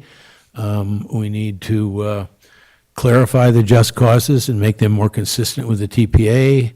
I think we can talk about the education exemption some more. I have been a renter more than I've been a landlord, but I have been a landlord occasionally. I tried to be a landlord, as many of you say you've tried to be, and it's hard for me to imagine how this would change the way I interacted with my tenants. I And I guess rather than repeat everything else, let me just I want to talk about an analogy, okay? But when I had one meeting, one of the property managers gave me a number, said only 1 in 200 people, only one in 200 rental households gets evicted in a year, okay? We got a statistic of 13 in 1,000, that would be a little over 1%, okay? 1 in 200 would be half of 1%, okay? And we're talking, and it's emphasized that this is, what is it, a hamburger or something? It's insignificant. But I would ask you to think about, so that's, let's say it's 0.6%, just so we get a number of 60, okay? I want to start with a number of 60 evictions in a year, which I think is, we had 83 last year, I think, although we're not positive where they all came from. My analogy is that if there were 60 evictions in the last year, there are also approximately, by data that I can get available, I don't have the exact numbers for Petaluma, but based on our population, the incidence in the United States, 60 people died of coronary artery disease last year in Petaluma, okay? And that 60 people, that's out of 60,000, did not,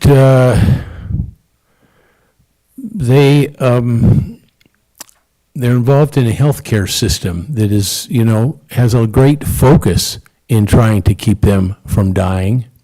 And they also have an ambulance on sometimes seems like virtually every block that can get there in minutes to help them. And all that effort's going in to deal with 60 people dying of coronary artery disease, which I don't think they're lucky to do that, but what I'm saying is that even though people don't die of being evicted, it's very clear that people, and especially children, have severe health effects from a life of chronic roof anxiety, if you will. So that's all I have to say. Thank you. Thank you very much. Councilmember Shribs? Okay, so I agree with everything that's pretty much been said. There seems like there's been burdens and hardships from everybody in both sides. As a teacher, I did have students who are homeless and who got moved, got evicted, and things. So I've seen things like that happen. So there is some real concerns here in Petaluma. It may not be a large numbers, but it has huge impacts. So the question we're really raising tonight is the current TPA from the state adequate, or do we need more? And if we do more, how much more is it going to help reduce the numbers of problems or issues that we're having with the cases with the evictions that are happening?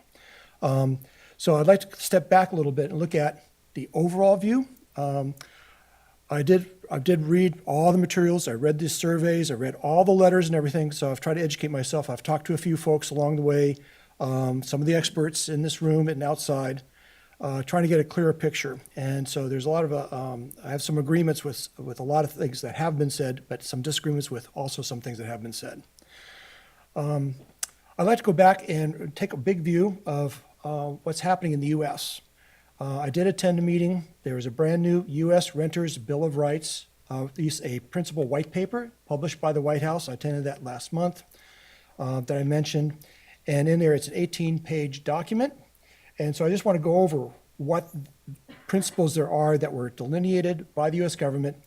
And it's pretty much modeled, I understand, after the California TPA already. The first principle is access to safe, quality, accessibility, and affordable housing. So, and a lot of it in there, we just need more housing, and that's absolutely true. We need to get more affordable housing, or any housing. So the more housing we have, the more ways people have to live in different segments, top, bottom, middle, whatever. We need more housing, period. And I'm sorry, we're not going to be a rural. People are complaining, yes, we're rural, but like everybody else, we are shifting gears to become more citified all the time, and that's going to continue. We don't have much choice on that. Second principle, clear and fair leases is a whole section on that. And this is where the agreements and the leases and breaking the leases. So there's whole sections on that. There's another principle, education, enforcement, and enhancement of rights.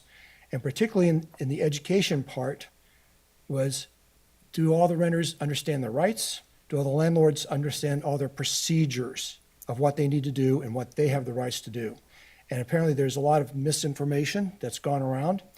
And I've talked to a couple folks. I know Petaluma People Services do a lot. They could do even more. There's a lot could be done. I know Lisa's going, yes, but whatever it takes. But as far as education, there's a lot going on, and Lisa's seen a lot at the Petaluma People Services, as has Marisol, who also talked, that the things are happening. But we could do a better job. It might take a little bit more money, a little bit more effort. And in the enforcement part, it's going to cost city money, it's going to take some work, it's going to be all sorts of things going on. Another one, fourth principle, the right to organize. We have the organizers are here, and they're speaking their minds, and they're pushing to make things as right as they can in their direction, which is good. And finally, it gets to evictions, prevention, and diversion and relief. And in there, it does, like the TPA comes in, we have protections. The state worked really hard to get those together, and then relief. And we've seen there's a variety of ways other cities have operated within our local vicinity here. But these are very important things that are happening across the U.S. We're being used in California as a model to apply what we've done here throughout the United States. So that is all going in a really good direction. So I just want to bring up what's going on in the bigger picture. Things of what I'd like to see, and when I talk about education, I think there should be at least maybe twice, 3 times a year, bilingual education, either provided by the city, by the managers of the properties. We have folks that say they have 500 plus properties, or 3,000. California says 3,000 properties and the like, many, many households. To have those, and the city, to have an educational packages, bilingual, both sides, frequent enough so that everyone understands what their rights are. So we need more of that, including for the landlords. There should be a workshop for landlords. If you're going to be a landlord, hey, these are the rules, regulations, this is how to do it. Even some help from master landlords who've done it really well and say, okay, helping them, mentor landlords, helping the new landlords. I've talked about more housing is needed, and we're working on that. I know Petaluma we've got that as a huge goal to increase our housing, especially at the lower end. We've got this blueprint to kind of follow, and evictions, this little bit of that total policy. So yes, we have more to do than just evictions to work on. And a lot of that issues are not just evictions. They're about a lot of issues, about rats in the house and the like. So there's more to work on than just evictions that need to be made right and worked with to improve the housing situation here in Petaluma. Some folks talked about missing data, that we don't have enough of the information that we need. And then there's the thing about we need to make this a Petaluma law, not a county or a state law because the COVID-19, it came in as an emergency, and yet it was needed to get us through this period. COVID is now officially over. We need to rethink and reevaluate. Can we Petalumize whatever we need to do here that's going to be best for us? And some comments are also made, just backing up on the survey. Yes, I agree with some of the bias within the survey, the questions and the way that we're done and the amount of information and even the information portrayed. I've mentioned it a little bit to staff. I wanted to see more directly from renters, the renters alone, what they were thinking versus landlords. I didn't quite get that information out from the survey. So I was hoping to get that still in hopefully near future. Other things that were said tonight. There's issues about getting units fixed and making them more livable, as we see primary examples. But we do have Petaluma People Services. We have a unique organization here that does a phenomenal job that's unique for us here, and I'm really glad we have it. We need to support that even more than to do even more than what they are doing now. That's one of the solutions that need to happen. So does the TPA, is it adequate? And I think for the most part, it's the strongest here in the U.S. And yeah, so has it a time to work? Well, it just happened before COVID. So yeah, you're right. There's not enough time for it to see how it works. Evictions are down. However, I did get a story from one of my friends who is a landlord, owns several properties. He invested in everything, and he ended up, I didn't get paid rent for a whole year, and I went tried evictions, but the lawyer said before I even got through the court case, it wouldn't even get into the courts because the courts are so backed up. I couldn't even get it to court in over a year, and finally the folks finally moved out, so I got saved by that. So our whole system got impacted, including the judicial system, and landlords are going, well, I'm not going to evict because the cost and the time and the effort and trying to work with the court system is just not viable right now because of COVID. Hopefully that gets more resolved. So lots and lots of issues we're dealing with. Relocations. So I'm in favor pretty much of trying to get a few details. There's a lot that's in the current. I read the whole ordinance. I went through it and tried to understand it. I had troubles myself, even though I read legal pretty well. There was a lot of parts in there confusing everything. And I did last time at the last council meeting. I did ask two the groups to maybe find some lawyers that would maybe get together and work it. And I'm really glad two did. So a representative both of the landlords and a representative from the tenants, they did get together. They're here. They did talk. They communicated. They came up with some really nice agreements. And it's like, I really like those agreements, what's happening there. There are some differences. We can work through those. Our lawyer has said, yes, they're prepared, ready. They've done a huge amount of work. They've shown it in the staff reports, and they're ready to go with something that's going to be workable to get rid of all the onerous stuff for the landlords, but still give a little added protections. And I think one of the features we could talk about more, that's one of even the landlords spoke up, I thought was very clear. Hopefully I'll repeat that.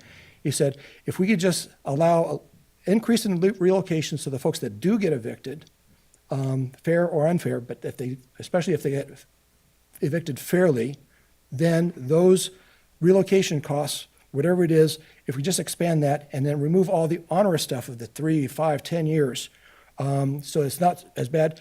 And you guys, if you said earlier, if like my house is now worth over $1 million, I bought it for $300,000 long ago, went down to $200,000 during 2010, but in the last 12 years, it's tripled, more than tripled in price. So there's a nice profit to be made if something's sold now.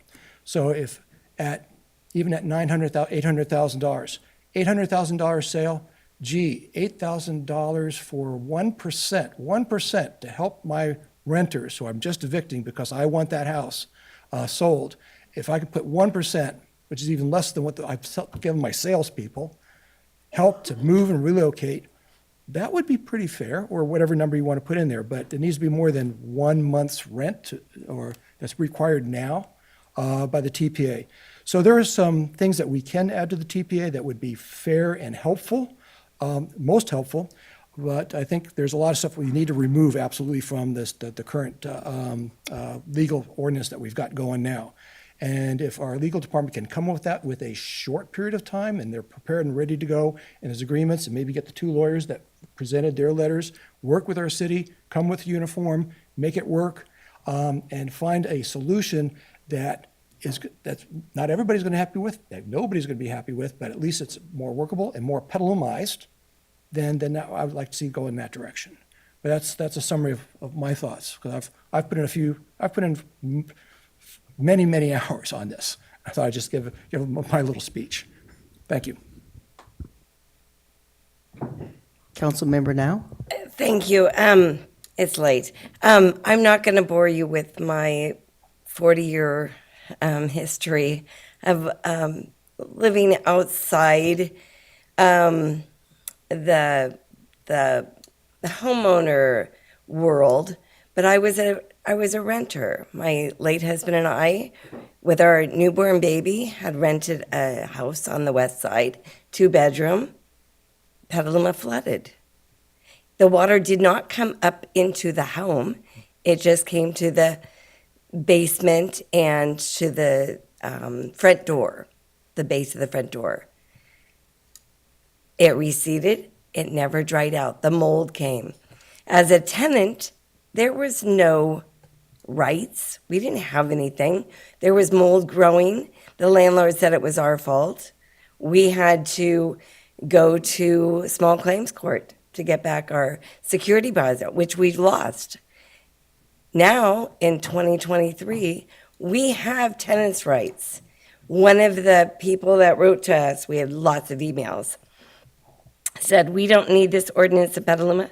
Most tenants are covered under the Tenants Protection Act, SB 1482. And another one said, "Layers of rules just make life harder for people."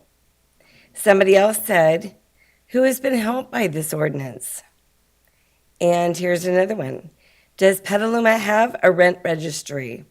Are we going to have to establish one so that we can keep track who's going to enforce these tenant-landlord conflicts?" And let's see. How can we ignore the hardships that we've heard through the emails we got from landlords in the last week? How are we going to ignore those hardships?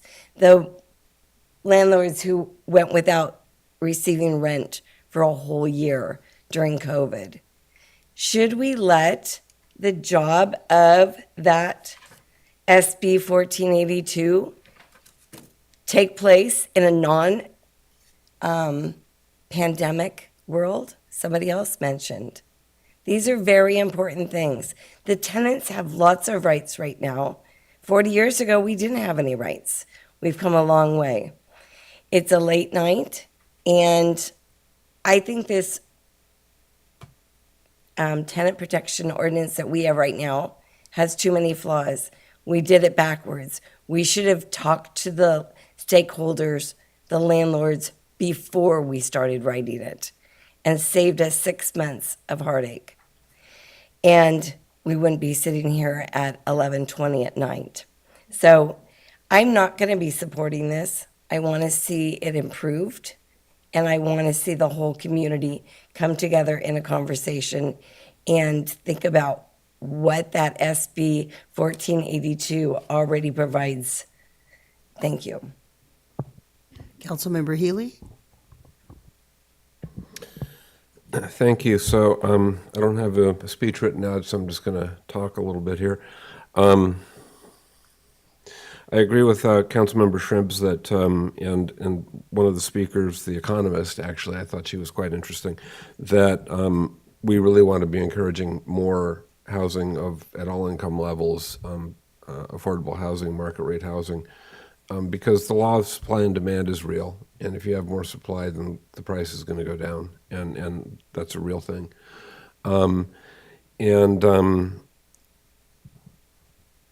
I'm concerned that this ordinance is going to strongly discourage market rate apartment developers from wanting to come to this town. Not exempting stuff that's less than 15 years old, not allowing evictions for waste, not allowing evictions for unauthorized subletting, and on and on and on. And I think your apartment developers, your market rate apartment developers, who we are relying on in our draft housing element to meet a substantial portion of our RHNA needs, RHNA goals, are just going to look elsewhere. So as I said before, I'm a great believer in the law of unintended consequences. And I think just to be cynical about it, I think if someone were to set out to make sure that market rate apartment developers didn't want to come to Petaluma, they'd write this ordinance just to discourage them. I think it's that flawed. I think it's telling that the city attorney at the outset said that the California Tenant Protection Act of 2019 is probably the most tenant-friendly set of protections in the United States, and Councilmember Shribs referenced that the administration is touting that as a model for the rest of the country to follow. They're not touting Petaluma. There's probably a reason for that. So there are some modest things that I would be willing to support that are outside the four corners of what's before us tonight. Elise was kind enough to forward an ordinance passed by the city of San Rafael, which provides some interesting safeguards. City of Los Angeles, one aspect of their Tenant Protection Act is I think something that we could do without causing undue heartburn here. And I do think there should be something for sham Alice Act evictions, but I would go out 6 or 12 months and certainly not 10 years. But beyond that, I am very fearful that this ordinance or anything like it will discourage the market rate apartment folks from coming here. And we're counting on that to meet our RHNA targets. Without them, we fail. We just flat out fail to meet our RHNA targets. I would also hope we can carve out small mom and pop landlords. Mr. Hooper made reference to large corporations buying up, portfolios of single-family homes, and that is true. It hasn't happened so much here yet, but it might. But guess what? That's not an exemption under the TPA. Corporate-owned single-family homes are subject to the TPA, and I think that's a good feature of the TPA. So I'm not quite sure what we're trying to achieve here. The fundamental issue that I heard here tonight was the complaint that the rent is too damn high, and I think we all agree with that. And this ordinance does zero to address that. You need to be building more supply, and you need to be encouraging more supply to come online if you want to address that issue. And this doesn't do that. I think we should be focusing the bulk of our energy in other directions. Thank you. Thank you very much. I have, when I read the ordinance, I had, concerns, and I kind of did my red marks, but I thought there were some good parts that could be salvaged, and I'd rather work on that end. And I was, talking about what does a mom and pop mean? Does it mean, 1, 2, 3, or 4? I don't know what that really means, but I would consider exemptions for single-family homes up to a certain number. I do believe that there's a lot of people that depend on these rentals for their retirement. Not everybody has a government pension or a union pension. And so I think a lot of people, this is how you chose to do your retirement. And I don't really want to interfere, but if you own, 4, 5, 6 rentals, that's might be above my threshold. But I would be willing to exempt single-family homes with a certain number. The TPA offers 1 month rent. I would prefer if you could go up to 2, especially if somebody is really selling their house. And that's the purpose, is to sell, because, I heard a lot of stories that I actually believe are true, that, in case you need to sell because you need to go into assisted living or something happens, that I want to make sure that people can sell their homes and that they're. But on the other hand, if you're selling your home, you are making a profit, and it might be a better way to expedite just by paying the tenant possibly 2 months' rent, which is somewhat reasonable if you're selling your home and you've owned them for a long time.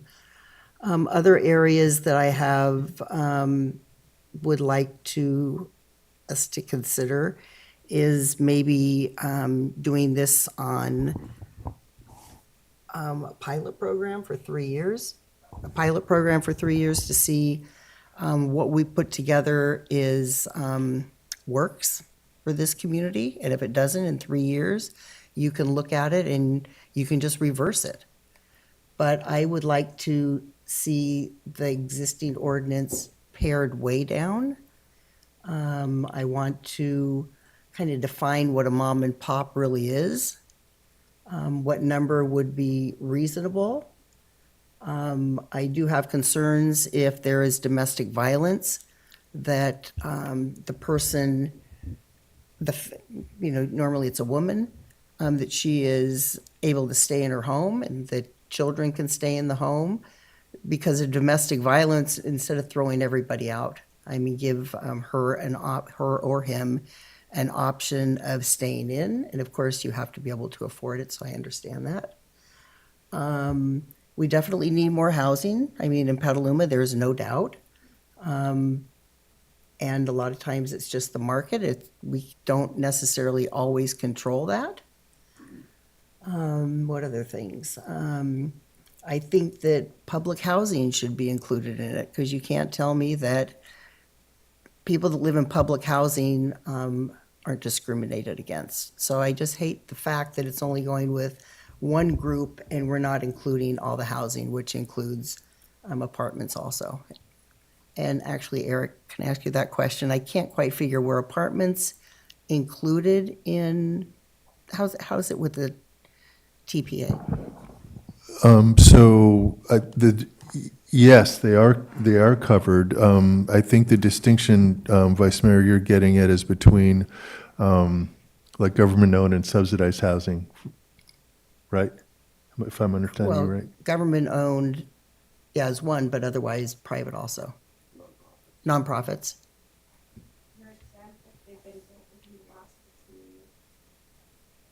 Pardon me? Under the TPA. Yeah, under the TPA, they're exempt. Right. Right, so, but that's a different, I'm sorry. The TPA does exempt the units built that got certificates within the last 15 years. But the Petaluma regulations currently do not. Yeah, but I think Janice's question, if I may, the TPA exempts nonprofit. Correct. Publicly supported completely, so it doesn't touch it at all. And the current Petaluma ordinance does the same thing. Exempts them. Yeah. Yes. Yes, And I don't think they should be exempt. that's what I heard you to be saying. Yeah. Thank you. So those would, go ahead, Councilmember Posake. No, go ahead. No, we're not looking for a motion or a vote tonight, but I was hoping that we would continue with something that that Eric mentioned earlier, and these 20 items that, I feel like you'd be getting better direction from us if we went through each of those with a quick roll call. Yes, I think that's a great idea because, and what we can do is even check if you want to do one, because some of the options you may not even want to give direction on, and just let them be, and that way it won't be too pedantic an exercise, but which I've been known to cause on occasion. But I'm hearing a fair amount of commonality from a number of the council members. Councilmember Healy, you'd mentioned some features that you didn't really specify, and I don't know if you want to do that before we go into this, like the one from LA, and I think there was one or two others. So the San Rafael ordinance, in a nutshell, there's a provision in state law that requires landlords to provide, I think, 2 months' rent to a tenant who is displaced because their unit is red tagged, which normally is a fire, but it could be other things. And, when a tenant's in that situation, they pretty much need the money right now. And sometimes the landlord doesn't do that. So what San Rafael has done is San Rafael will actually front the money and then recover it from the landlord later. So that's one thing. Seems pretty reasonable to me. And then one of the features of the Los Angeles ordinance is that it prohibits for-cause evictions for the tenant not paying rent unless they're more than a full month's rent behind. And the purpose of that is to provide some protection for shift workers who may be a little bit short on their rent in a month because they missed some shifts because they were sick or their kid was sick, or I guess ag workers could be in the same category if the fields are flooded would be the current thing and they can't work. So, and I also mentioned the Ellis Act piece, but I would cap that at 6 months or 12 months and not go out 10 years. Thanks. Member Shribs? Yeah, I just had a question on one of these things. I was talking to someone that says, if there's federal funding subsidizing going on that in these rental units, that it may be illegal for the city to get involved with this, to put this into our ordinances and the like. So is there if there's federal funding and subsidies that are, monies that are being used, is there any restrictions on what we can do legally?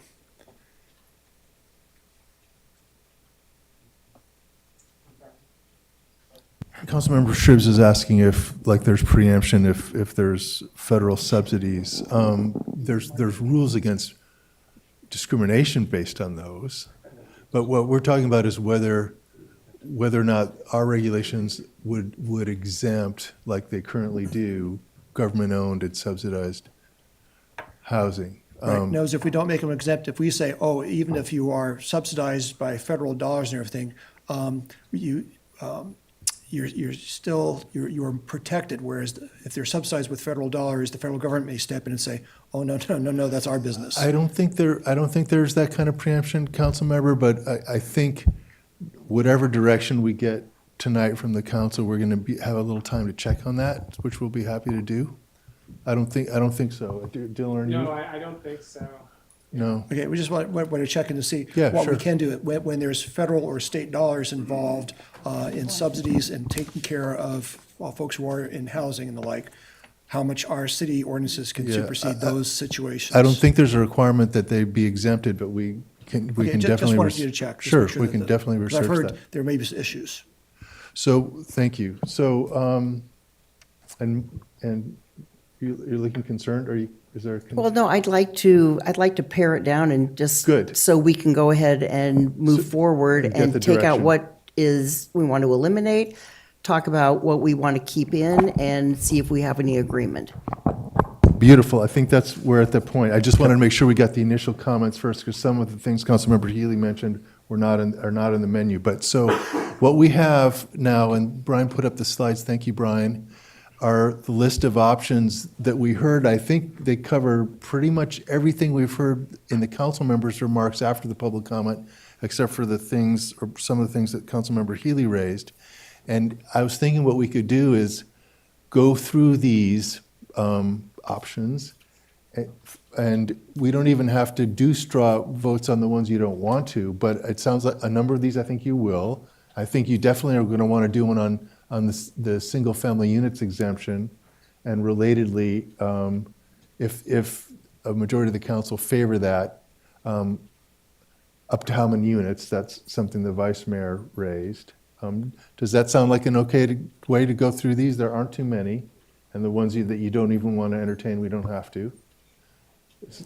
Councilmember Barnacle? Should we have a discussion about the definition of mom and pop, I guess? Yeah. That seems like it's something that, like, we're going to cover it in this, but we need to discuss, like, it feels like that before we can get to should single family be, I mean, that's one thing that I think is, that we're all considering.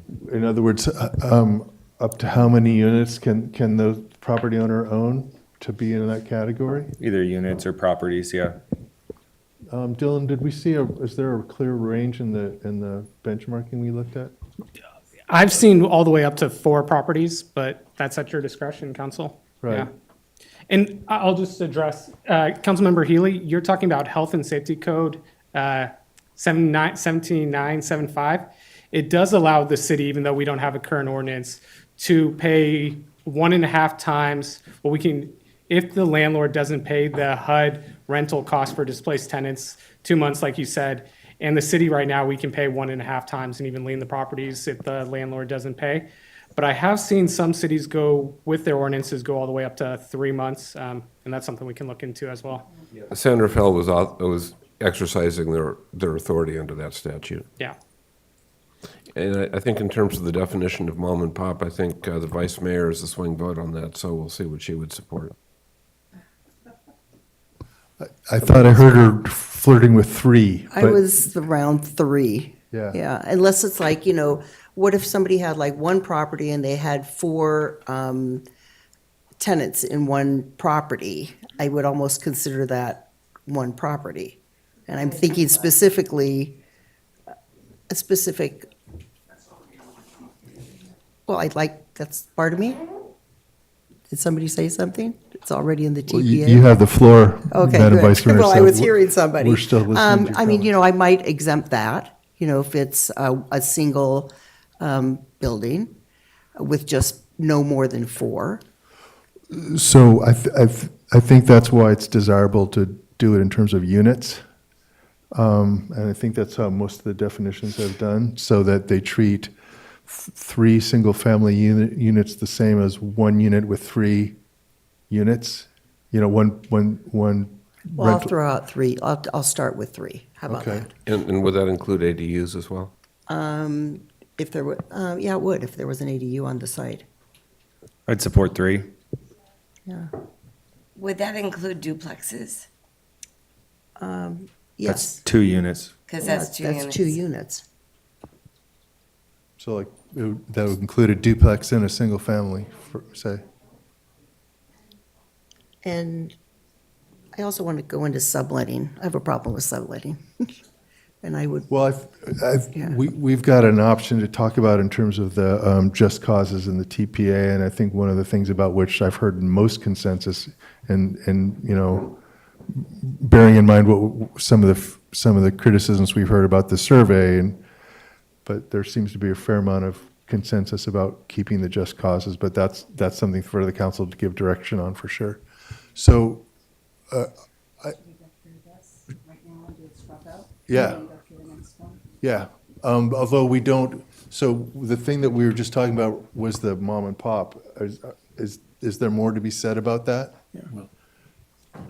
I would just like to add, go for I can live with the 3, especially units, or it might be 3 large houses. But I would like to make sure that under the fair evictions, that is still the relocations or somebody's paid for the eviction, it still might apply, even though some of the other stuff may not. So that would be. Okay, so, but let's. Just for everything else, yeah, exempt for everything else. Let's come back to that when we do that. Come back to that, but for I'm relocation hearing- would be applicable. Okay. To make sure that's differentiated. Councilmember Posake, Well, about, was the vice mayor saying that? she was suggesting 3 units for the quote-unquote mom and pop Up to definition. 3 units. Yes. Not 4, yeah. I tend to be more, I'm more comfortable with a lower number. I'm going to say 1 or 2 if there's an ADU on the same property. that sounds reasonable if there's an ADU on the site. I'll support that. I would support exempting folks with less than 3 units, or 3 or less units. Well, if we can get a consensus, then I would go along with that. Well, it sounds like I wasn't sure we heard from Councilmember Now, but it sounds like there was consensus on that except for Councilmember Posake. Councilmember Posake, will you come along if we can move on this? If we have 3, if Councilmember Now supports 3, Councilmember Healy, Barnacle?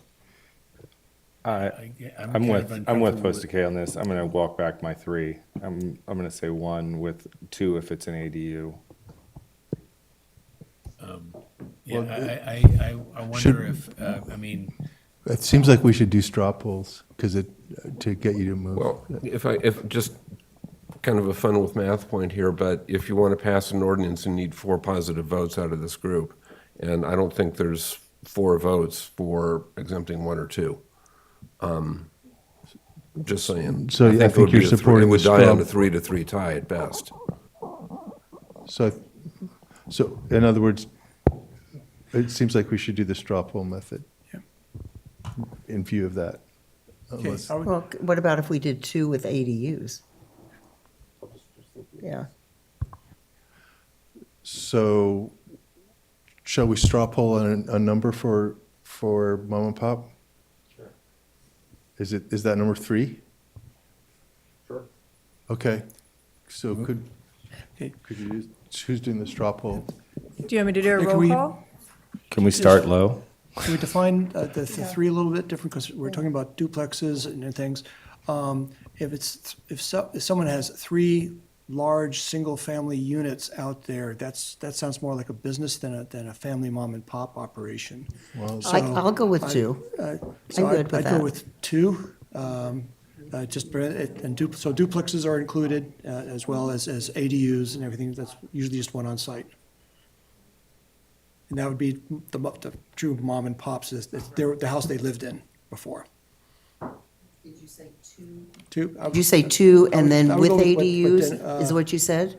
Councilman Postcase said, I'd go with the two, with the lower number. I think it'd be more reasonable for a true mom and pop, because then if they move from one house, they took a second house, or they moved to their third house, they got two really nice homes that they may have lived in, that would be, and they're both being rented, that's still mom and pop. But by the time they get to the third house and have a third one, that's a business. I can agree to that. If we're looking for consensus, I could go there. I'm sorry? Sorry? Okay. Four on that one. So we have a working consensus for now, and we recognize we don't need consensuses on all these of up to 2 units for mom and pop working definition. Okay, so shall we do then, And to clarify, that's 2 units or 2 separate properties? I Two heard units. Units? Units. Okay. Wait, you're saying two separate, so it has to be 2 units on one property, or are we talking, No, just 2 units. It could be 2 separate single-family, it could be 2 units on one property, it could be a primary and an ADU or JADU, okay, okay? okay. So, excuse me, could we have quiet to help the council deliberate so we get some movement? Thank you.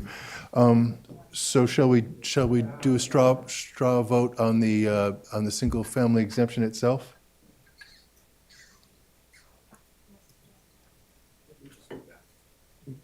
Okay. Okay, you're good? Okay. So, government subsidized units, covered or not? Do you want to do a straw poll on that? Yep. Yeah. You know, can we defer that one because we haven't heard from the nonprofit housing providers. They have assumed they weren't part of this conversation. And, you know, back to my concern about unintended consequences, since we're not putting this on the meeting, the next agenda for the next meeting, so we can all be here at the first meeting in April. I'd like to get more feedback from the nonprofit housing providers before we make a straw vote on that one. I'll support that. I'm good with that. I can support that. I did talk to a nonprofit provider with this question in the last day, and was told that they're subject to a lot of federal laws that are probably going to supersede what we do. Okay, so bracket that question? But I'd like you to check that. Sure. Okay. I mean, even though they're with federal laws, there can still be problems. And I think it's always a good idea to protect somebody more than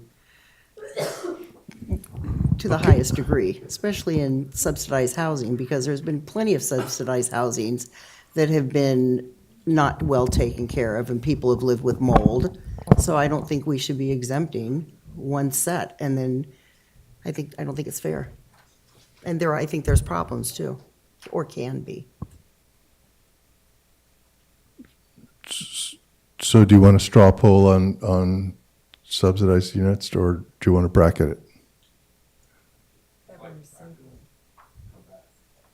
Okay.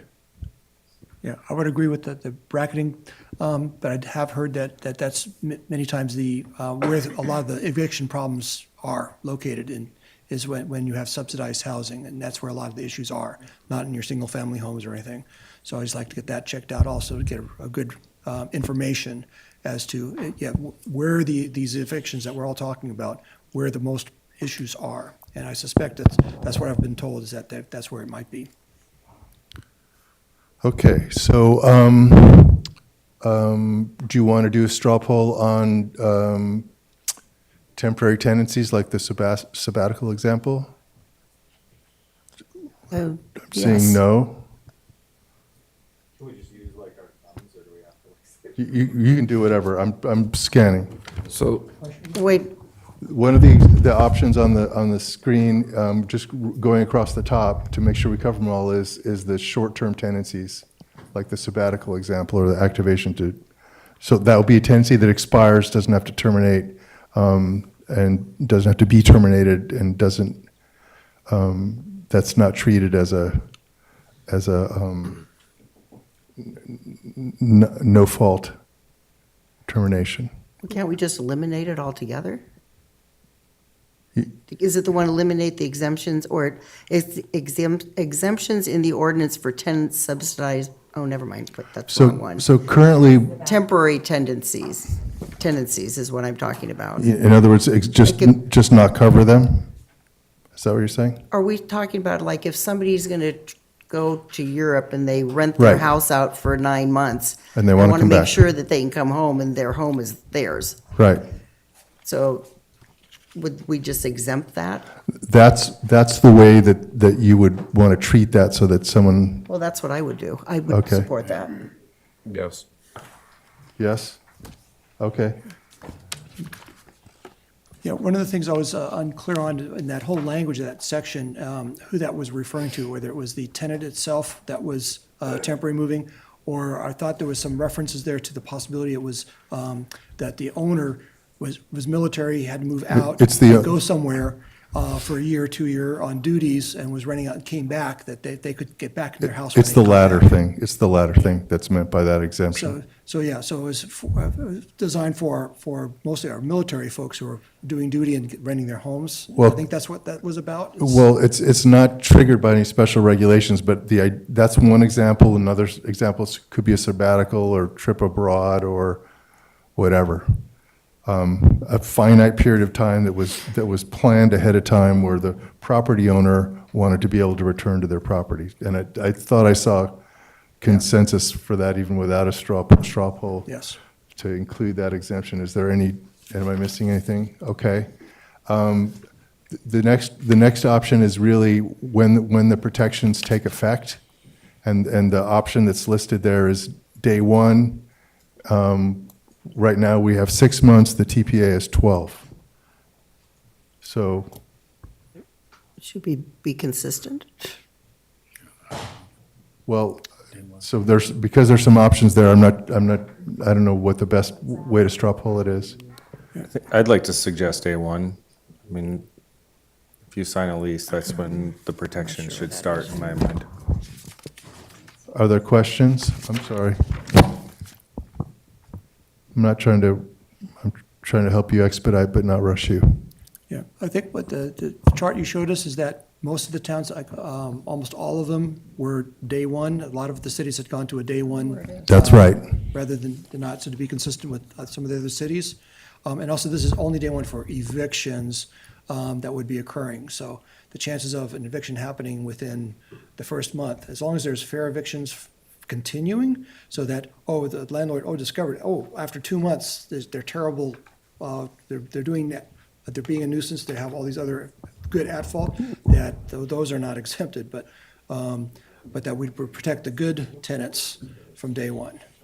But those folks who are being bad tenants still can be evicted as long as that happens. That's the So I wanna make argument. sure that- The argument for supporting day one protection is preserving the for-cause grounds for terminating tenancies. Right, but still, we need to strengthen the at fault, where the tenant is at fault, they need to be evicted more easily in comparison to give and take on this thing. Right, I think Okay. they go hand in hand. So is that do we need to do a straw poll or is there consensus on day one? Okay. Remember, this is going to come back, this is telling us what to come back with, so this is not like a written in stone. Thank you. So, are you taking notes too? Thank you very much. Okay. So this is the closely related thing of, and I think there's some other slides, but I'd like to compress them to whether the council's in favor of retaining all the TPA just causes. And can you point us where in the staff report? Because I think that's 2 of them, but there's others, aren't there? Yes, give me a sec. I think removing the threat of violent crime goes there with that as well. Yeah, just one sec. Dylan, can you, if you get there faster, go ahead. Breach of lease, causing a nuisance, criminal activity on property, using unit for illegal purposes, committing waste, subletting against the lease, refusal to allow owners owner to enter the property. Tenant fails to vacate after termination, sorry, I've got an ellipsis here. And then employee fails to vacate after termination. Right, it starts on bottom of page 8 of the staff report and goes to the top of page 9. So Eric, I have a question about this one. In general, I wholly support aligning with the TPA's definitions of just cause.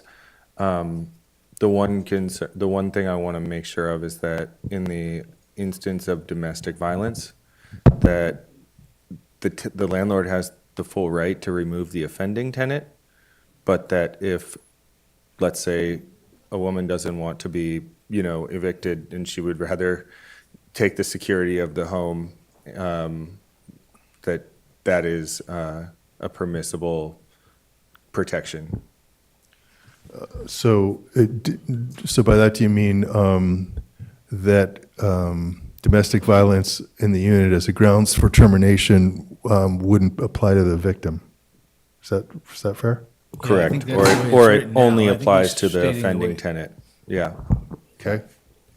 Probably best to apply it to the offending tenant, just because there may be children or something else. Yeah, this is some of the language that was very confusing to me, the way it was written, whether it applied to everybody. So if someone was victimized in the house, that's criminal activity happening on that property. And I don't want to, if they're victims on that side, absolutely, they need to be secured. And Got it. Yes, and the language is confusing as it exists, so but it has to be really it can be cleaned up clarified. on the Sure. language on that, what we mean. Sure, but I'm capturing that. Is that?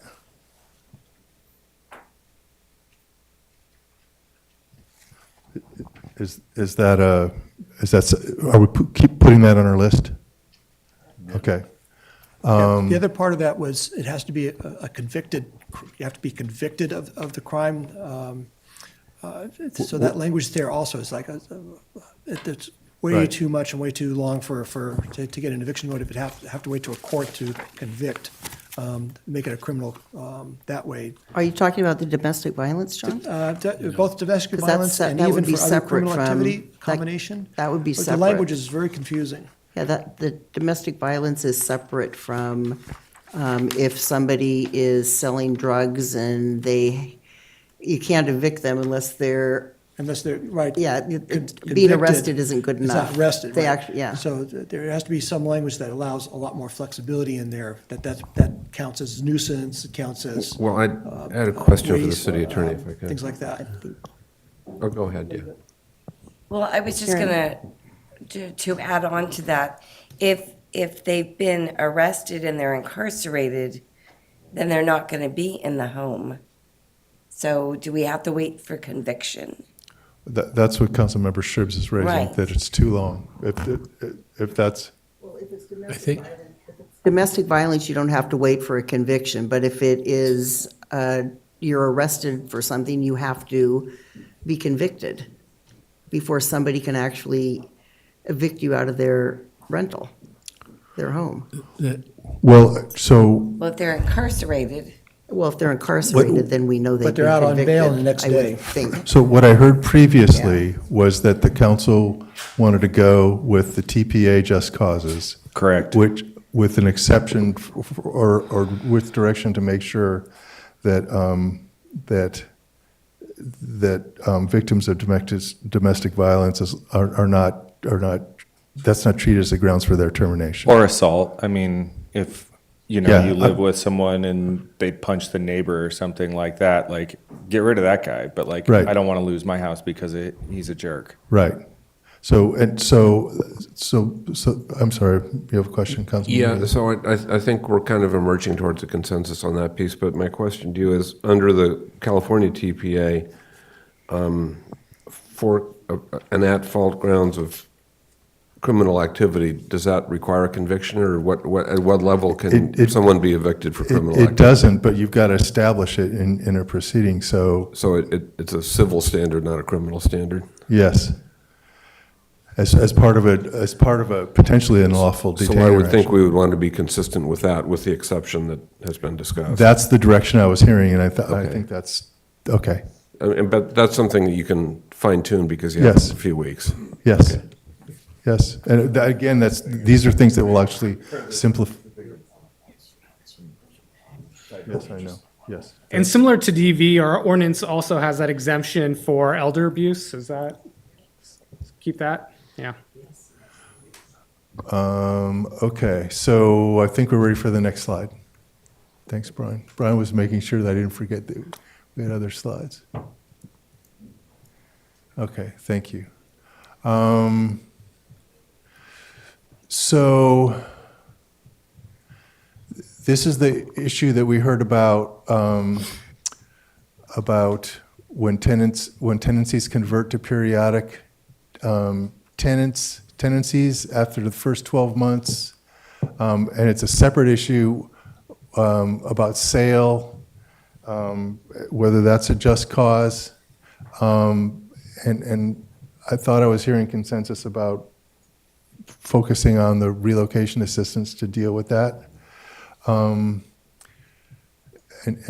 not have sale be a just cause, because otherwise then that wouldn't trigger, sale wouldn't trigger relocation assistance. I thought that was the opposite of what we heard. So again, I have a question on this. That's fine. You know, it's midnight, and maybe I'm not at my clearest right now, but I don't think a tenant at sufferance is a month to month. It's someone whose lease is actually expired and they're still there. And doesn't have a valid, I agree. So that's what I was going to clarify, so thank you. And I think, what I suggest is that's best dealt with by preserving, as the council has directed, preserving the TPA just causes, because a tenant at sufferance is in violation of their lease. So the next slide deals with the issue we heard about, and the council has given direction about, which is prohibited subleasing as a just cause for terminating tenancy. This idea would create an exception for or require that a lease recognizes the situation where, say, a family member is returning from college and wants to return to the unit. There's not the tenant is not otherwise in violation. That number of occupants doesn't violate the health and safety code. And I don't know if this is too far in the weeds if you even want to address it. We don't currently. That's what this option is. Is that even a problem? Does that come up in Petaluma? I've never heard that. Yeah, it actually, I think it does, just with the people, you know, when people get kicked out, one of the places that they might need to go is with a family member. And that's where, you know, that's like the place of refuge. And if, you know, someone gets kicked out, then they move in with, their family member. And then the family member's in breach, and then they get kicked out. Like, we're just sort of creating this snowball. That's the scenario that I see playing out. So, and what I would be concerned with. And that's what the workers at the shelter are going to try to do. They're going to try to divert them to live with family. As opposed to just otherwise a tenant exiting, subletting altogether, or bringing unvetted, unqualified people, not part of the household into the So unit. I guess the challenge would be drawing a line that doesn't get you into a situation where where a landlord is having to tolerate having 15 people live in a 2-bedroom house because they're all cousins. Right. You know? Right. So you can try to do some artful crafting on that. Yeah. Okay. One of the issues that, like, even in my neighborhood, multiple people living in, and of course, they're all cousins. So, yes, we need to prevent that. That's not a family member. So I would think, make sure that the family member, it's an immediate family member, son, daughter, because you start getting into, as you extend out to that family, then I know there's lots of situations where folks, especially in the immigration process, folks are bringing in their distant cousins and living with them, and that's family as far as they're concerned. So defining family, we need to be really rigid about. It's got to be a close tie, direct family. Because if you extend the family out too far, then it allows way too much leeway. Well, and this is a tricky one, because if you start getting into constitutional areas about defining what is and isn't family, but one thing that's objective is health and safety occupancy limits. So, I mean, if the council wants, we're happy to look at that. This is a subtle in the weeds one, so I don't want to create red herrings and rabbit holes for you. Can you look at it and bring it back with some Yeah. assessment of what the health and safety code says too, just so that we know just how big of a problem this actually could become? Because I really Okay. don't think it's going to be used that much or be that big of a problem, but it might be a safety net for someone. And Okay. That's why I'm interested. Isn't the health and safety here, Eric, going to be number of bedrooms times 2 plus 1 or something like that? I don't know. I think that's about right. But yeah, that's something we can definitely look into, and our building official will know right away. And at Councilmember Shrib's point, just how we define owner's relative in our ordinance, it's child, parent, grandparent, spouse, or registered domestic partner. So I don't think we get into the cousins. That's what I've heard typical is what family is by court cases and the like. So yeah, I would agree with that. Okay. So- And outside of that, if you're going to have someone outside of that, then yeah, so you need to get with the landlord, get permission. Okay, so we'll look at that and come back with info. Where are we? So the next one was the elimination of unsanitary conditions as a just cause. That's one that is or is not in the TPA, Dylan? So it's not in the TPA, it is in our ordinance, and this was a recommendation by the tenant advocates. And Eric, I think if you go a couple slides, there might be a comparison of what jurisdictions have these just causes and Okay, but exemptions. what I'd say is, another issue for me is that I think some of the other local ordinances do it too. Elimination of the just causes, which the council has directed us to preserve, creates ambiguity problems anyway, because, well, okay, it's prohibited,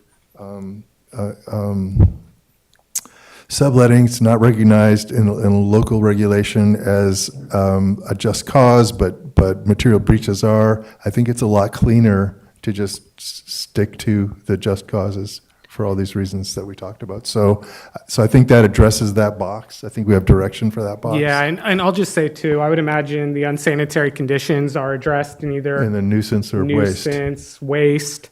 Right.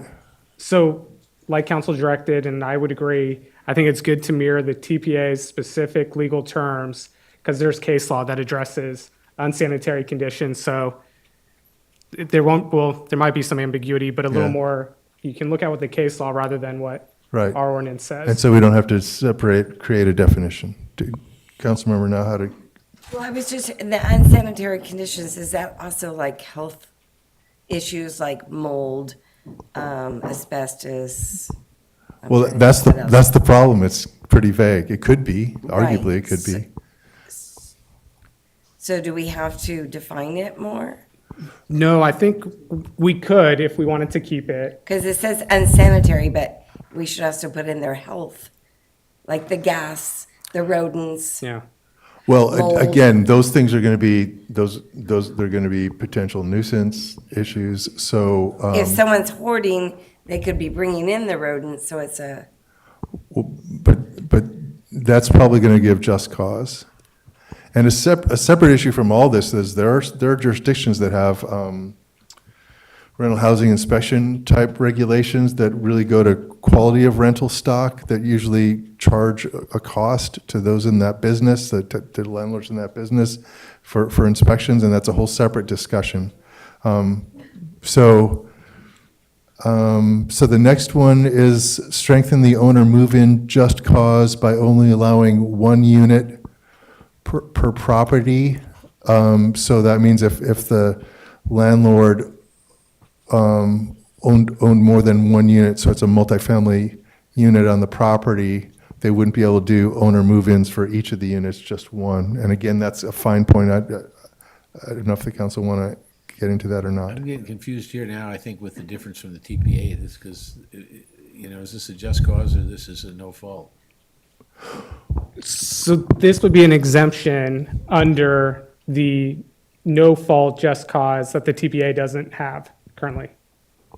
So under our current ordinance, there are some exemptions if a property owner has multiple units in the city that the owner first needs to offer, if he wants to have a relative, how we defined it, move into the property, they have to offer a like unit that is vacant to the tenant. So this would be kind of strengthening our existing ordinance currently. To saying if you can't just have your mother move into a unit and then have your brother move into a different unit, it would just be one unit that would be allowed to, for that property.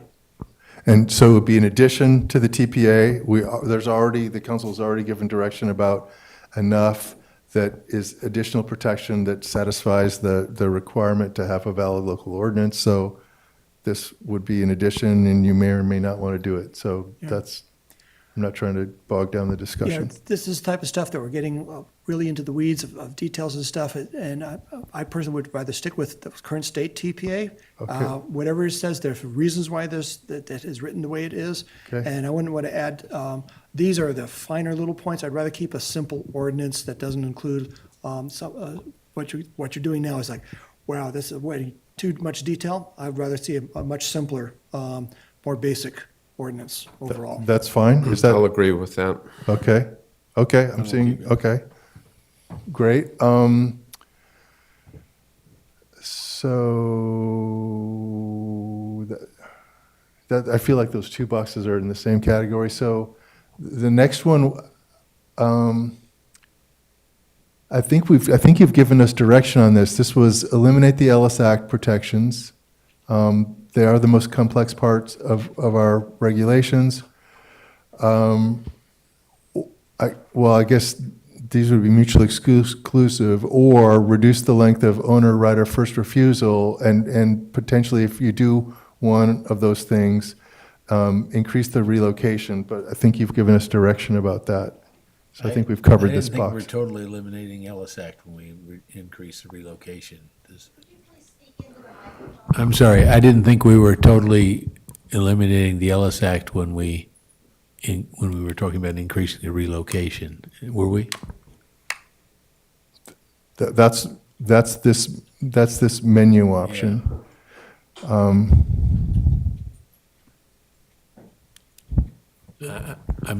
Can we not have to like change the Ellis Act TPA and everything, but just say this is in addition, we're just going to change the relocation just by itself without having involved? Yes, you can. Yeah, so I'd rather just say, let's just work on relocation Okay. things and not worry about trying to change the Ellis Act or changing the TPA all that much. This is just additional things that we're going to be adding Well, in, keeping it simple again. Okay, so increasing the relocation is something that our regulations already do. It's one of those additional protections that the TPA permits. So it's in that bucket. Do you want to, is there one more slide of these, Brian? Can we talk about how much to increase the relocation assistance? Yes. And I think that's the very next box. Oh. That's why I think so too. Wonderful. Okay, let's see. Ding, bingo. So, I'll throw out 3 months.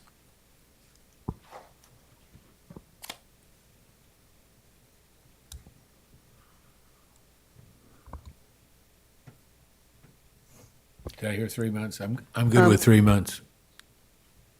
Councilmember Shrubs? A little on the high side, depends on if it's a small little unit that they're selling, the rent is only $1,500 or $2,000 versus a house that's maybe renting at $4,500, even a big house is $5,000, 3 months, $15,000. That's getting up there, so if, maybe put a max on it, or 2.5 months or 2.5 months. or- $11,000. Yeah. Throwing out numbers, do some work, but I think, I want to make sure that if someone's thrown out and they've had car trouble and they're, scraping by on stems and seeds, that they're not going to wind up on the street because someone's selling their house. Right now, I believe it's 1 month plus $1,000 TPA. I was told is 1 month plus $1,000 relocation, and so. Just 1 month. Just 1 month. Yeah. Just 1 month? Okay. Okay, so again, wrong information, kidding. So raising it up to 2 months, for sure. Now, 2.5 months versus 3 months, I'll go with what the group wants on that. It's 2.5 months to move in right now. Yeah. It's your first month rent, and it's 1.5 month to, a security Right. deposit. That's pretty No standard when you sooner look can across. actually move and get that covered, so 2.5 months sounds reasonable. Two point five. I would stay with the TPA. Yeah. This is under no fair where, assuming it's going to be that it's going to, the house is going to be sold or a family member is going to move in, that it's fair.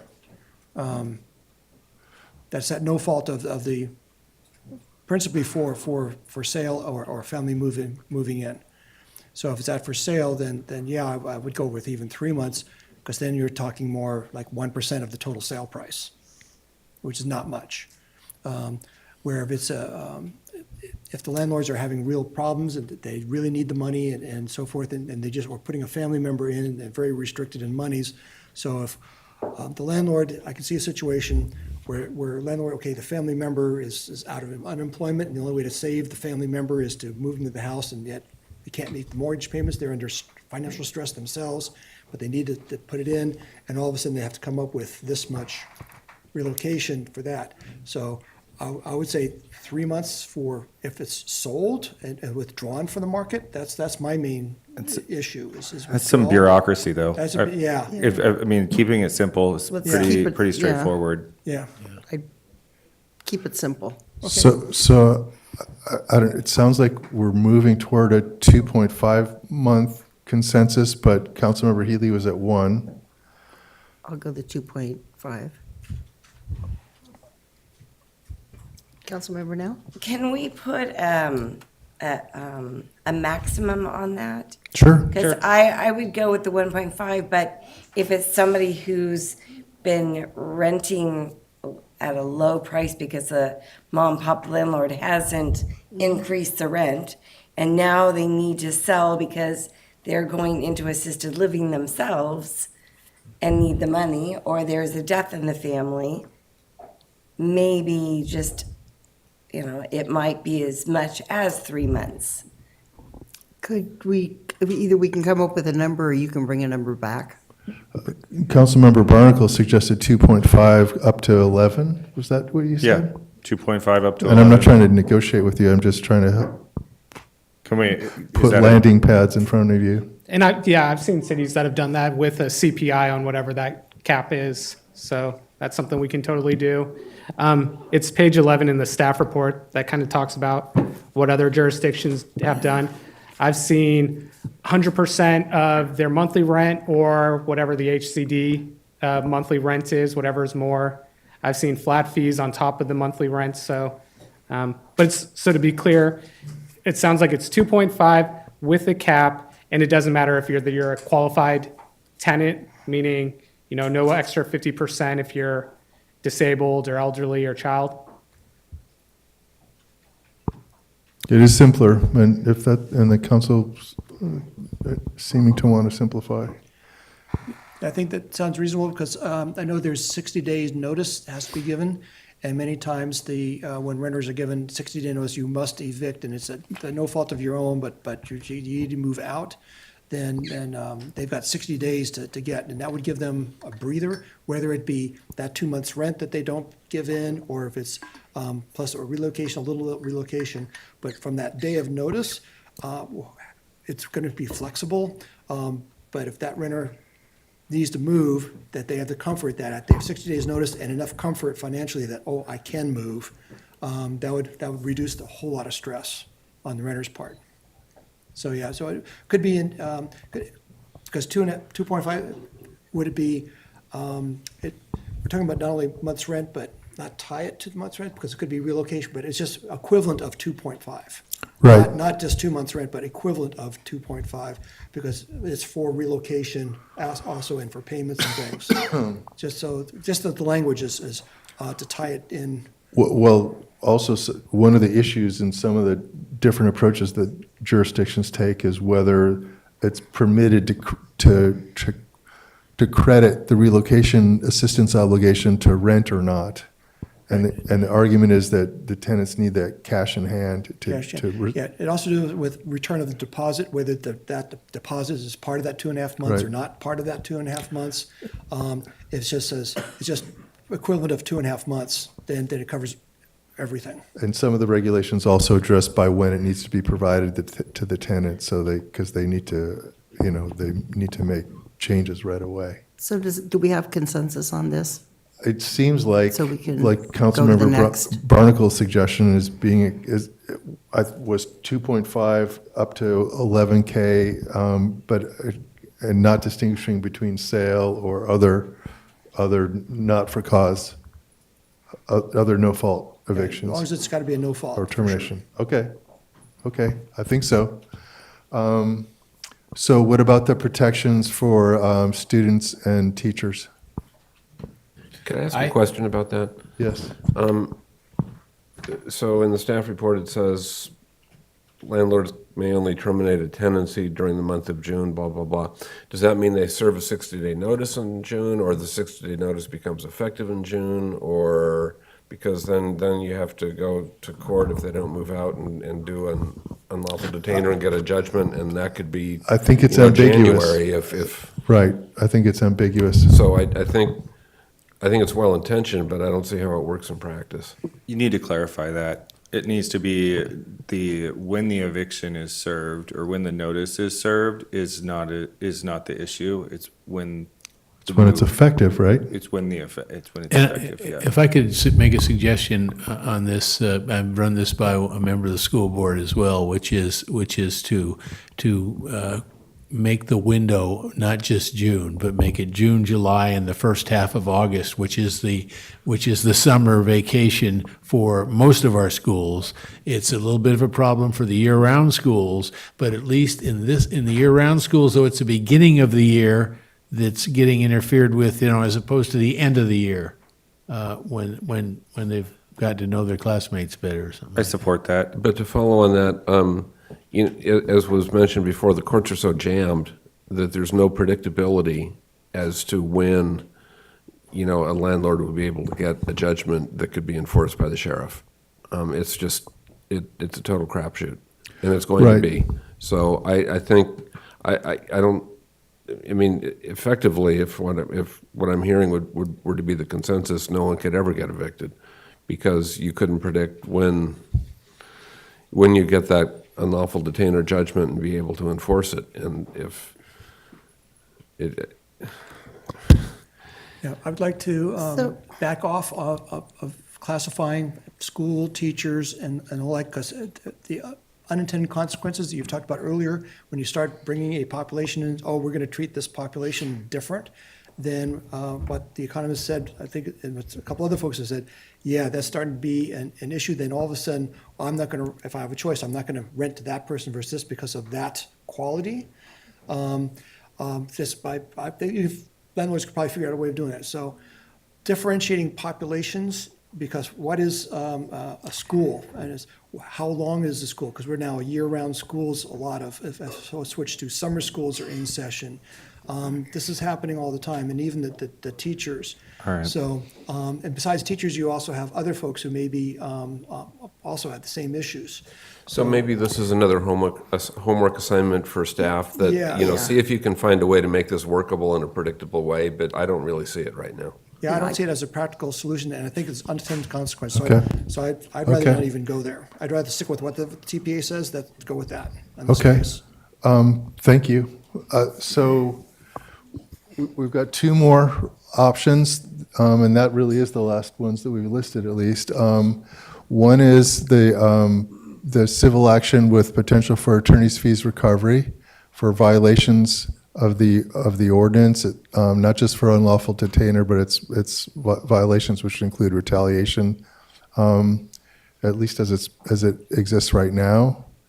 And the other is the city's reserving a right, not a duty, but a right to bring enforcement action. So first, the attorney's fees recovery for successful plaintiffs. I think that's it. So remind me why we didn't just say the prevailing party recovers their attorney's fees, why it's kind of the heads I win, tails you lose approach.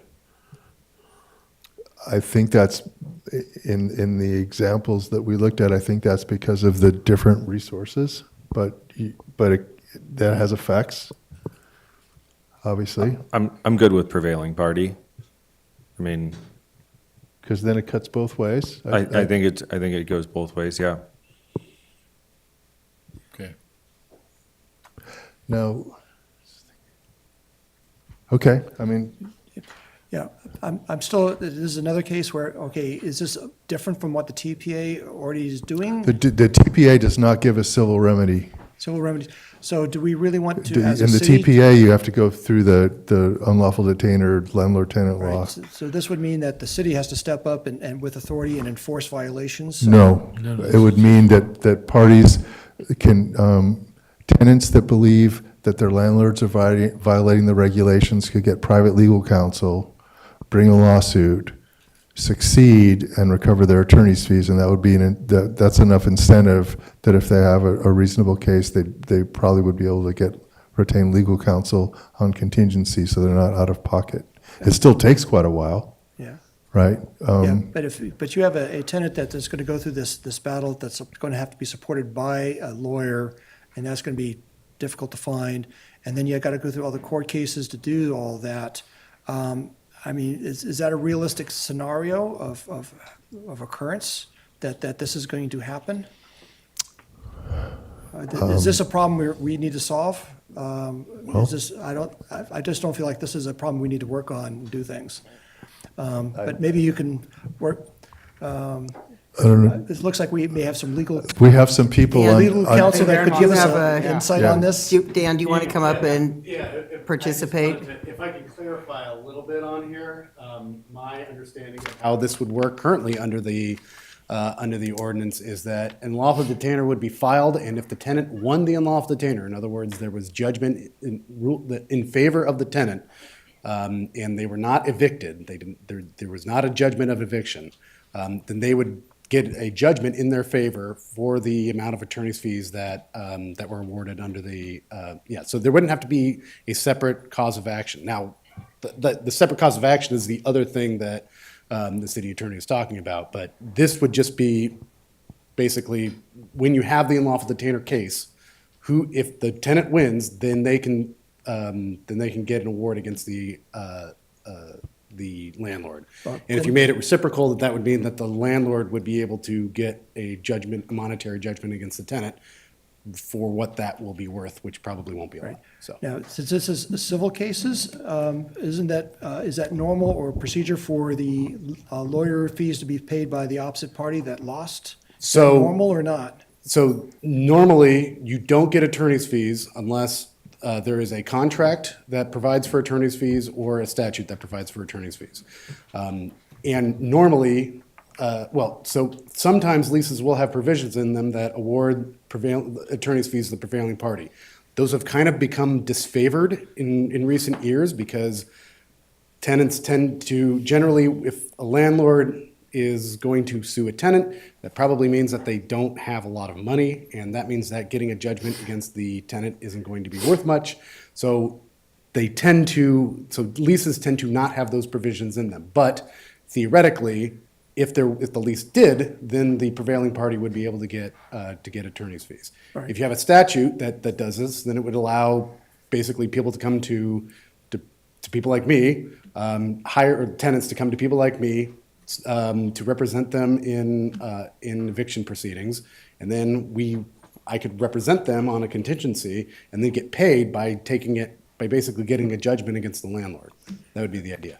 Okay, so this would be for tenants that are being treated unjustly and they feel like they have been, they can go to yourself or to a legal aid, and then the legal aid folks who are providing all of the legal services to the tenants to protect them, then the legal aid folks who are doing all this could get reimbursed for their fees if they get the court case in their favor. Yes. So this would be a advantage for the tenants again, they could get it. Is there an equal opposite for the landlords who are being also mistreated or trying to evict, and for an at-fault situation, could they somehow get money back if there is anything to be received? So I can see it's not a fair fight, both sides. So Legally, yes, it would, well, if you made it so that way the prevailing party got attorney's fees, then yes, legally, there would be the opportunity for the landlord to do that.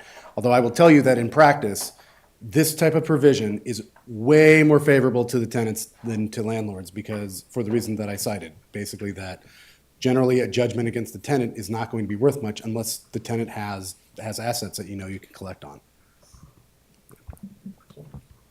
And that's all correct, and currently under the ordinance, it's not just for the unlawful detainer action. Yes. Since you did hear from one side. Yes. Sure, I was looking for you, and I didn't see you. I was leaving, I couldn't watch certain things happening, but, so we're taking the teeth out of the ordinance by getting rid of the regulatory scheme for Ellis, right? We're saying you just pay somebody a little extra money. We might be taking the special protections out for owner move-in. So what we're doing is we're taking the teeth out of the local ordinance. One little bit of teeth that remains is the attorney's fees provision. So yeah, of course, a landlord is taking a risk if they want to wrongfully evict a tenant, or they want to evict a tenant, period, and there's an attorney's fees provision in the lease, right? Because some leases have it, some don't. And it's beneficial for a tenant to have the ability to recover attorney's fees only if they win,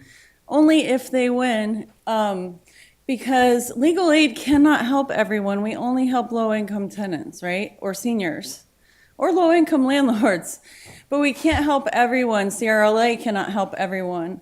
There are people at court that are not represented, and there are people who are wrongfully evicted, and they cannot find an attorney to represent them because there's no legal recovery of attorney's fees. So they have to pay somebody up front with money they do not have after being evicted. It's exactly the example of why the Ellis Act loophole needed to be closed, because of something that happened here in Petaluma. Someone was evicted. The market was put back on the property. The unit was re-rented, even though it was allegedly withdrawn under Ellis. And somebody said, well, why didn't she just sue? Well, she couldn't. There's no teeth in the Ellis Act. There's no teeth in the state law. And there's no teeth now in the local law. And the only thing that they have is the ability to go to an attorney and say, hey, will you take my case? If we win, you'll get paid. That's it. That's all there is. Okay, So, thank you. Thank you. I agree with that. So I think those are arguments in favor for not having it be prevailing party, but like it's written now. Because the tenants in that situation are largely judgment-proof in terms of recovery from the landlord, and they still have to prove their case to get recovery. Yeah. But this is the council's prerogative. Where's the council at? John, we're doing a straw vote. I'm going with the consensus now of putting it back in, putting it in. Yeah. Done? Yes. Okay. Karen? I'm so undecided on what we should do, because we're wordsmithing this late at night. Well, I'm going to, Mike? Well, it's already there. It's going to come, this is going to come back to you. This is direction to us. Okay. This is, I would go with the TPA model and not have attorney's fees as part of this. Sorry, interesting. I thought I would go with the TPA model and not have recovery of attorney's fees as part of the package. So for wordsmithing it, how does it? So I think we have direction to bring it back that way, and you'll get to revisit. And folks can come back, and also, when it comes back, we'll have a lot of folks that also can give us feedback also on the new form, and we can go over it one more time. Just like this, Okay. only it'll be very focused, because there'll be an actual document, So we can not actually just go over these details again. policy What's choices. the next? Where are we going next? So we just have one more box. And I think, I'd like to just go crazy and make a recommendation on this one, that you not eliminate the city's ability to enforce, because the way we do that is we make sure we don't have a duty, so no one can bring a private attorney general's action to force us to do that. We can only do it by choice, and I think what the only thing it does is works as an incentive to some property owners who may want to take a calculated risk and think, the city could go after me even if the tenant doesn't want to, and So should I would support that, abide by but the the bad regulations. news is I have another box when we're done with this one. Okay, well, that's why you're up there and we're down here. So that's the last ones we had, and it sounds like there's Make another box. one more comment, yeah. I'd like to consider at least like a 6-month right to recall, or something like that. I don't know, Councilmember Healy, you brought up 6 months. If we can add that, I'd be supportive of that. Okay. I'm sorry, say that again? 6-month right to return? And what would trigger it?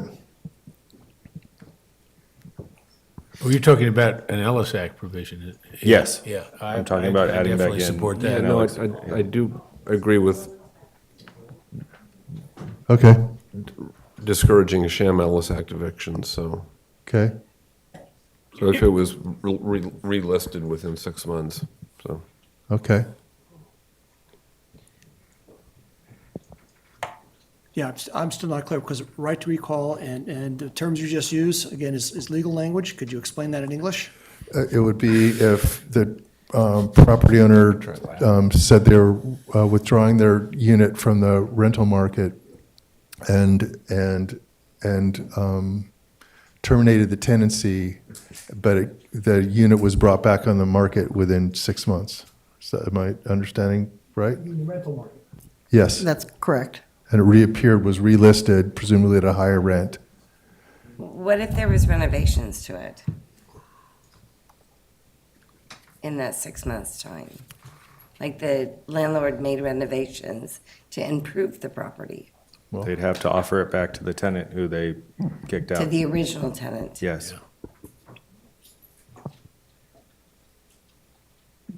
I thought I saw 4 votes to at least bring it back that way for you to be able to say thumbs up or thumbs down. But Yep.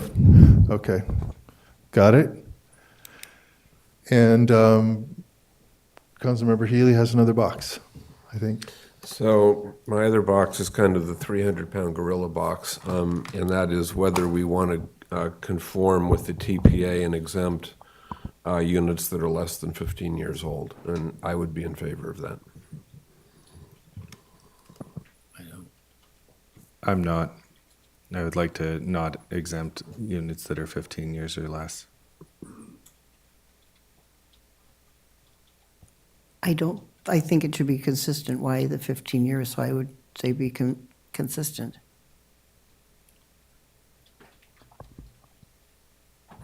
So you're yes.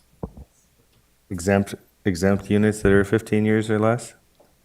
So the No, apart- not to exempt them. Not to exempt Not to them. exempt Yeah, them. okay. Councilmember Healy's proposing to exempt them, and Councilmember Barnacle is no, and it's. I'll say no Okay, on that. Consistent. okay, And I'm no. no.